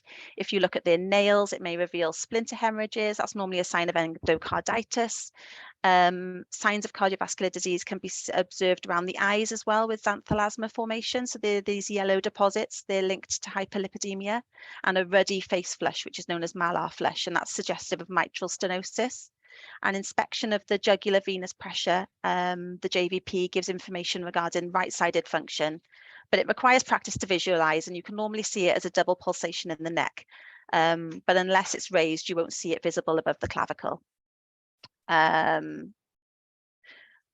If you listen to the heart sounds, you may hear a murmur, but that's normally quite an advanced skill that you wouldn't really perform unless you're doing it on a daily basis, but that's normally from the doctors will assess that.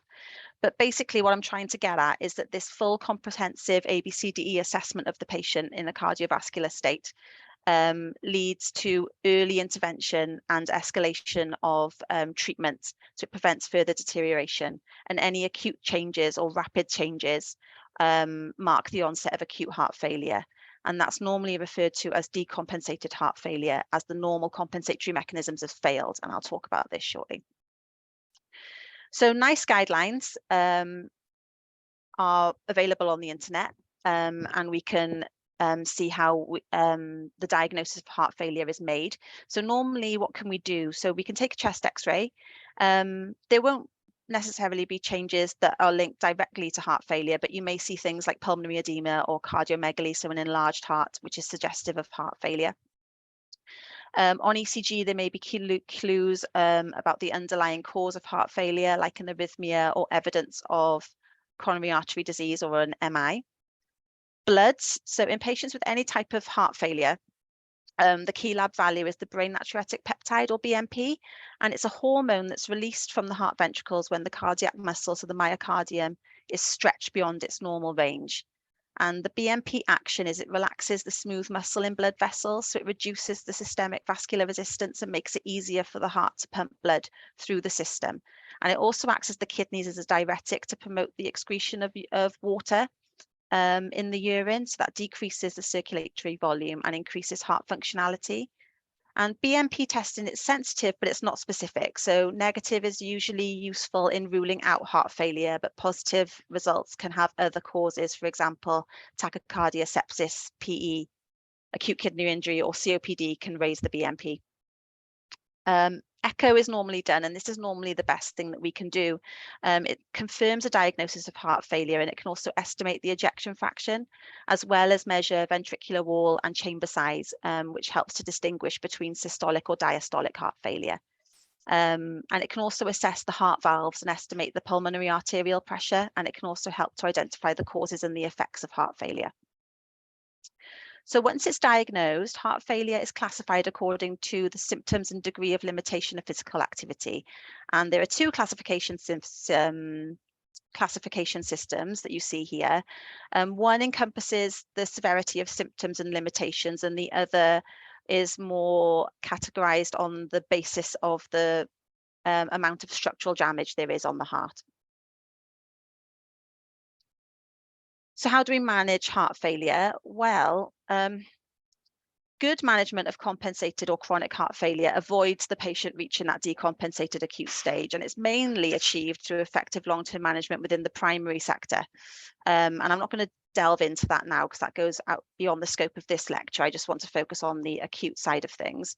And again, NICE do have published guidelines on this that you can check out online. But the basic medications that you may see some of these patients presenting acutely in ICU, they may already be taking some of the drugs for their chronic failure. So these could include beta blockers, which block the adrenic receptors of the sympathetic nervous system, and they reduce heart rate, force of contraction, and the work done by the heart. They could be on an angiotensin converting enzyme inhibitor, so an ACE inhibitor, or an angiotensin receptor blocker, which is called an ARB, and they basically block the angiotensin 2 production, and they cause vasodilation and increase urine output. Or diuretics. These patients are normally on diuretics, and they're used to offload the heart. And there's three main types of diuretics that are used in heart failure. You have loops, thiazides, and potassium sparing, and each work on different parts of the kidney, with loops being more aggressive, faster acting, but they're quite short acting, and they can result in quite a lot of fluid loss. So you have to keep an eye on the patient's electrolyte balance when you're giving these drugs, especially in high volumes. But moving on from the chronic heart failure, the patients that we see in intensive care will be the patients who are suffering from acute heart failure or decompensated heart failure. So that's where either the heart failure occurs suddenly or abruptly. So someone could have undergone a catastrophic event that has caused them to go into heart failure with no previous symptoms, or it may be that their compensation has fallen to the decompensation stage. And if we don't treat these patients promptly, death may follow, especially if the brain is starved of oxygen. And even if the acute phase is survived with us, it could lead to some damage that could then push them into chronic heart failure. And the main causes of this that we see in intensive care are myocardial infarction, pulmonary embolism. So there's a blockage there that's the heart can't pump hard enough to overcome. It could be that they have a life-threatening arrhythmia. There could be a rupture of a heart chamber or a valve cusp, or there could be some severe malignant hypertension. So as well as the diagnostic interventions I discussed earlier, in ICU, we dig a little deeper. So we take arterial blood gases, and the analysis of those allow us to make rapid assessment of gas exchange and metabolic derangement, specifically acidosis, which may compound myocardial dysfunction. Lactate measurement may also provide an indication of the severity of organ hypoperfusion, and reassessments of these is imperative to monitor the clinical course and the response to therapies. For example, if we want to give fluid, take fluid away, or give vasoactive drugs. And the management of acute heart failure is directed at supporting airway breathing and circulation, and it includes the following. So we normally give high flow oxygen therapy to maintain saturations between 94 to 98%. We will position our patients upright to reduce the venous return and to reduce the work of breathing. Take care if our patients are hypertensive because they may need to be slightly raised up. We administer a diuretic, often furosemide, 40 to 80 milligrams IV as prescribed to reduce pulmonary edema and breathlessness. We will consider using positive pressure ventilation to reduce alveolar fluid, reduce the work of breathing, and to improve oxygenation. And we may even consider nitrites like GTN sublingually or as an infusion to increase venous capacitance, reduce pulmonary capillary pressure, and thus preload and afterload, which will increase stroke volume.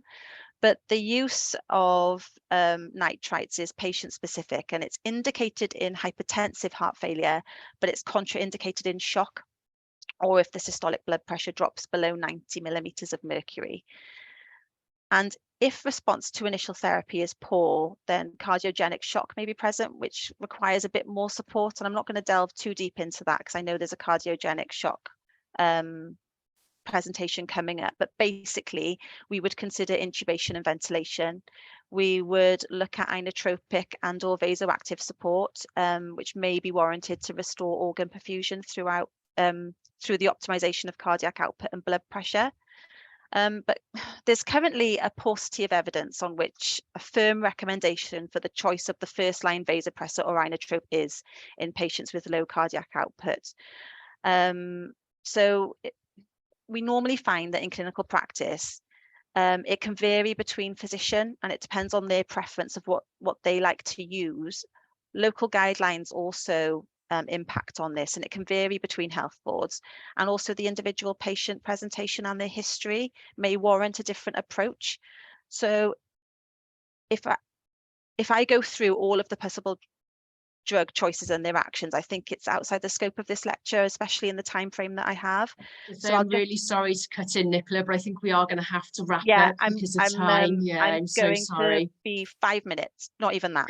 Yeah, can I just literally do it in 2 minutes? Just 2 minutes. I can do it in 2 minutes, I promise. Thank you. So it's outside the scope of this lecture. So I'll just group them as a whole as vasoactive meds. So regardless of the choice of what we put these patients on, we need to minimize both the number of agents and their dose. So we know that inotropes improve myocardial contractility and performance at the expense of increased myocardial oxygen consumption and arrhythmia risk, while vasopressors may increase the afterload and cardiac work. So these drugs have to be given through a central line. So we need to get one in early, which will prompt direct therapy, preferably in the right IJ, so we can keep an eye on the central venous pressure and we can commence cardiac output monitoring more accurately via PICO. We can also use cardiac output monitoring to titrate our infusions.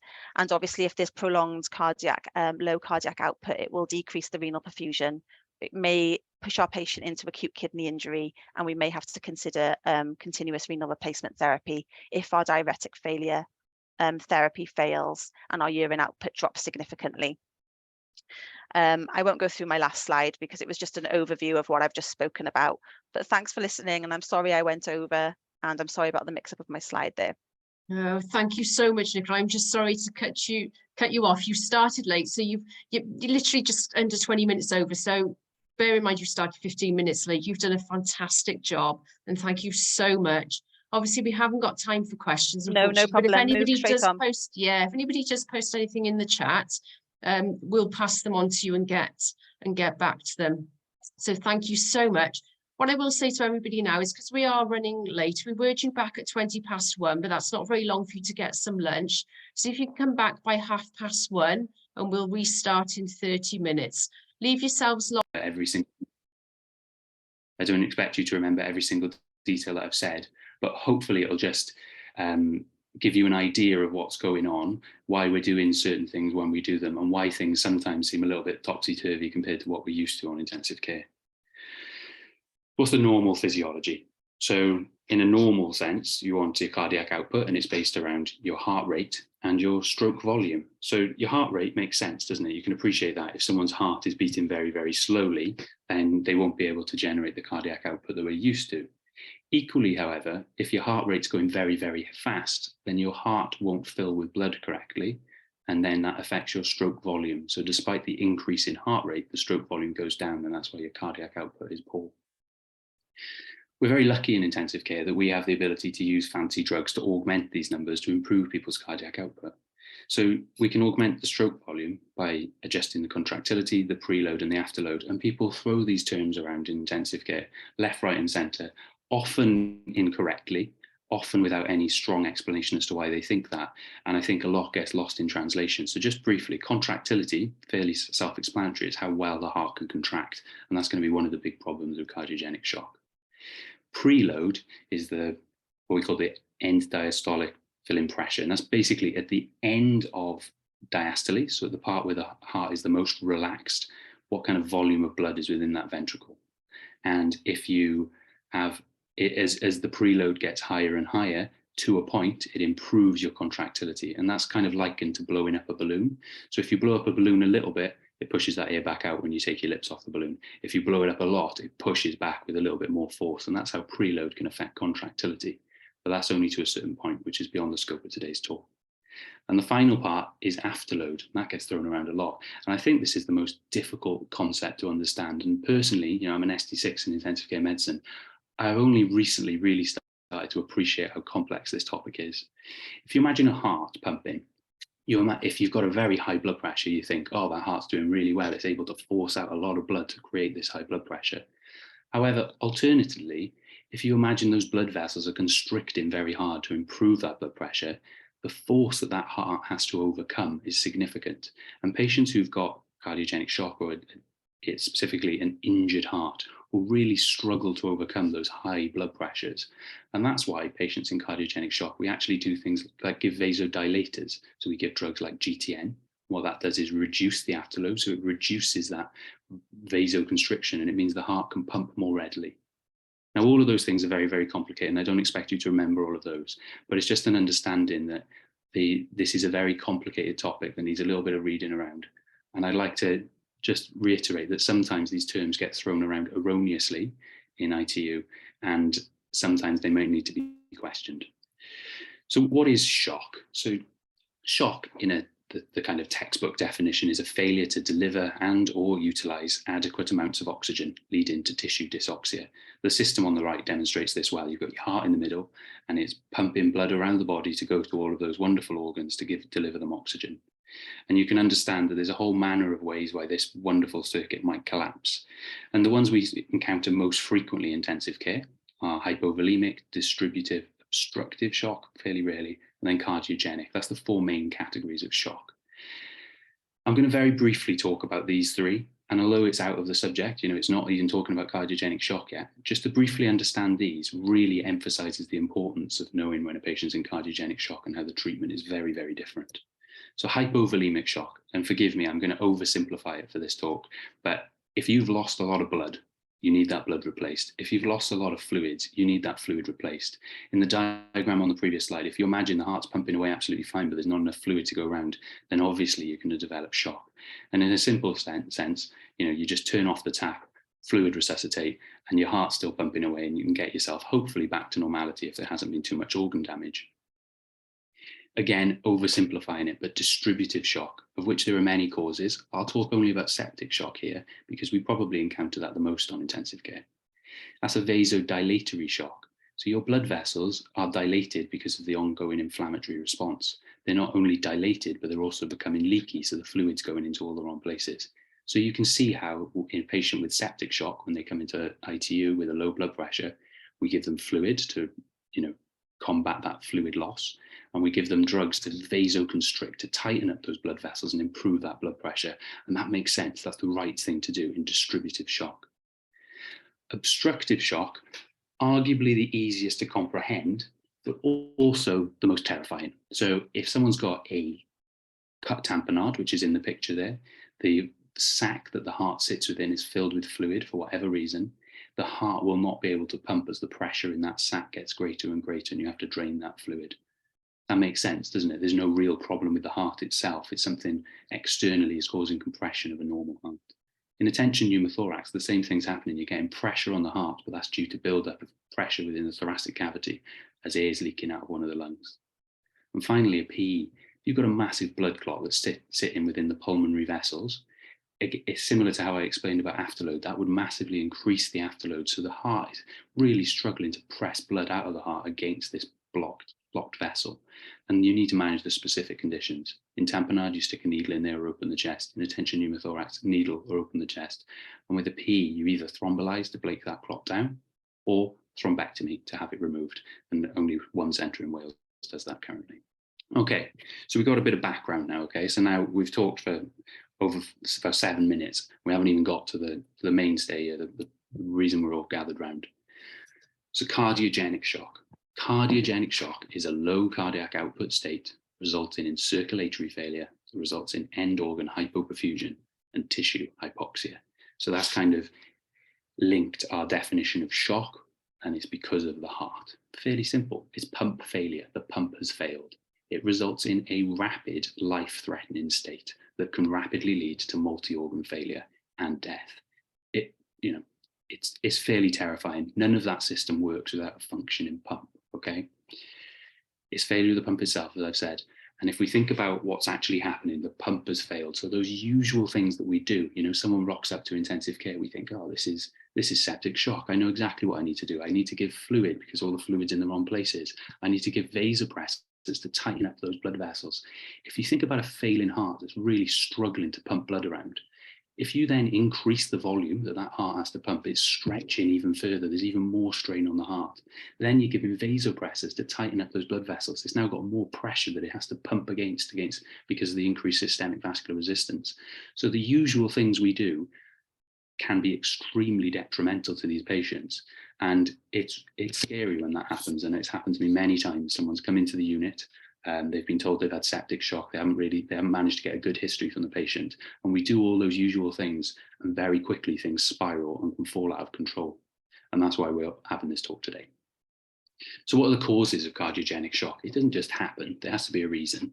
And they're categorized into 4 main groups. So there's impaired contractility, valvular disease, arrhythmia, which I think you've already had a talk possibly today or later today on arrhythmias. And I think we've already basically covered obstructive shock. Most importantly about this talk, I think, is identifying any patient who has underlying cardiac failure. Any sort of insult or physiological change can cause them to go into heart failure. So someone with a fairly innocuous infection, if they've got an underlying failing heart, they can rapidly deteriorate into cardiogenic shock if you're not keeping your eye open for it. So let's talk about those causes in a little bit more detail, and then we'll focus on the main one. So impaired contractility, what's stopping the heart pump very well? Well, myocardial ischemia, not enough blood supply to the muscle of the heart, and we'll talk about that in a bit more detail in a moment. Inflammation of the heart muscle, that's what myocarditis is.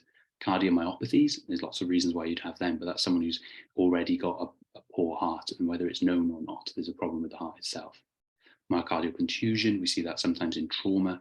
Thyroid disorders and toxins. If you take a whole load of beta blockers, or you take a massive dose of amiodarone, you're going to directly impair the contractility of the heart.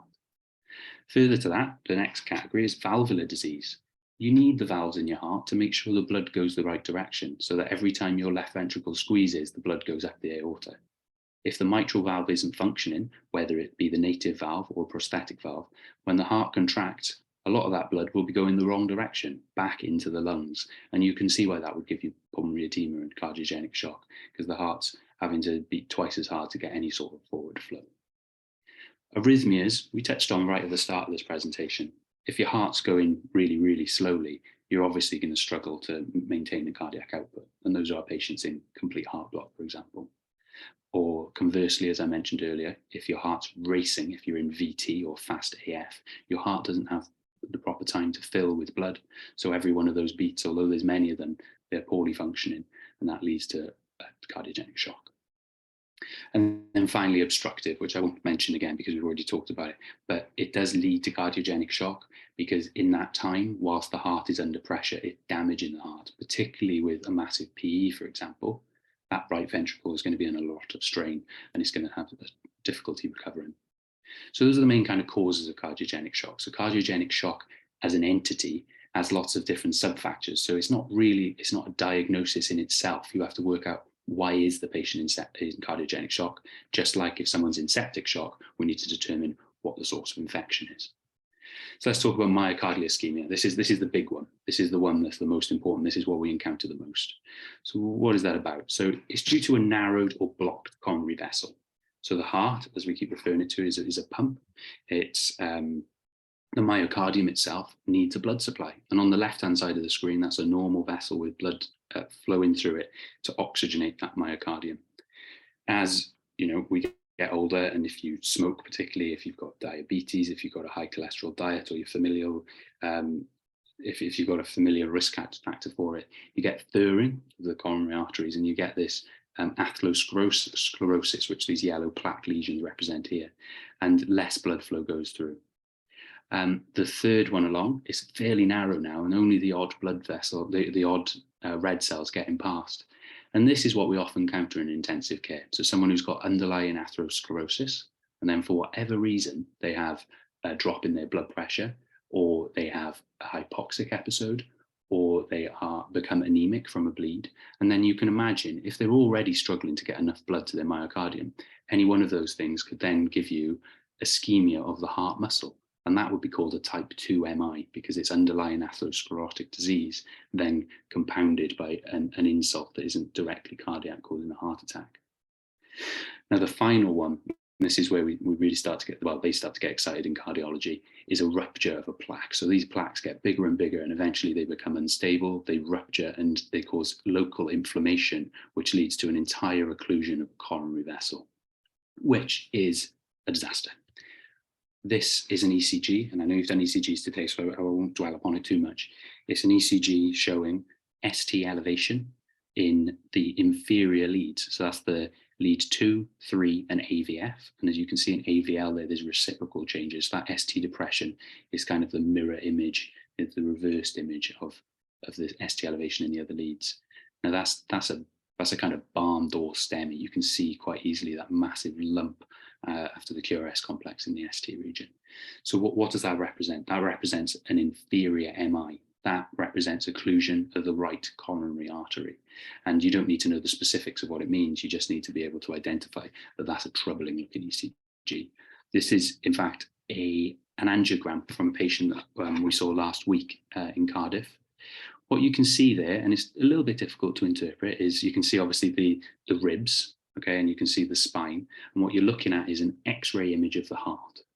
What's happening is this catheter has been entered via the patient's radial artery, and it goes up the radial artery all the way over the top of the aorta and is sitting just above the aortic valve. And you can kind of see the shape of the aortic valve on the right of the catheter. The catheter tip itself is sitting within the right coronary artery, and contrast has been injected into the right coronary artery. And you can see the blood flowing down it beautifully and then abruptly stopping. So this is what you'd expect to see with someone with an ECG like the one I just showed. And what the very incredible cardiologists managed to do is they pass a wire down through the blockage and then inflate it in a balloon and put a stent in. And 20 minutes later, the patient's coronary artery looks like this, which, there's nothing more impressive, I think, than seeing that demonstration of just what a stent can do.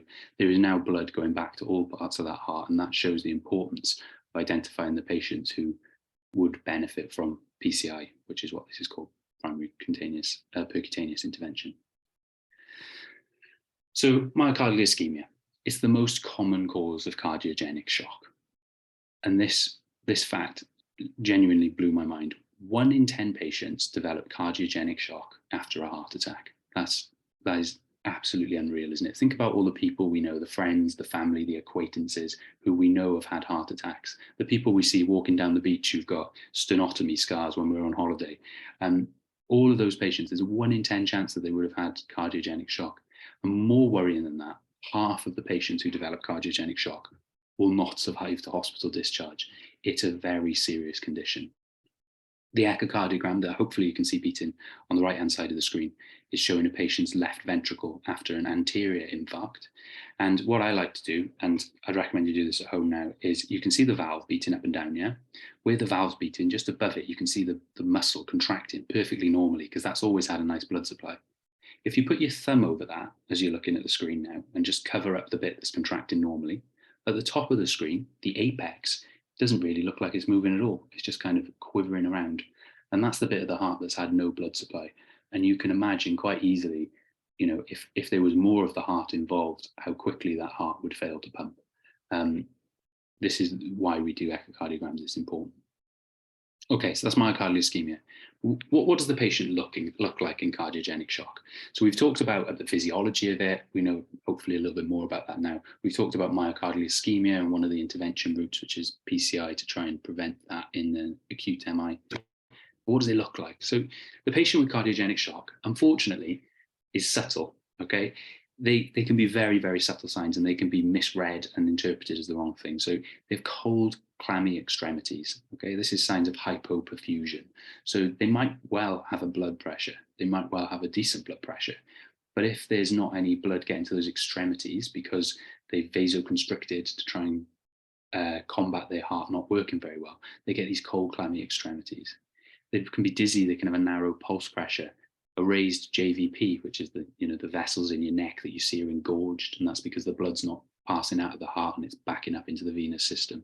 They can have pulmonary edema, reduced urine output, or confusion. But any one of those signs could easily be misinterpreted, and you'd be forgiven for thinking this patient's just sick from another reason, septic shock or hypovolemia. Blood tests, they have a high creatinine, a metabolic acidosis, and a raised lactate. I'm pretty certain that describes a massive majority of the patients that we see on intensive care. So the signs and the biochemistry are extremely subtle, and it's understandable why patients in cardiogenic shock get missed so frequently or diagnosed very, very late afterwards. So when should we be suspicious? So if someone's got a raised news score on the ward or in A&E, and they've got a new heart problem or a new rhythm problem, if they've got lung congestion or evidence of peripheral hypoperfusion, if they're cold peripherally, if there's shock and you're not entirely sure why that is, if there's a failure to respond to the initial management, the patients that I've suggested, they come in as a diagnosis of pneumonia and you give them loads of fluid and vasoconstrictors, and in actual fact, they're getting worse. Those ones you need to really think about if you've got the right diagnosis. Increased lactate levels and a narrow pulse pressure. So, that's really not cutting it down, is it? So what tools have we got to help with the diagnosis? Echocardiography. Now, I spend a good proportion of my life annoying people in critical care as drugs are trying to be given, central lines are trying to be put in, and I'm there with my echo probe trying to scan a patient's heart. And I can't even count the times that I've frustrated people trying to do my echoes, but it's such an important test. It's fairly quick bedside investigation. It can give you management changing information rapidly. This echo on the right isn't one I did, one of my colleagues did this. However, in this picture, you can see that the ventricle, the bit closest to the top of the screen, is massively dilated. Now that's the right ventricle, and that echo is essentially diagnostic for a PE. So if you're treating the patient as having heart failure, for example, or a heart attack, and you put the echo probe on and you find this, it will change your diagnosis and your management immediately, which is why echo is so important. There are issues, however. There's not enough of us trained in detailed echocardiography. There's not enough equipment and there's not enough governance so we can better ourselves. So unfortunately, as many people who are doing scans, not everyone's an expert in it. And a lot of training needs to go into that. So right, let's take a moment because it's getting all a bit much, isn't it? Right. There are many causes of cardiogenic shock. Okay, the diagnosis can be difficult to make. You need a high index of suspicion. You need to think, is the treatment we're doing wrong? Have we missed something here? It can complicate other shock states. So the patient with pneumonia may well have a heart attack as well. The patient with pneumonia might already have underlying heart failure. The diagnosis needs to be made early, and outcomes are poor. 50% of patients with cardiogenic shock will not survive to hospital discharge. So how do we manage these patients? That's the bit, that's why we're all here on intensive care, isn't it? But I think the important thing is not missing it. That's the goal, to try and identify it early and just have a high index of suspicion. So fortunately, In October of last year, the Intensive Care Society, in conjunction with many other societies, including the British Association of Critical Care Nurses, have released a statement piece called Shock to Survival, and the recommendations moving forward as to how we can improve outcomes in cardiogenic shock. The QR code down at the bottom will take you directly to it, and you can download it as a PDF, and that will also be available on the last slide of the presentation, so you can read it yourself in your own time. But it is genuinely a fascinating piece of work, which is hopefully going to change cardiogenic shock across the UK in years to come. So what the document recommends, and what I'm hammering home, is early recognition. We need to think, is this patient really sick? Is it because of their heart? Early intervention to reverse the cause, the correct intervention at the correct time, not just vasopressors. You need to work out what drugs really need to be given. We need to be able to classify shock, and that's what I'll be talking to you about in the next few slides. We need to buy time locally with the drugs and the support options we have before we think about moving them to a specialist heart centre. So classification of cardiogenic shock. Okay, if we think about a patient with a low consciousness, yeah, we're all pretty good now at saying this patient's GCS is 6, this patient's GCS is 7. We calculate it, and we know that language. We discuss it readily. Patients in septic shock as well. We know, we use things like the SOFA score, the Sequential Organ Failure Assessment tool, and that is written in the notes, and everyone knows what that means. Whereas cardiogenic shock, people just write cardiogenic shock in the notes and move on. But in actual fact, it's a spectrum of illness ranging from very, very mild to essentially dead. And there's now a recommendation from that article we just said that we should all be kind of trying to think in these terms so that we can identify patients who are the most unwell or getting worse and discuss them with specialists early. Now, I wouldn't be able to just walk up to a patient and work out their SCAI classification immediately. It takes a little bit of thought, and it's not a nursing thing to be able to do, but it is equally, and we need to be thinking about this. When you've got your patient and you're saying, they're getting sicker, and the doctor's telling you, oh, they're just a little bit worse than earlier. If the doctor had worked out their SCAI classification, and then later on, you can see their SCAI classifications later, you have objective evidence that they're worsening and they need more support. So in the QR code, if you go on that, it gives you a very detailed explanation for each stage of the SCAI algorithm. However, what I'll do now is I'll just talk to you about this. This is from the Shock to Survival campaign, and it's the SCAI classification. So A at the bottom, they're patients who are at risk of cardiogenic shock. We're probably not going to see those on ITU. They're patients who've had a heart attack or decompensated heart failure, but they're quite well hemodynamically. In B, it's patients with evidence of hemodynamic instability. They've got an elevated JVP, but still a normal lactate, so they're kind of maintaining their own. But this is the point where you need to start thinking, if this patient deteriorates, what's our end game? How far are we going to go? Would we consider a heart transplant in this patient? C is the classical hypoperfusive patient with low blood pressure who we see on CCU before they get transferred to ITU. This is the point where we usually intervene. Their renal function started to go off, their liver function started to go off, their lactate started to climb. They're not doing well. Deteriorating is, despite this, things are worsening. Your lactate's persistently greater than 2. Despite the support you're on, you're getting worse. And then E are patients who are in or impending circulatory collapse. So we need to start thinking in these terms, really. We need to be identifying patients when they're at B, before they go into C, and definitely before they fall into D and E.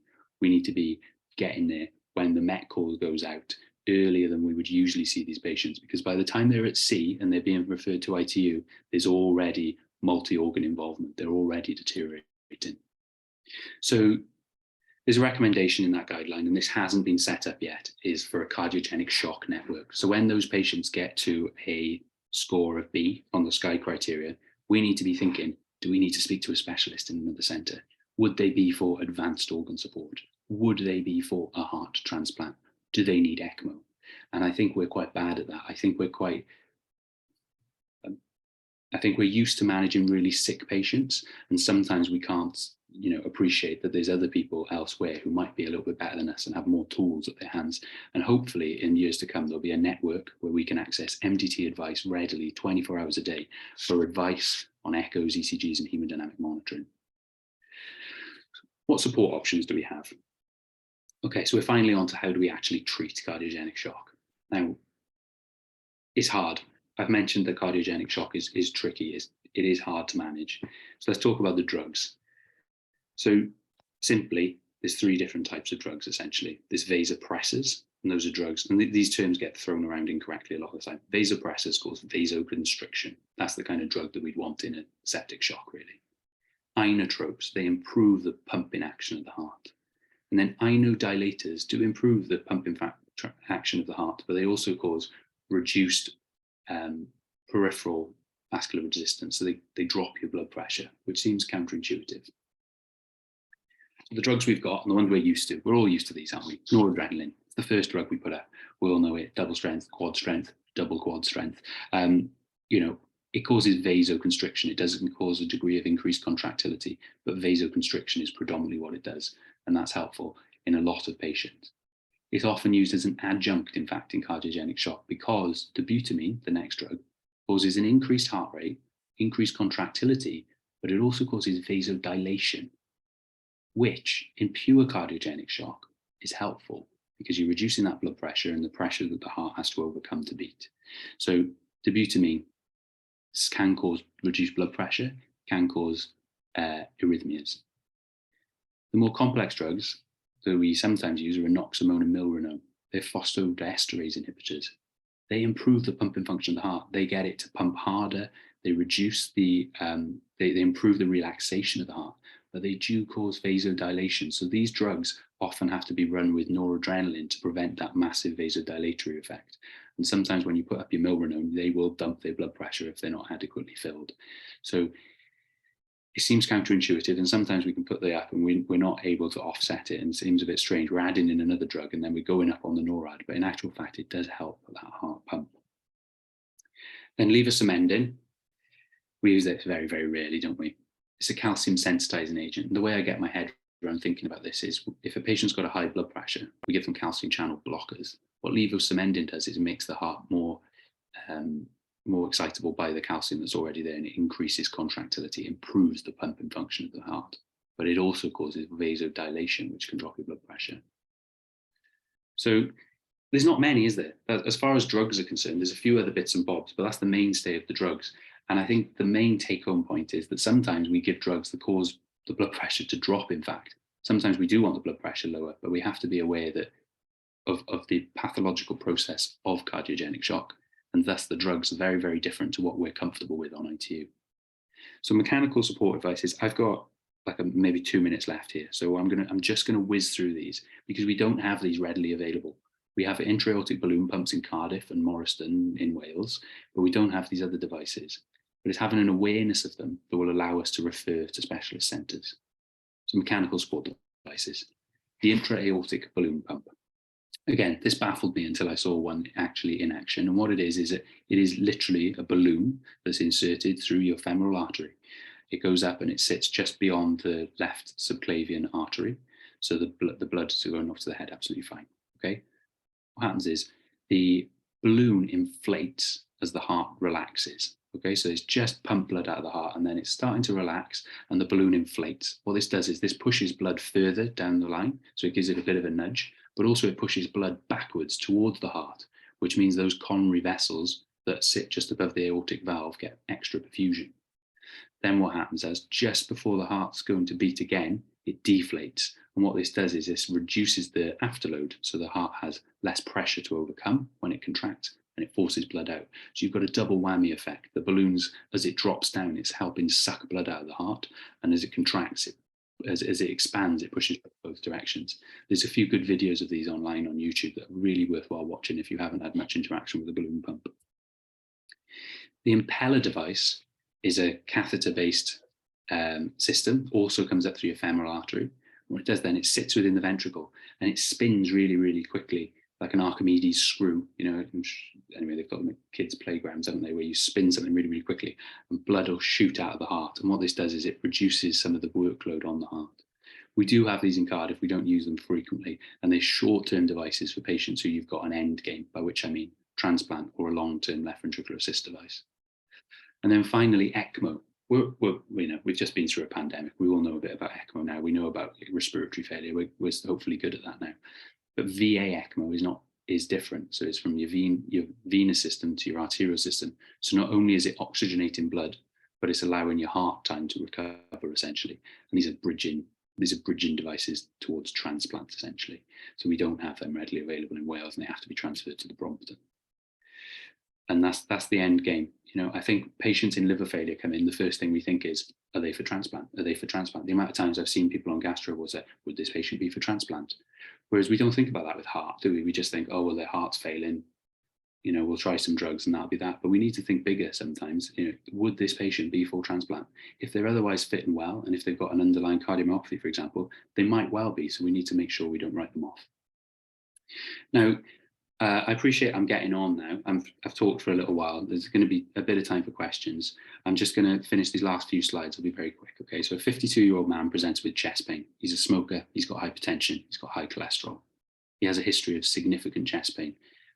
Started 45 minutes ago whilst at rest. He said it feels like a bad reflux. Classically, he took some Rennies, but it didn't help. And now he feels a bit breathless and sweaty.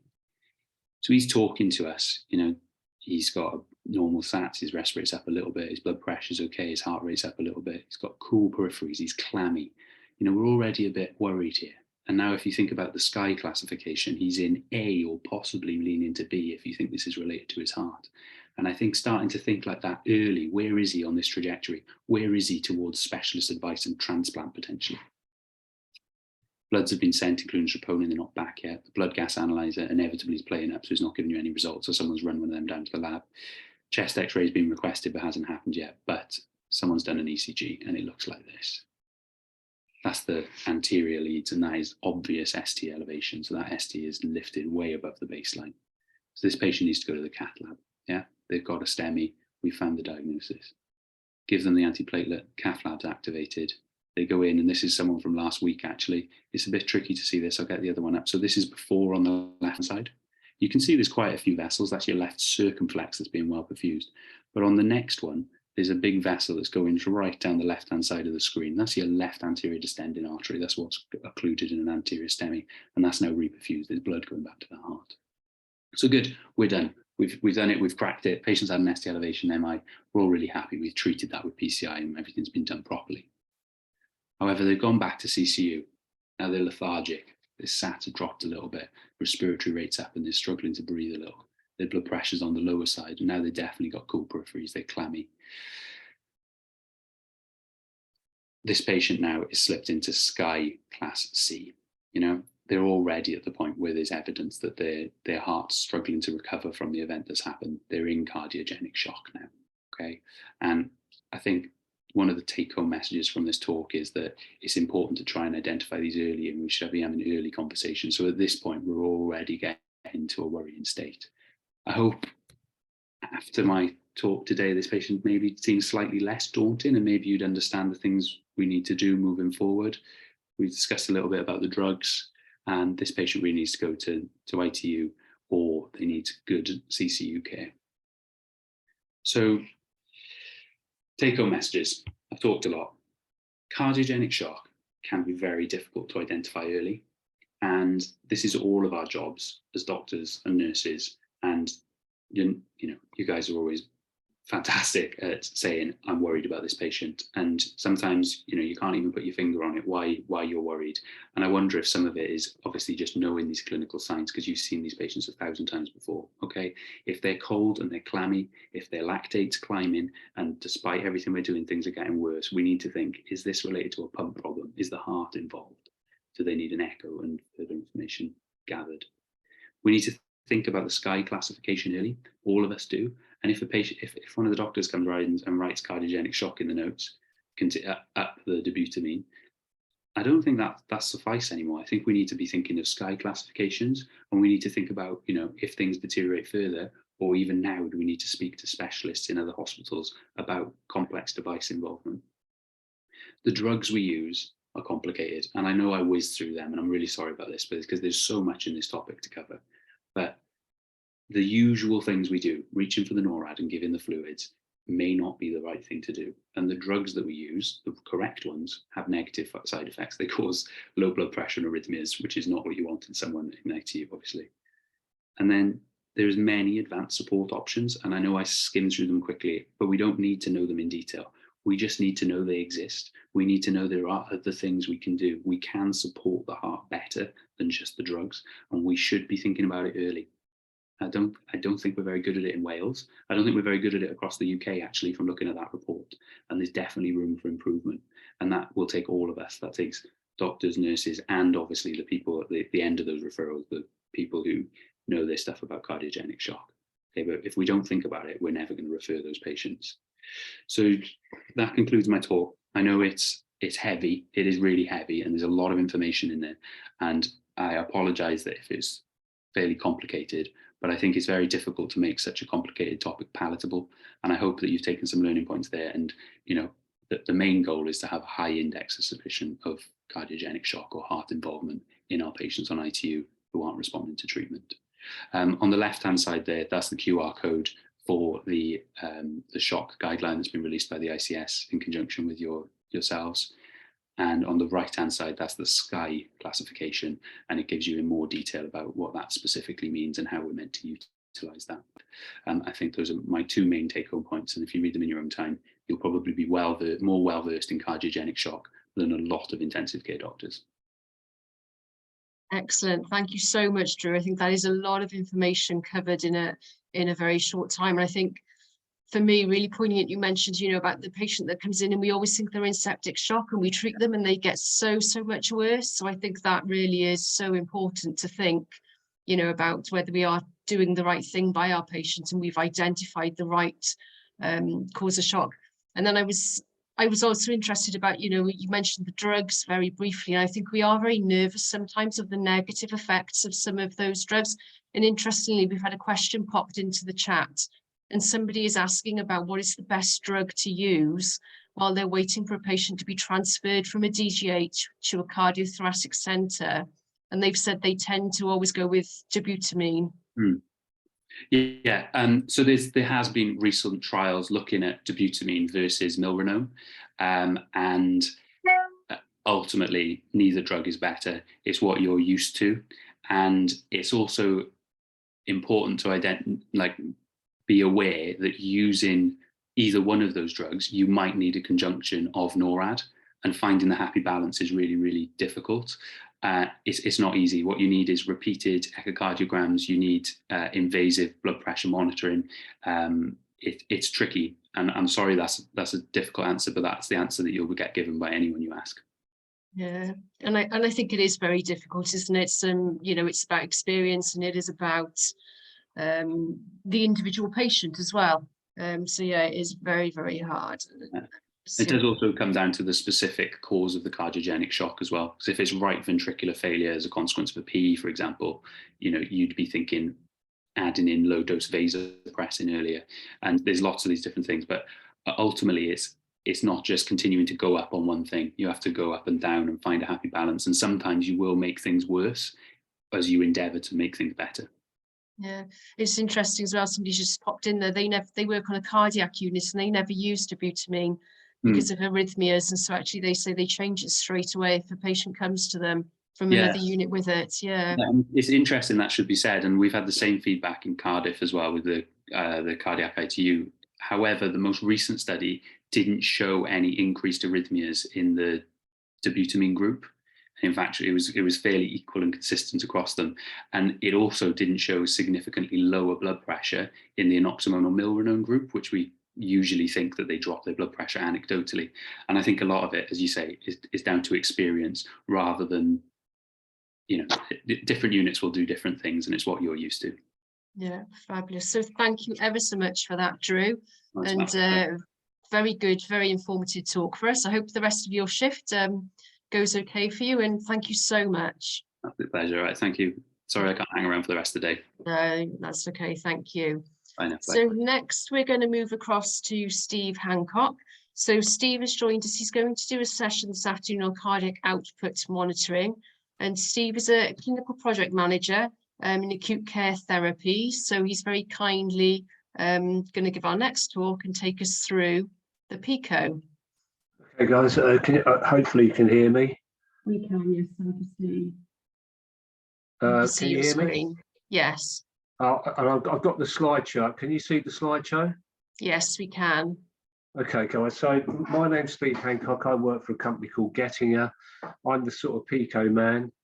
And basically what I'm going to do today is just talk through what PICO is. And it's, tell you it's a diagnostic tool. The key is really at the end, I'm going to show you how to diagnose from the information that it produces. I'm also aware that probably some of you, the units that are on this might not use PICO, some of you do. And I think in Wales that I think predominantly use Philips monitors with PICO modules for carrying out your PICO thermodilutions. So what I'll say is this: if you want any specific training for your units, please contact me directly on my email, and I will come back and I'll do specific clinical training with your units, which obviously will be longer than I'm going to cover today. So I'm going to talk about clinical challenges. I'm really not going to go into any great depth here because I've watched 2 or 3 of the presentations already, and you've covered a lot of this in great depth. So questions you're asking in ITU is O2 supply sufficient to the tissues? Have you got good perfusion? Are you going to give fluid or drugs to support sort out a blood flow issue? And what's happening with the lungs? Have you got pulmonary excessive lung water? And also, what's the cause of that lung water? And in some way, shape or form, when you put a PICO catheter in, it's going to answer all of these questions for you as a diagnostic tool. And when you look at fluid, it's just a simple slide to show you if your patient's on the tightrope, if you don't give them enough fluid, they become hypervolemic, whole load of problems, end result tissue hypoxia. And as you guys will know, if you overload them, lots of different problems, but the end result is the same. You're going to get tissue hypoxia. So what I'm going to talk about is something called transpulmonary thermodilution.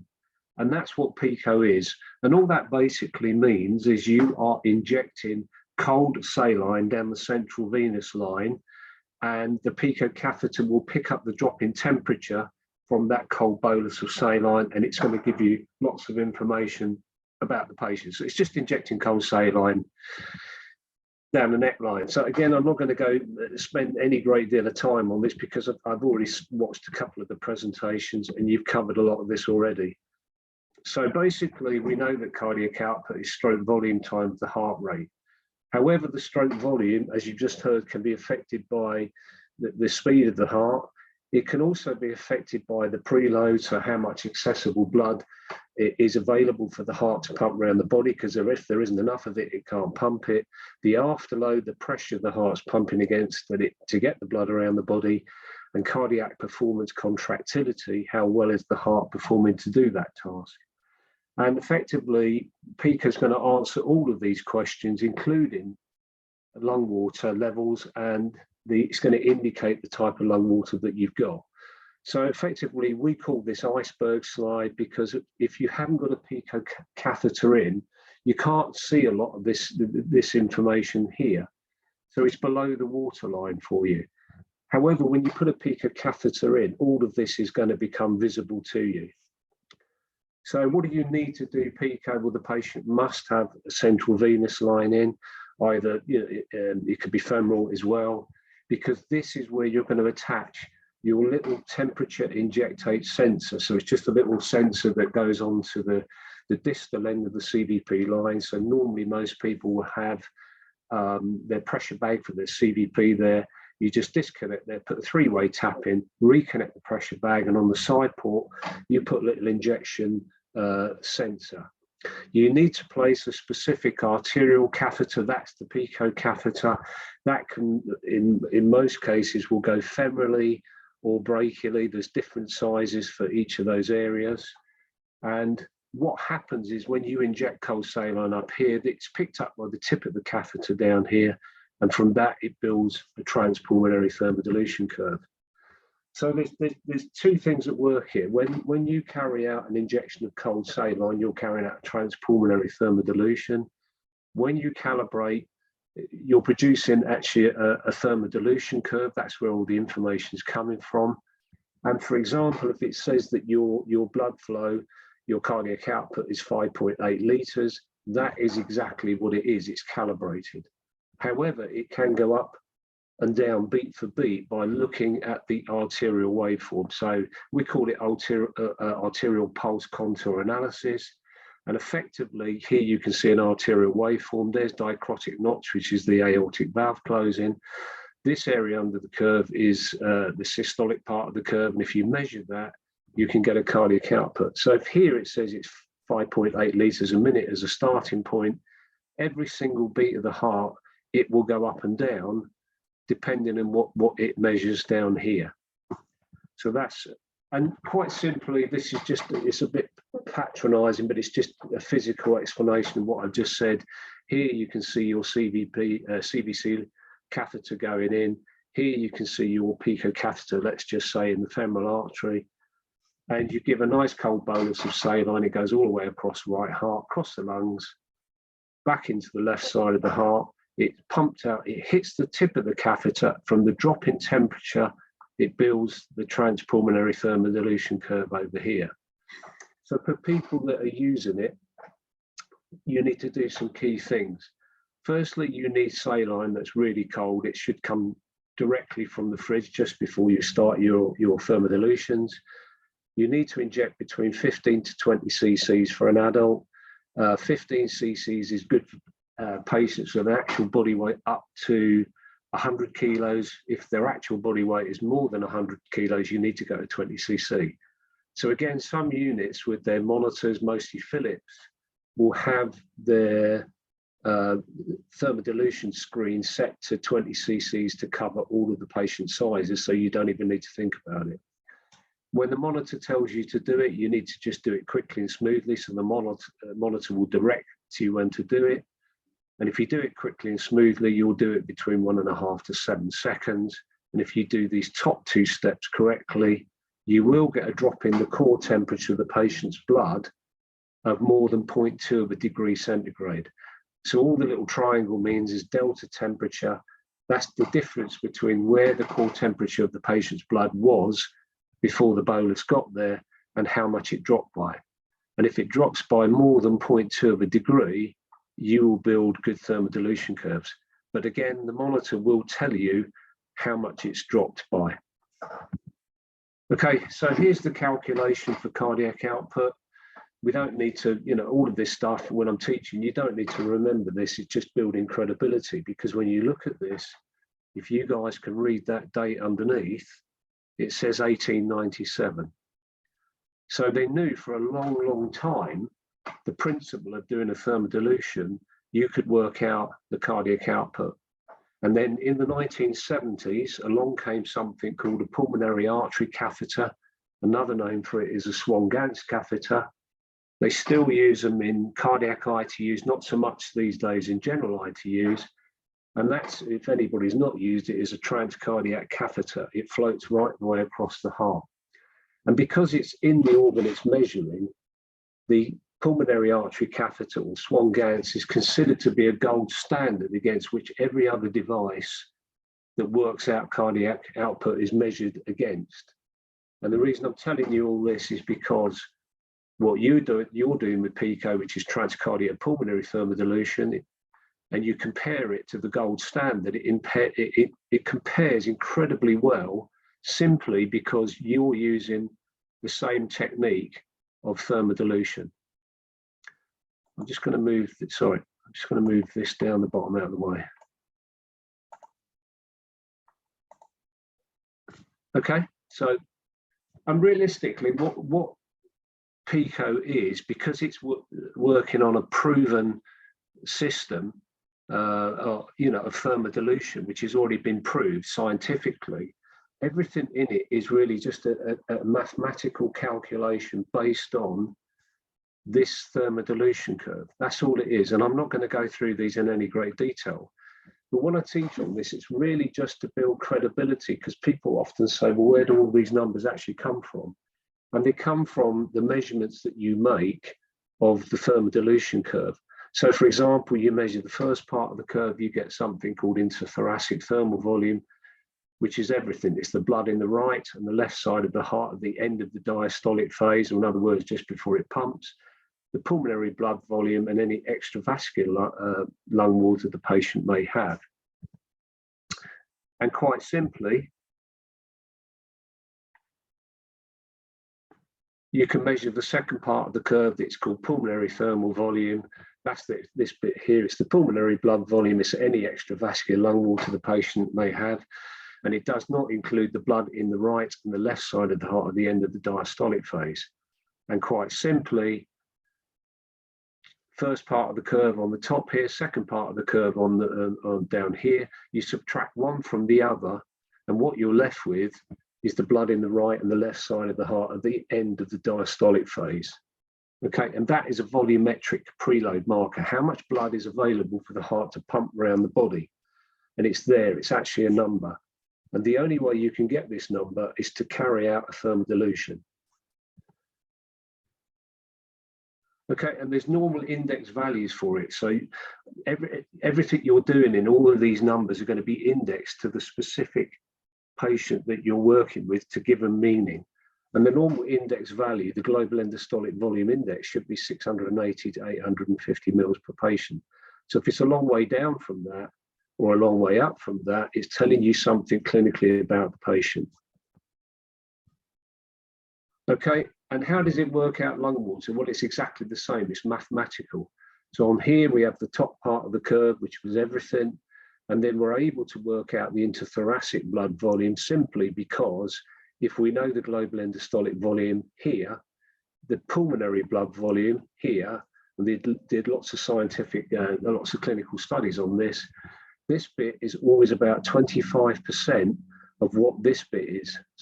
So if you know what this part is, the global endostolic volume, you add the pulmonary blood volume to it, you subtract that from the first part of the curve, and the only thing you're left with is extravascular lung water. It cannot be anything else. Okay, and there's normal index values for it. So the normal index value, extravascular lung water index, should be 3 to 7 mils per kilo. So again, if it's a long way up from that, it's telling you something clinically about the patient. And again, there's lots of studies on this. I'm not going to go too much into looking at these, but there are lots of clinical studies looking at the validation of lung water, and effectively it's very accurate. So the people that were on PICO unfortunately passed away. We were able to extract their lungs, measure the lung water, and compare to what the PICO was telling us, and it's very accurate. So effectively, the normal way that you look for lung water is you carry out subjective x-rays and make subjective opinions on the lung water based on what you see. But if you've got a PICO in, it's actually going to give you a number which is going to back up actually what you're seeing. So if you suspect lung water or the PICO is telling you this, you're always going to do an x-ray to see what's going on in the chest. If you've got a PICO in, as it says there, it's the only parameter in the world to measure and quantify extravascular lung water. So not only can PICO tell you if the patient's got excessive lung water, it can also indicate what type of lung water they got, and it does it through something called pulmonary vascular permeability index. I'm just going to call it PVPI. This is a number that you will see when on the Philips monitors or our monitors if you use them. And again, it's just a simple mathematical division number, and the division in this case is how many times does the pulmonary blood volume divide into the total amount of lung water the patient's got. And the simple rule for this, and I'm not going to explain how it works, but the simple rule, because I haven't got time, the simple rule with this is if you've got a patient with excessive lung water, if it's telling you, for example, you look at a patient that the lung water is 20 mils per kilo index value, you know it should be 3 to 7. So you've got severe pulmonary edema. If you look at this division number, this PVPI number, and it's 1, 2, or 3, or any part thereof, 1.1, 2.6, whatever, up to 3, it's indicating that you've got cardiogenic pulmonary edema. It's something to do with the heart. If you've got another patient and you look at that patient and they've got excessive lung water, severe pulmonary edema, let's just say exactly the same 20 mils per kilo, but on that other patient, this PVPI number is 6, it's indicating that they've got permeability pulmonary edema. simply because it's telling you the pulmonary blood will divide 6 times into to the total amount of lung water. It cannot have forced its way in hydrostatically. It's found an easy way to get in. That's increased permeability, which is related to sepsis ARDS. So the simple rule with this, when you use this, if you've got a patient with severe pulmonary edema, and this number's 1, 2, or 3, it's cardiogenic. They've got severe pulmonary edema, and it's over 3 and upwards, it's permeability. Okay, so go back to our iceberg slide here. So effectively, we've got the preload, we've got the lung water, we've got the cause of the lung water. Afterload, again, I'm not going to go too much into these because you've already covered them already. Systemic vascular resistance, simple equation here is the higher the pressure the heart's pumping against, the lower the blood flow, and the lower the pressure the heart's pumping against, the higher the blood flow. Okay, and there's also on the Philips monitor, on our monitor, there's 4. There's actually 3 measurements of heart contractility. Again, I'll just tell you what they are. One's called global ejection fraction. So it's different to left ventricular, which you've covered earlier. It's global, there's the calculation for it, but it should be 25 to 35% for the patient. So if it's a long way down from this, it's telling you something clinically about the patient. There's another one called cardiac function index. Again, I won't go into the explanation, but when you're trying to diagnose, the only thing you need to really do is to look at what is the normal values for it. And if it's a long way down, it's telling you something about the patient. And there's one that's slightly different called DPMX, which is to do with left ventricular contractility. And it's measuring in time the upstroke of the arterial line. So here you can see arterial line.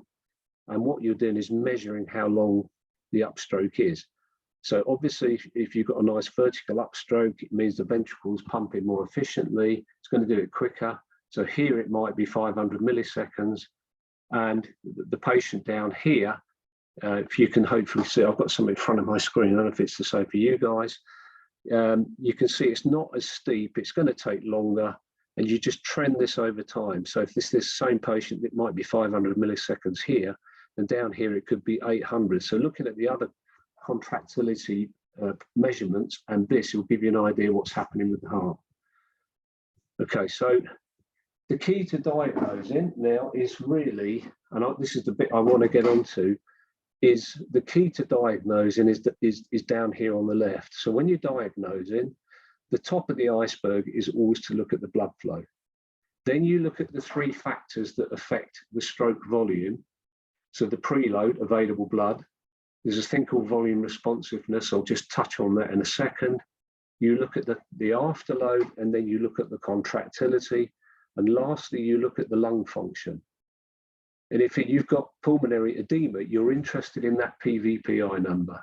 The lung water is normal, you don't care about that. Okay, and when you carry out thermodilution, just quickly, you're going to get some numbers that are discontinuous. So if you want a global endostolic volume, you've got to inject saline. As I said, cardiac index can be calibrated at the point of thermodilution, but it can be continuous looking at the arterial waveform. If you want to know about lung water, for example, you need to do a thermodilution. Okay, so stroke volume variation and pulse pressure variations are indicators of how fluid responsive the patient's going to be. So effectively, they're both very similar, that they present as a percentage. And the only difference is stroke volume variation is measuring how much the arterial waveform is moving away from the baseline during the respiratory cycle of a mechanically ventilated patient. So it's a simple percentage movement. And the only difference with pulse pressure is you're measuring the peaks and the troughs of the pulse pressure during the respiratory cycle of a mechanically ventilated patient. And again, it presents in a percentage change. And the simple rule with this is more or less, if it's a 0 to 10% movement, it's normal. Okay, they're not going to respond to fluid. If this is moving more than 10%, they're going to respond to fluid. And it's much the same for pulse pressure. If you want to look at this, They've got to be on a ventilator. They need a good heart sinus rhythm. If they're an AF but it's regular, it's not going to be a problem. The odd ectopic. If they are irregular, so it's just all over the place. It's pointless trying to look at this. More challenging, you just need to up the ventilator to 8 mils per kilo for at least 30 seconds to look at this. So if it's clinically safe to do so, you will need to do that to look at this. Okay, so I just want to, and this is really just showing you, I want to whiz through this because I want to get to the end bit, which is the diagnosing, showing you 3 patients. Here, SV, stroke volume variation greater than 10%. You're going to give them a loading dose of fluid. You're going to get a big response in blood flow. Here, the stroke volume variation, let's just say it's 5%. You give the same loading dose, nothing's going to happen, and then you start to overload them. Okay, so I'm not going to go through this because you guys will know this. This is really important to help you diagnose, particularly with the fillets. When you look at the hemodynamic calculation page, it's really complicated. So here, this is the sheet that you need to work, and I can send you all this stuff out to you if you email me. Forget central venous oxygenation, you're doing that through blood gases. We have a device can do it continuously. There's a thing down here, I can't see, it says liver, hopefully you can, so I've got something from Zoom in the way. The key is to look at the bit in the middle, and it's blood flow, which is always the stroke volume, which is affected by preload, afterload, contractility, and I can't see it, but it says extravascular lung water, and if it's abnormal, look at the PVPI. Okay, on the back of that, there's a decision model tree. I'm not going to go into that. I'm not going to go into clinical benefits. There's over 1,000 clinical papers on PICO and all of these numbers. So if you need anything specific, just come back to me. What I want to get on to now is I'm just going to show you how to diagnose. I'm just going to give 3 very quick examples. This is my monitor, okay, but the principles are exactly the same. So the numbers that you'll look at in Philips are exactly the same. Okay, over here is iceberg slide, if you remember, and all of the normal index values, hopefully you can see down here. So the key is you do a thermodilution, you calibrate, this is what you come up with. You always start at the top of the tree to look at the blood flow, and here you can see it's low. Work your way down through the stroke volume, 3 factors that affect it: the preload, global endostolic volume, how much blood's available for the heart to pump around the body. Well, here you can see it's low. If you can look at the stroke volume variation, are they going to be responding to fluid? Here, 24% immediately tells you they're going to respond to fluid. Look at the afterload, it's actually high, so they're a bit squeezed, this patient. So simplistically, higher the resistance, lower the flow. But I think you can start to see there's also a problem here. Look at your contractility measurements. You don't have global ejection, you don't have CPI. Let's just say you look at global ejection fraction, cardiac function index, DPMX, they're all normal. There's nothing wrong with the heart. And lastly, you look at lung water. Here, 6 mils per kilo, 3 to 7 is normal. I don't care about this PVPI number. Only look at if this is abnormal. So I think you can see you've got low blood flow due to low preload. Okay. There's just simply not enough blood for the heart to pump. It's telling you they're going to respond to fluid here. Added to the complication, they've also got high vascular resistance. Okay, so I don't want to go into too much of the therapy here, but obviously you need to do some fluid loading, vasodilators, or cut down on the inotropes. But the key, if you come to a conclusion based on looking at these numbers and you're changing therapy based on that, the key is to inject some more cold saline to see where your numbers are going. Okay, because it's cold saline, effectively it's cost neutral. The cost is the catheter. Okay, so once it's in, you may as well use it to your advantage. So, inject more saline, that's going up. This is going up, your preload is going up, your stroke volume variation is coming down, your SVRI is coming down, happy. So let's go to the next one, slightly more complex. I'm just giving 3 relatively simple examples. Case number 2, you carry out thermodilutions. This is what you've got. Iceberg slide again over here. Always start with the blood flow top of the tree, and here you can see you've actually got a very high blood flow. Step down to stroke volume to the preload, global endostolic volume, it's actually slightly down. If you can look at the stroke volume variation, are they going to respond to fluid? 0 to 10%, they're not. Well, a 6, it says 6, so they're not likely to respond to fluid. That's what it's telling you. Then onto the afterload, here you can see it's 856. So you've got a massively vasodilated patient here. And, you know, simplistically, the lower the resistance, the higher the blood flow, but we need to work out why. Onto contractility, you look at your cardiac function index, it's normal. In your case, you go and look at global ejection fraction, it's normal. You look at your DPMX, the upstroke of the R line, it's trending the same. So there's nothing wrong with the heart. And then lastly, you look at the lungs. And here you can see there's 22 mils per kilo indexed lung water value. So you've got severe pulmonary edema. I'm interested in this PVPI number. How many times does the pulmonary blood divide into the total amount of lung water the patient's got? So not that, that's an index value. You can't even see it, just interested in the division. Here it says 6 times.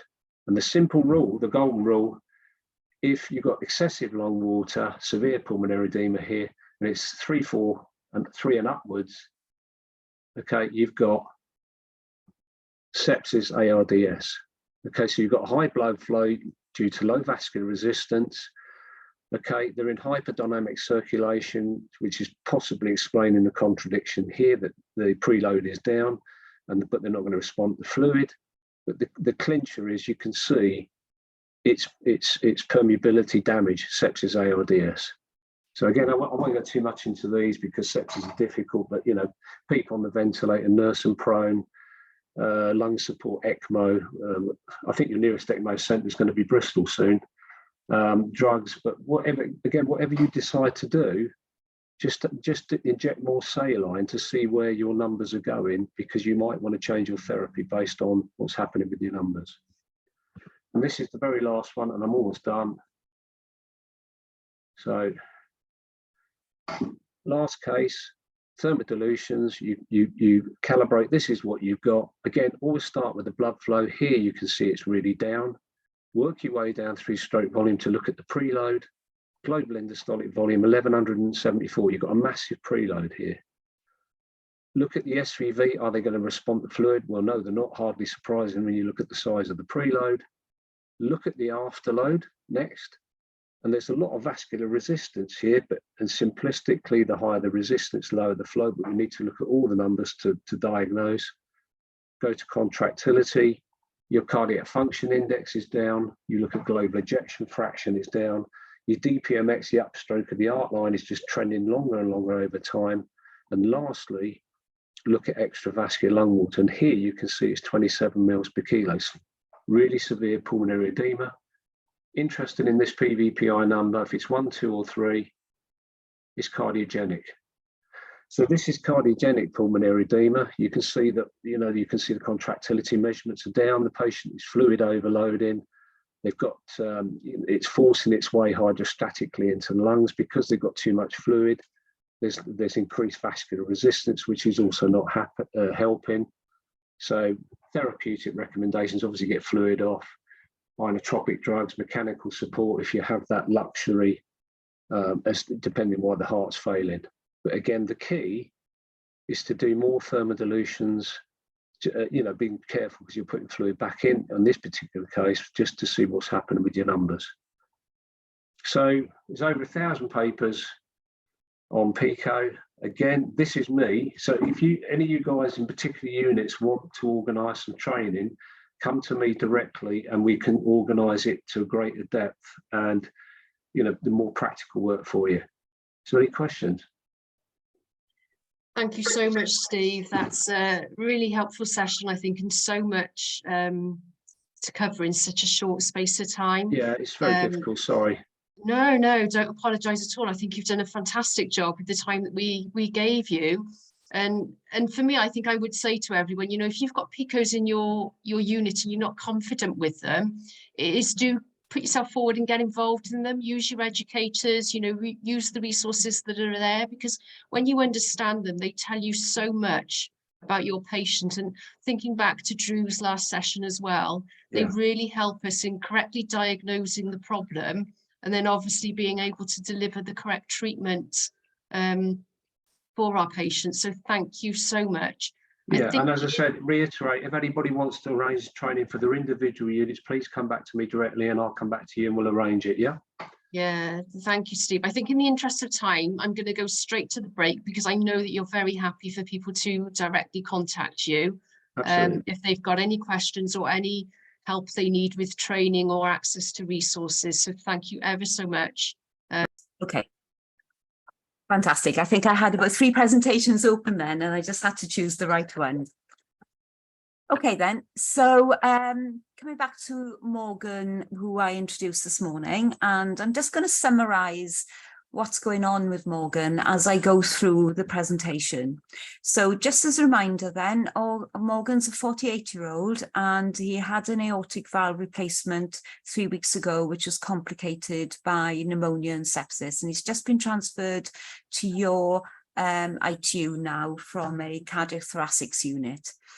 And the afternoon of the transfer, he deteriorated and he desaturated and his respiratory rate increased. So you assessed his condition and his airway was patent. He's got tracheostomy in situ and that was patent. And breathing, he was on CPAP, pressure support 1812, 50% oxygen. And his respiratory rate had increased to 34, his saturations had decreased to 84%, he had bilateral chest movement using accessory muscles, his tidal volume had decreased to 200 and his minute volume had decreased to 6 litres. He had moderate cyanosis centrally and he had reduced breath sounds with fine crackles throughout. And on suctioning, he had pink frothy sputum. So he was reviewed by the anaesthetist, and an X-ray was taken, which showed that. So I'm just going to put my chat on. My question to you is, what do you feel that X-ray shows?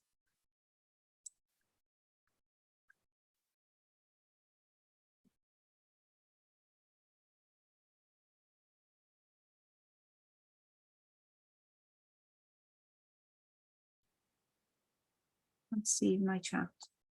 There's a couple coming through Oh, saying yeah, I can pulmonary edema. Yeah, I can see that. Yeah, pulmonary edema. So it looks at widespread interstitial fluid and fluid in the alveoli as well. So that's a classic diffuse widespread pulmonary edema. So I think we've all seen that in practice. Thank you. I've just seen all the chat comments now. Thank you for that.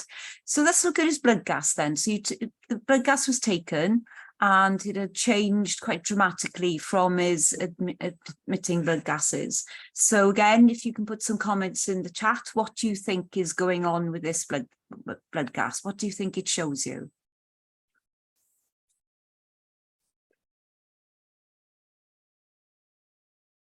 So we've got metabolic acidosis.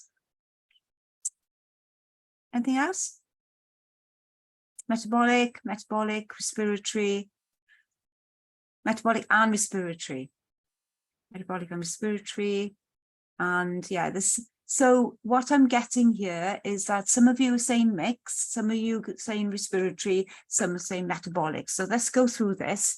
I always start by looking at oxygen because somebody once told me, which is right, hypoxia will kill a patient before anything else will. So you've got to address an oxygen problem straight away as a priority. So his oxygen levels are low, 8 kilopascals. So in your mind, obviously, we're thinking this patient needs more oxygen. If you go to the pH, it's showing acidosis.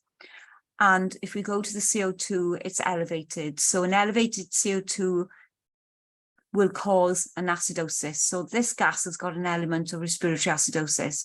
If we go to the bicarb is low. So a low bicarb also is contributing to this acidosis. So this is a respiratory and a metabolic acidosis. So it's mixed. If the bicarb was compensating for the respiratory, it would be elevated, but it's not, it's low. And it's showing that the lactate is elevated at 6.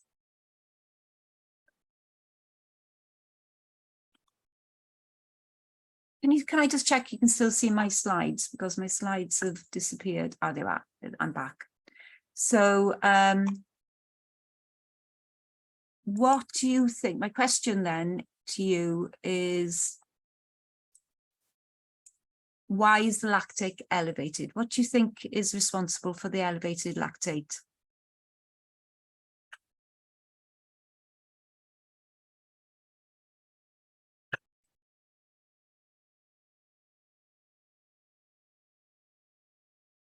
Hyperfusion, anaerobic metabolism, hyperfusion. Yeah, fantastic. Great, good, excellent. So yes, so in a patient that has got a reduced cardiac output, low blood pressure, then a raised lactate could be caused by anaerobic metabolism.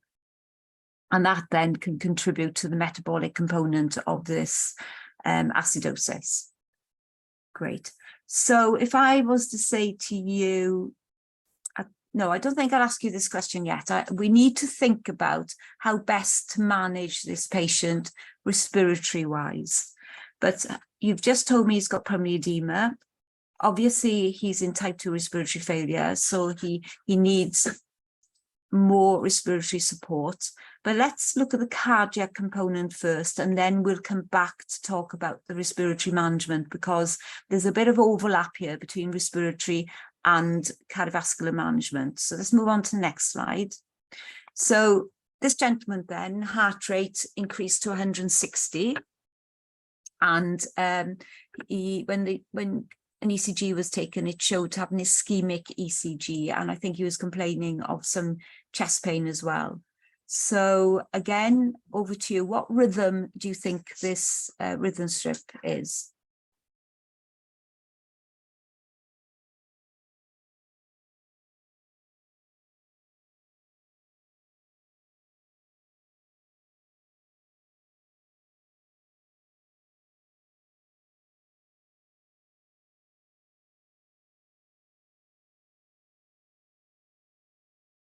So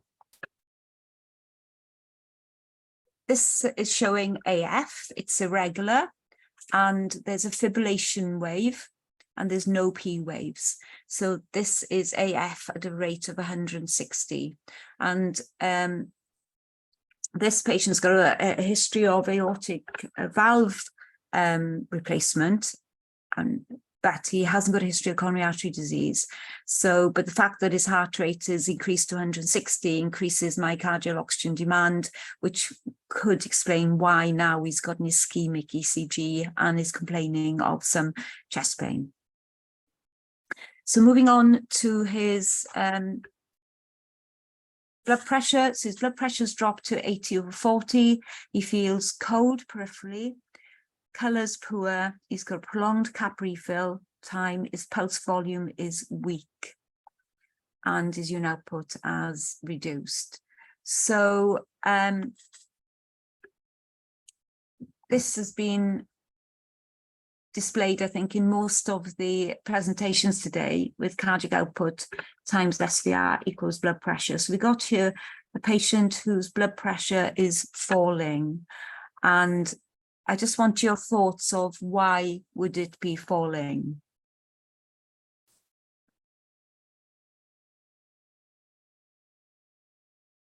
So yeah, we've got fast AF, heart failure. Yeah, so could it be sepsis? Less cardiac output. When earlier on today with the cardiac rhythm interpretation talk, I think it was Lucy talked about fast AF. When somebody's in fast AF, you've got reduced ventricular filling time. So I remember with, I think it was Nikki that talked about Starling's law. So obviously you need the ventricle to be well filled, for it to stretch, the greater stretch, the greater force of contractility. So if you've got reduced filling time, you can have reduced cardiac output and result in a low blood pressure. But also in AF, and you can get congestion back into the pulmonary vasculature, which can result in pulmonary edema, heart failure and pulmonary edema. So we're saying this patient feels cool, it's peripherally shut down really, and has got a prolonged capillary fill time. So why is this? Why is this happening? Vasoconstriction, hyperperfusion, cardiogenic shock, increased SVR, cardiogenic shock, hyperperfusion. Okay, so I think you'll all agree that what's happening with this patient as a result of reduced cardiac output, possibly due to his fast AF, is that the patient now is compensating for this reduced cardiac output and low blood pressure. So just briefly looking at the physiology of this, I think somebody mentioned earlier today, I think it was Nikki in her session about baroreceptors. So we've got baroreceptors in the aortic arch and the carotid arteries, and these receptors are sensitive to pressure. So for Morgan, when his blood pressure fell, these receptors would have picked up that the blood pressure was falling, and they would have sent impulses. The baroreceptors in the aortic arch would have sent impulses via the vagal nerve, and with the carotid sinuses would send the impulses via the ninth cranial nerve to the cardiac center and the vasomotor center. Just to say, hey, the blood pressure's fallen here, we need to do something about this. So in terms of the cardiac center, the response would be the tachycardia. So this patient's already in AF. So actually the compensation for this will worsen the AF. You'll find that the AF will increase in speed. And the other compensation, which we won't necessarily see, is increase the strength of contractility. And the impulses again will be going to the vasomotor center, and the vasomotor center will result in increased noradrenaline supply to the smooth muscle of the blood vessels via the sympathetic nerve fibers, which is coming out of the spinal cord, which will result in the vasoconstriction. And then obviously the assessment showed us this patient was peripherally shut down, cold, cyanotic, prolonged capillary fill. So it was just telling us actually what we've got now is the peripheral blood vessels are constricted. So what are the benefits? Why is this a compensatory mechanism? How will this help improve this patient's blood pressure?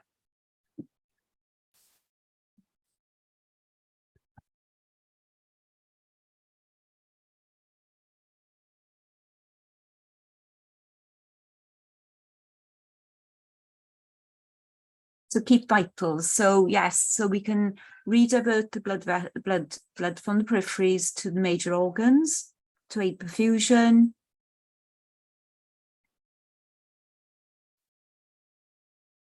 And I think in the very short term, that may help, or it may not help, because if you think about it, if you're rediverting the blood from the peripheries back to the major organs, and one of those is the heart, and the heart actually is not lacking in blood. In fact, you could argue that there's quite a lot of blood in the heart and it's getting congested. So shutting down, vasoconstricting will increase preload. If the heart was empty and something like hypovolemic shock or septic shock, this is exactly what you would want to happen. You'd want to increase your preload, so you'd have a greater myocardial stretch, so cardiac output would improve. But actually in a heart that's congested, somebody with heart failure secondary maybe to the AF, it could make things worse. And also vasoconstriction will result in increasing systemic vascular resistance, which means that you're increasing your afterload, the pressure that the heart has to push against, which again with a failing heart will further compromise cardiac output. So this compensation in somebody that's got a failing heart can actually make things worse. So we said that the urine output was low. So let's see think about what's happened here. So reduced cardiac output, reduced blood pressure. We all know that the kidney needs a certain MAP to produce filtrate and produce urine. The MAP needs to be around 65, and this patient's MAP is lower than that. So the renin-angiotensin mechanism would have been activated. So resulting in vasoconstriction and reduced urine output. And certainly that's what we were seeing in Morgan. We're seeing his urine output go down to 35 mils an hour for the last 2 hours. So the renin-angiotensin-aldosterone system, there's no time to go into it in any detail, but this will result in vasoconstriction, which will further bring up the blood pressure, possibly, but in a failing heart, may possibly make things worse because it increases afterload, and it will result in less urine production because of water retention. The cardiovascular system is already congested, so actually water retention through the aldosterone system may actually exacerbate problems, resulting in a more congested heart and worsening pulmonary edema. The other mechanism that's been activated here as well may be the antidiuretic hormone, again resulting in less diuresis being produced. Going on to the next slide then, disability. We said that he was slightly confused with the arousal +1, and I want to ask this question to everybody because I think we can all recognise why this would happen. You know, low blood pressure, reduced cerebral perfusion, patient gets agitated. But what I want to ask you is why his blood glucose elevated. He's not a known diabetic. So why would his blood pressure be elevated? Stress hormones, sympathetic activity. So why would part of the inflammatory response, stress hormones again? So I think the general consensus here is that it's a stress response. So why is it that a stress response will result in a higher blood glucose? We've got catecholamine output, yeah. So why catecholamines, adrenaline, noradrenaline, why does the release of these stress hormones result in a higher, yeah, adrenal gland secretes glucocorticosteroids, yeah. Anything else? Fight and flight, sympathetic response, increased conversion of stored sugar. Yeah, that's one of them, definitely. And, you know, I'm sure there are a number of ways you can explain this, and it can be quite complex, but I think if a junior nurse asks me why does the blood glucose become elevated when a patient is critically ill, then my usual response would be, yes, it is the stress response, but think about all the hormones that make up the stress hormones, and adrenaline is one, steroids are others, thyroxine is another, and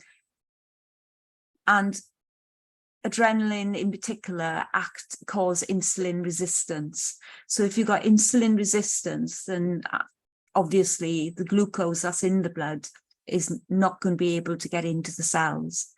And if the cells don't get enough glucose, then obviously they're going to start converting their stored glucose, glycogen, into glucose, which further exacerbates the problem. So yes, the answer is it's the stress response, but it's the stress hormones causing insulin resistance, which results in elevated blood glucose. And we all know consistently high blood glucose in somebody that's critically ill is contributed to worse outcome, and a lot of our sick patients end up on sliding scales to keep blood glucose below 10 for that reason. So we said that he was complaining of a bit of mild central chest pain, and we'd said earlier that he's got an ischemic ECG, and there may be a number of reasons for this chest pain, but one reason was the fact that he's gone into a fast AF, he's got increased myocardial oxygen demand, and the fact that a low blood pressure, etc., we're just not keeping up with adequate coronary artery perfusion, and he's developed widespread ischemia for that reason. And a lot of our critically ill patients that are not diagnosed with coronary artery disease will develop an ischemic ECG when they're critically ill in ITU for that reason. For exposure then, we said his temperature dropped. There was nothing really on exposure, so I've just no abnormalities detected, thinking back to the original scenario. I've left nutrition in here just as a reminder to myself to just to say that I did say in exposure his abdomen was soft, he had bowel sounds, I think. But one thing that can happen with the reduced blood pressure and compensation is that blood flow is taken away from the gastrointestinal, or the areas that don't necessarily need that blood flow, gastrointestinal tract being one of them, and rediverted to major organs. So when that happens, we often find that patients admitted with nothing related to the gastrointestinal tract develops reduced peristalsis and feed absorption problems. And it happens for that reason, because the patient's fright and flight, increased sympathetic stimulation, compensatory mechanisms are redirecting the blood flow away from organs that don't necessarily need that blood flow to organs that don't. Then the price the patient pays is that you've got reduced perfusion of the gut, which then leads to reduced peristalsis and reduced absorption. And we see that often. So I just left that there to remind me just to mention that. So even though we think this patient is all sort of cardiac related problems, if this continues, then you may see that he starts developing gastrointestinal problems as well. So before we talk about management, I just want to bring in the cardiac output, his cardiac output numbers then, his values, thinking about the last session of the day. So and I've got normal ranges here. So is global end-diastolic volume index is 950. And normal is between 680 and 800. So that's elevated. His interthoracic blood volume is elevated. And both of these provide information about how well filled the heart is. It's your preload volume. So these are elevated, which suggests that his heart is full. So he doesn't need fluid to bring his blood pressure up. His extravascular lung water is 10 and normal is between 3 and 7. So that's telling you it's wet, but we've already said that his lungs look as if he has pulmonary edema. So actually that goes hand in hand with that. And his PVIP, so his pulmonary vascular permeability index, is 2. So this is my question to you then, and it may be I've probably led you here. Then what does a pulmonary vascular permeability index of 2 indicate? Is this a cardiogenic pulmonary edema, or is it a permeability, increased permeability pulmonary edema? Can you remember what he said? Yeah, that's it. You've all remembered. So 1 to 3 suggests that it's due to raised hydrostatic pressure pushing fluid out. So back pressure from a failing heart, increasing the hydrostatic pressure in the pulmonary blood vessels, pushing fluid out, where if it had been above 3 or 3 and above, with a background history of more sepsis related, infection related, inflammatory response related, then, you know, putting 2 and 2 together, that would have led you down, oh, this is a increased permeability ARDS type pulmonary edema. So this actually just supports what you were thinking all along, really. And that's what all these numbers are for, you know. They shouldn't be looked at in isolation. They're there, you're already possibly thinking what could be the problems, and these numbers are really to confirm what your clinical assessment is showing you. So we agree here that his preload is high, so the heart is well filled. He's got wet lungs and it's hydrostatic in nature due to cardiogenic shock. And his SVRI is 2,900 and normal is up to 2,400. So that's telling you what? Again, in the chat, what does that tell you? That is SVRI numbers are high.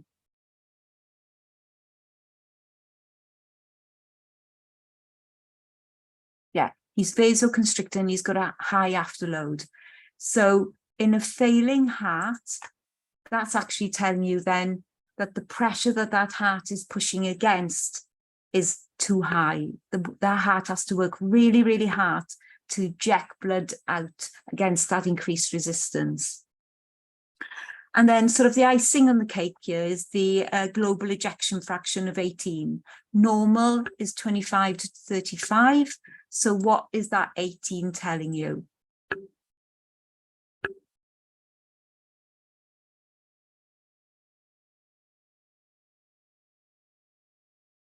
Poor contractility, absolutely right. Yes, yeah, great. So it's a contractility number. So you can see how I've divided all these numbers to reflect the preload numbers, the contractility numbers, and the afterload numbers, because I think when you're on the unit and somebody says to you, oh, we want to set up PICO or something similar, and then you're faced with all these numbers, it's very, very difficult to relate them back to the blood pressure. And how I think for me that this helps me understand what needs to be addressed. And basically for this patient, we're saying that these numbers are saying that the heart is well filled, he's got pulmonary edema due to raised hydrostatic pressure, so it's a cardiogenic nature, and his afterload is high and his contractility is weak. So with this in mind, going back to the respiratory, what support do you think we need to give this patient respiratory wise? He's currently on, and I'm on the chat thinking, please answer by the chat here. So we've got him on CPAP, pressure support at the moment. I think the CPAP was 8 and pressure support was 12, and he's on 50% oxygen. So what do you think we need to do? Definitely increase the PEEP, agree, because that will push the fluid out. Definitely need diuretics. Diuretics increase pressure support. Increase pressure support. Yeah, definitely. Yeah, there's an APRV mode there as well. So he's breathing spontaneously on CPAP pressure support. So we probably need to give him some sedation, put him on an alternative mode, which will give him some more support. So something like BiPAP or SINV. If he needs high pressures, then we could consider put him on APRV if his pressures are very, very high as lung protection strategy. But there's no need for that yet. But certainly sedate and a mode that gives him more support in terms of what we're giving him at the moment, and definitely agree with increasing the pressure support to increase his tidal volume so he blows off his CO2, and also increase the PEEP so we can push some of that fluid out, so that will improve his oxygenation as well. So definitely agree with all of that. Diuretics to offload, definitely, but the downside of that will be to drop his blood pressure, which moves me on to the next question. What do we need to do to support his blood pressure? So this recap, his heart is well filled, he's got wet lungs, he's got poor contractility, and his afterload is high. So it's not easy, as Drew said in his presentation, this is really complex, and it depends what drugs you're used to using that will really inform what drugs you use. So, yeah, I can see all the answers coming through. So you've got dobutamine, we've got noradrenaline as suggestion, we've got milorone as suggestion, we've got GTN as suggestion as well. And we've got a combination of dobutamine and NORAD, and I can see why. So let's talk through these drugs. So in terms of, let's think about contractility and increased afterload first. So we've got a problem here. We've got a myocardium that's not contracting that well. It's very weak, but the resistance is high. So we need a drug, ideally, that actually increases the force of contractility, so a positive inotrope, but also if we can reduce that afterload, the pressure that the heart has to push against, it will make that heart pump more effectively. So as Drew mentioned, he said dobutamine is a positive inotrope, and at lower dosages, it does dilate. So that will do just that. At higher dosages, dobutamine can constrict. So at the right dose, it will dilate. So it will address the increased afterload problem whilst addressing the contractility problem, as will milorone as well. Milorone is a positive inotrope, has inotropic effect, and it reduces afterload, it vasodilates. So both those drugs are good. My experience of looking after patient with cardiogenic shock, that the cardiologist will bring a bit of noradrenaline in as well to support the blood pressure, and in particular to support the diastolic pressure because of coronary artery perfusion. Coronary artery perfusion is doing diastole, so you do need to keep the diastolic pressure up, and that's important as well. And I think noradrenaline is useful in that context, and that's my experience, but your experiences may be something different. The use of diuretics, we need to offload this heart. So if there is still kidney function, if we've caught the kidney, remember, if the blood pressure falls and it keeps low, stays low for more than an hour, you start having acute kidney injury. So if we haven't entered the acute kidney injury period, if we've caught the kidneys, then a bit of furosemide may actually increase your output to offload the heart. Furosemide often vasodilates as well, and that will help offload the heart, as will GTN. But it's the balance about getting that blood pressure up and using drugs that offload the heart whilst maintaining a good blood pressure. And I think we've come to the end of that, and I'm going to ask, are there any other questions?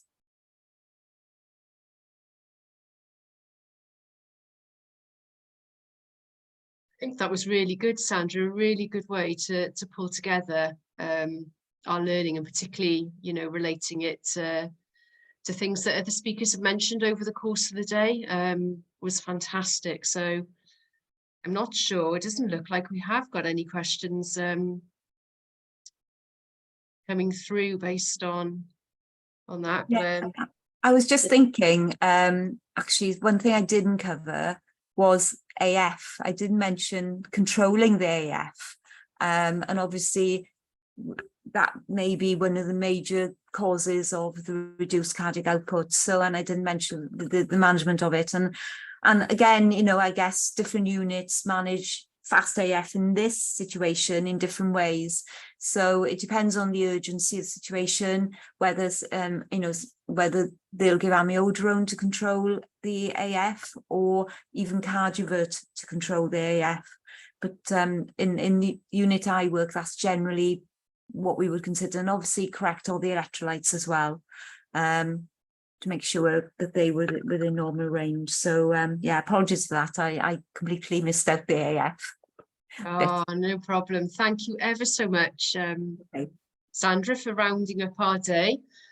So I think I just want to finish by thanking you all for joining us today. I hope you've enjoyed the day. I hope you've got lots of learning out of it, and things that you can take back to your units now. And the next time you see a patient that comes into your unit, or you're looking after them, they've got some cardiac failure, they may be cardiogenic shock or something that you can relate today's learning to. I think it'd be great to put it into practice and share it with your colleagues. As we said earlier in the day, and also as you're aware, this has all been recorded. So a bit of time for it all to be edited, but then it will be available in the members area on the BACCN website. We've popped a couple of links in the chat, one for other study days that are being run by different regions within the BACCN, and also for the BACCN National Conference, which is being held this year in September, and it's in Nottingham. And do have a look at it. I think the focus this year, well, I've written it down, I've got to have a look, is recovery, restoration and sustainability. There are a lot of grants available. If you're a member of the BACCN, there are grants available to help support you attending conference. So if, I don't know, some of you will have been before, but please do have a look at it. They are very, very good events. And I think my final plea of the day is to say to you, if any of you are interested in becoming committee members for your regional groups, again, have a look at the BACCN website. I know many of you have joined us today from throughout the UK, so it's not just a plea for the Wales committee, it's for every region throughout the United Kingdom. Every area is covered by a regional committee.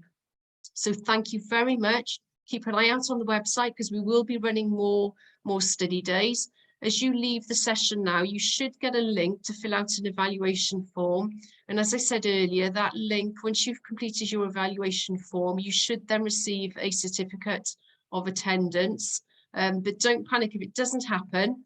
You will receive an email which follows up, giving you access to the evaluation form as well. So thank you very much. Enjoy the rest of your day, and please give us honest feedback to help make the next study day a success. Thank you very much.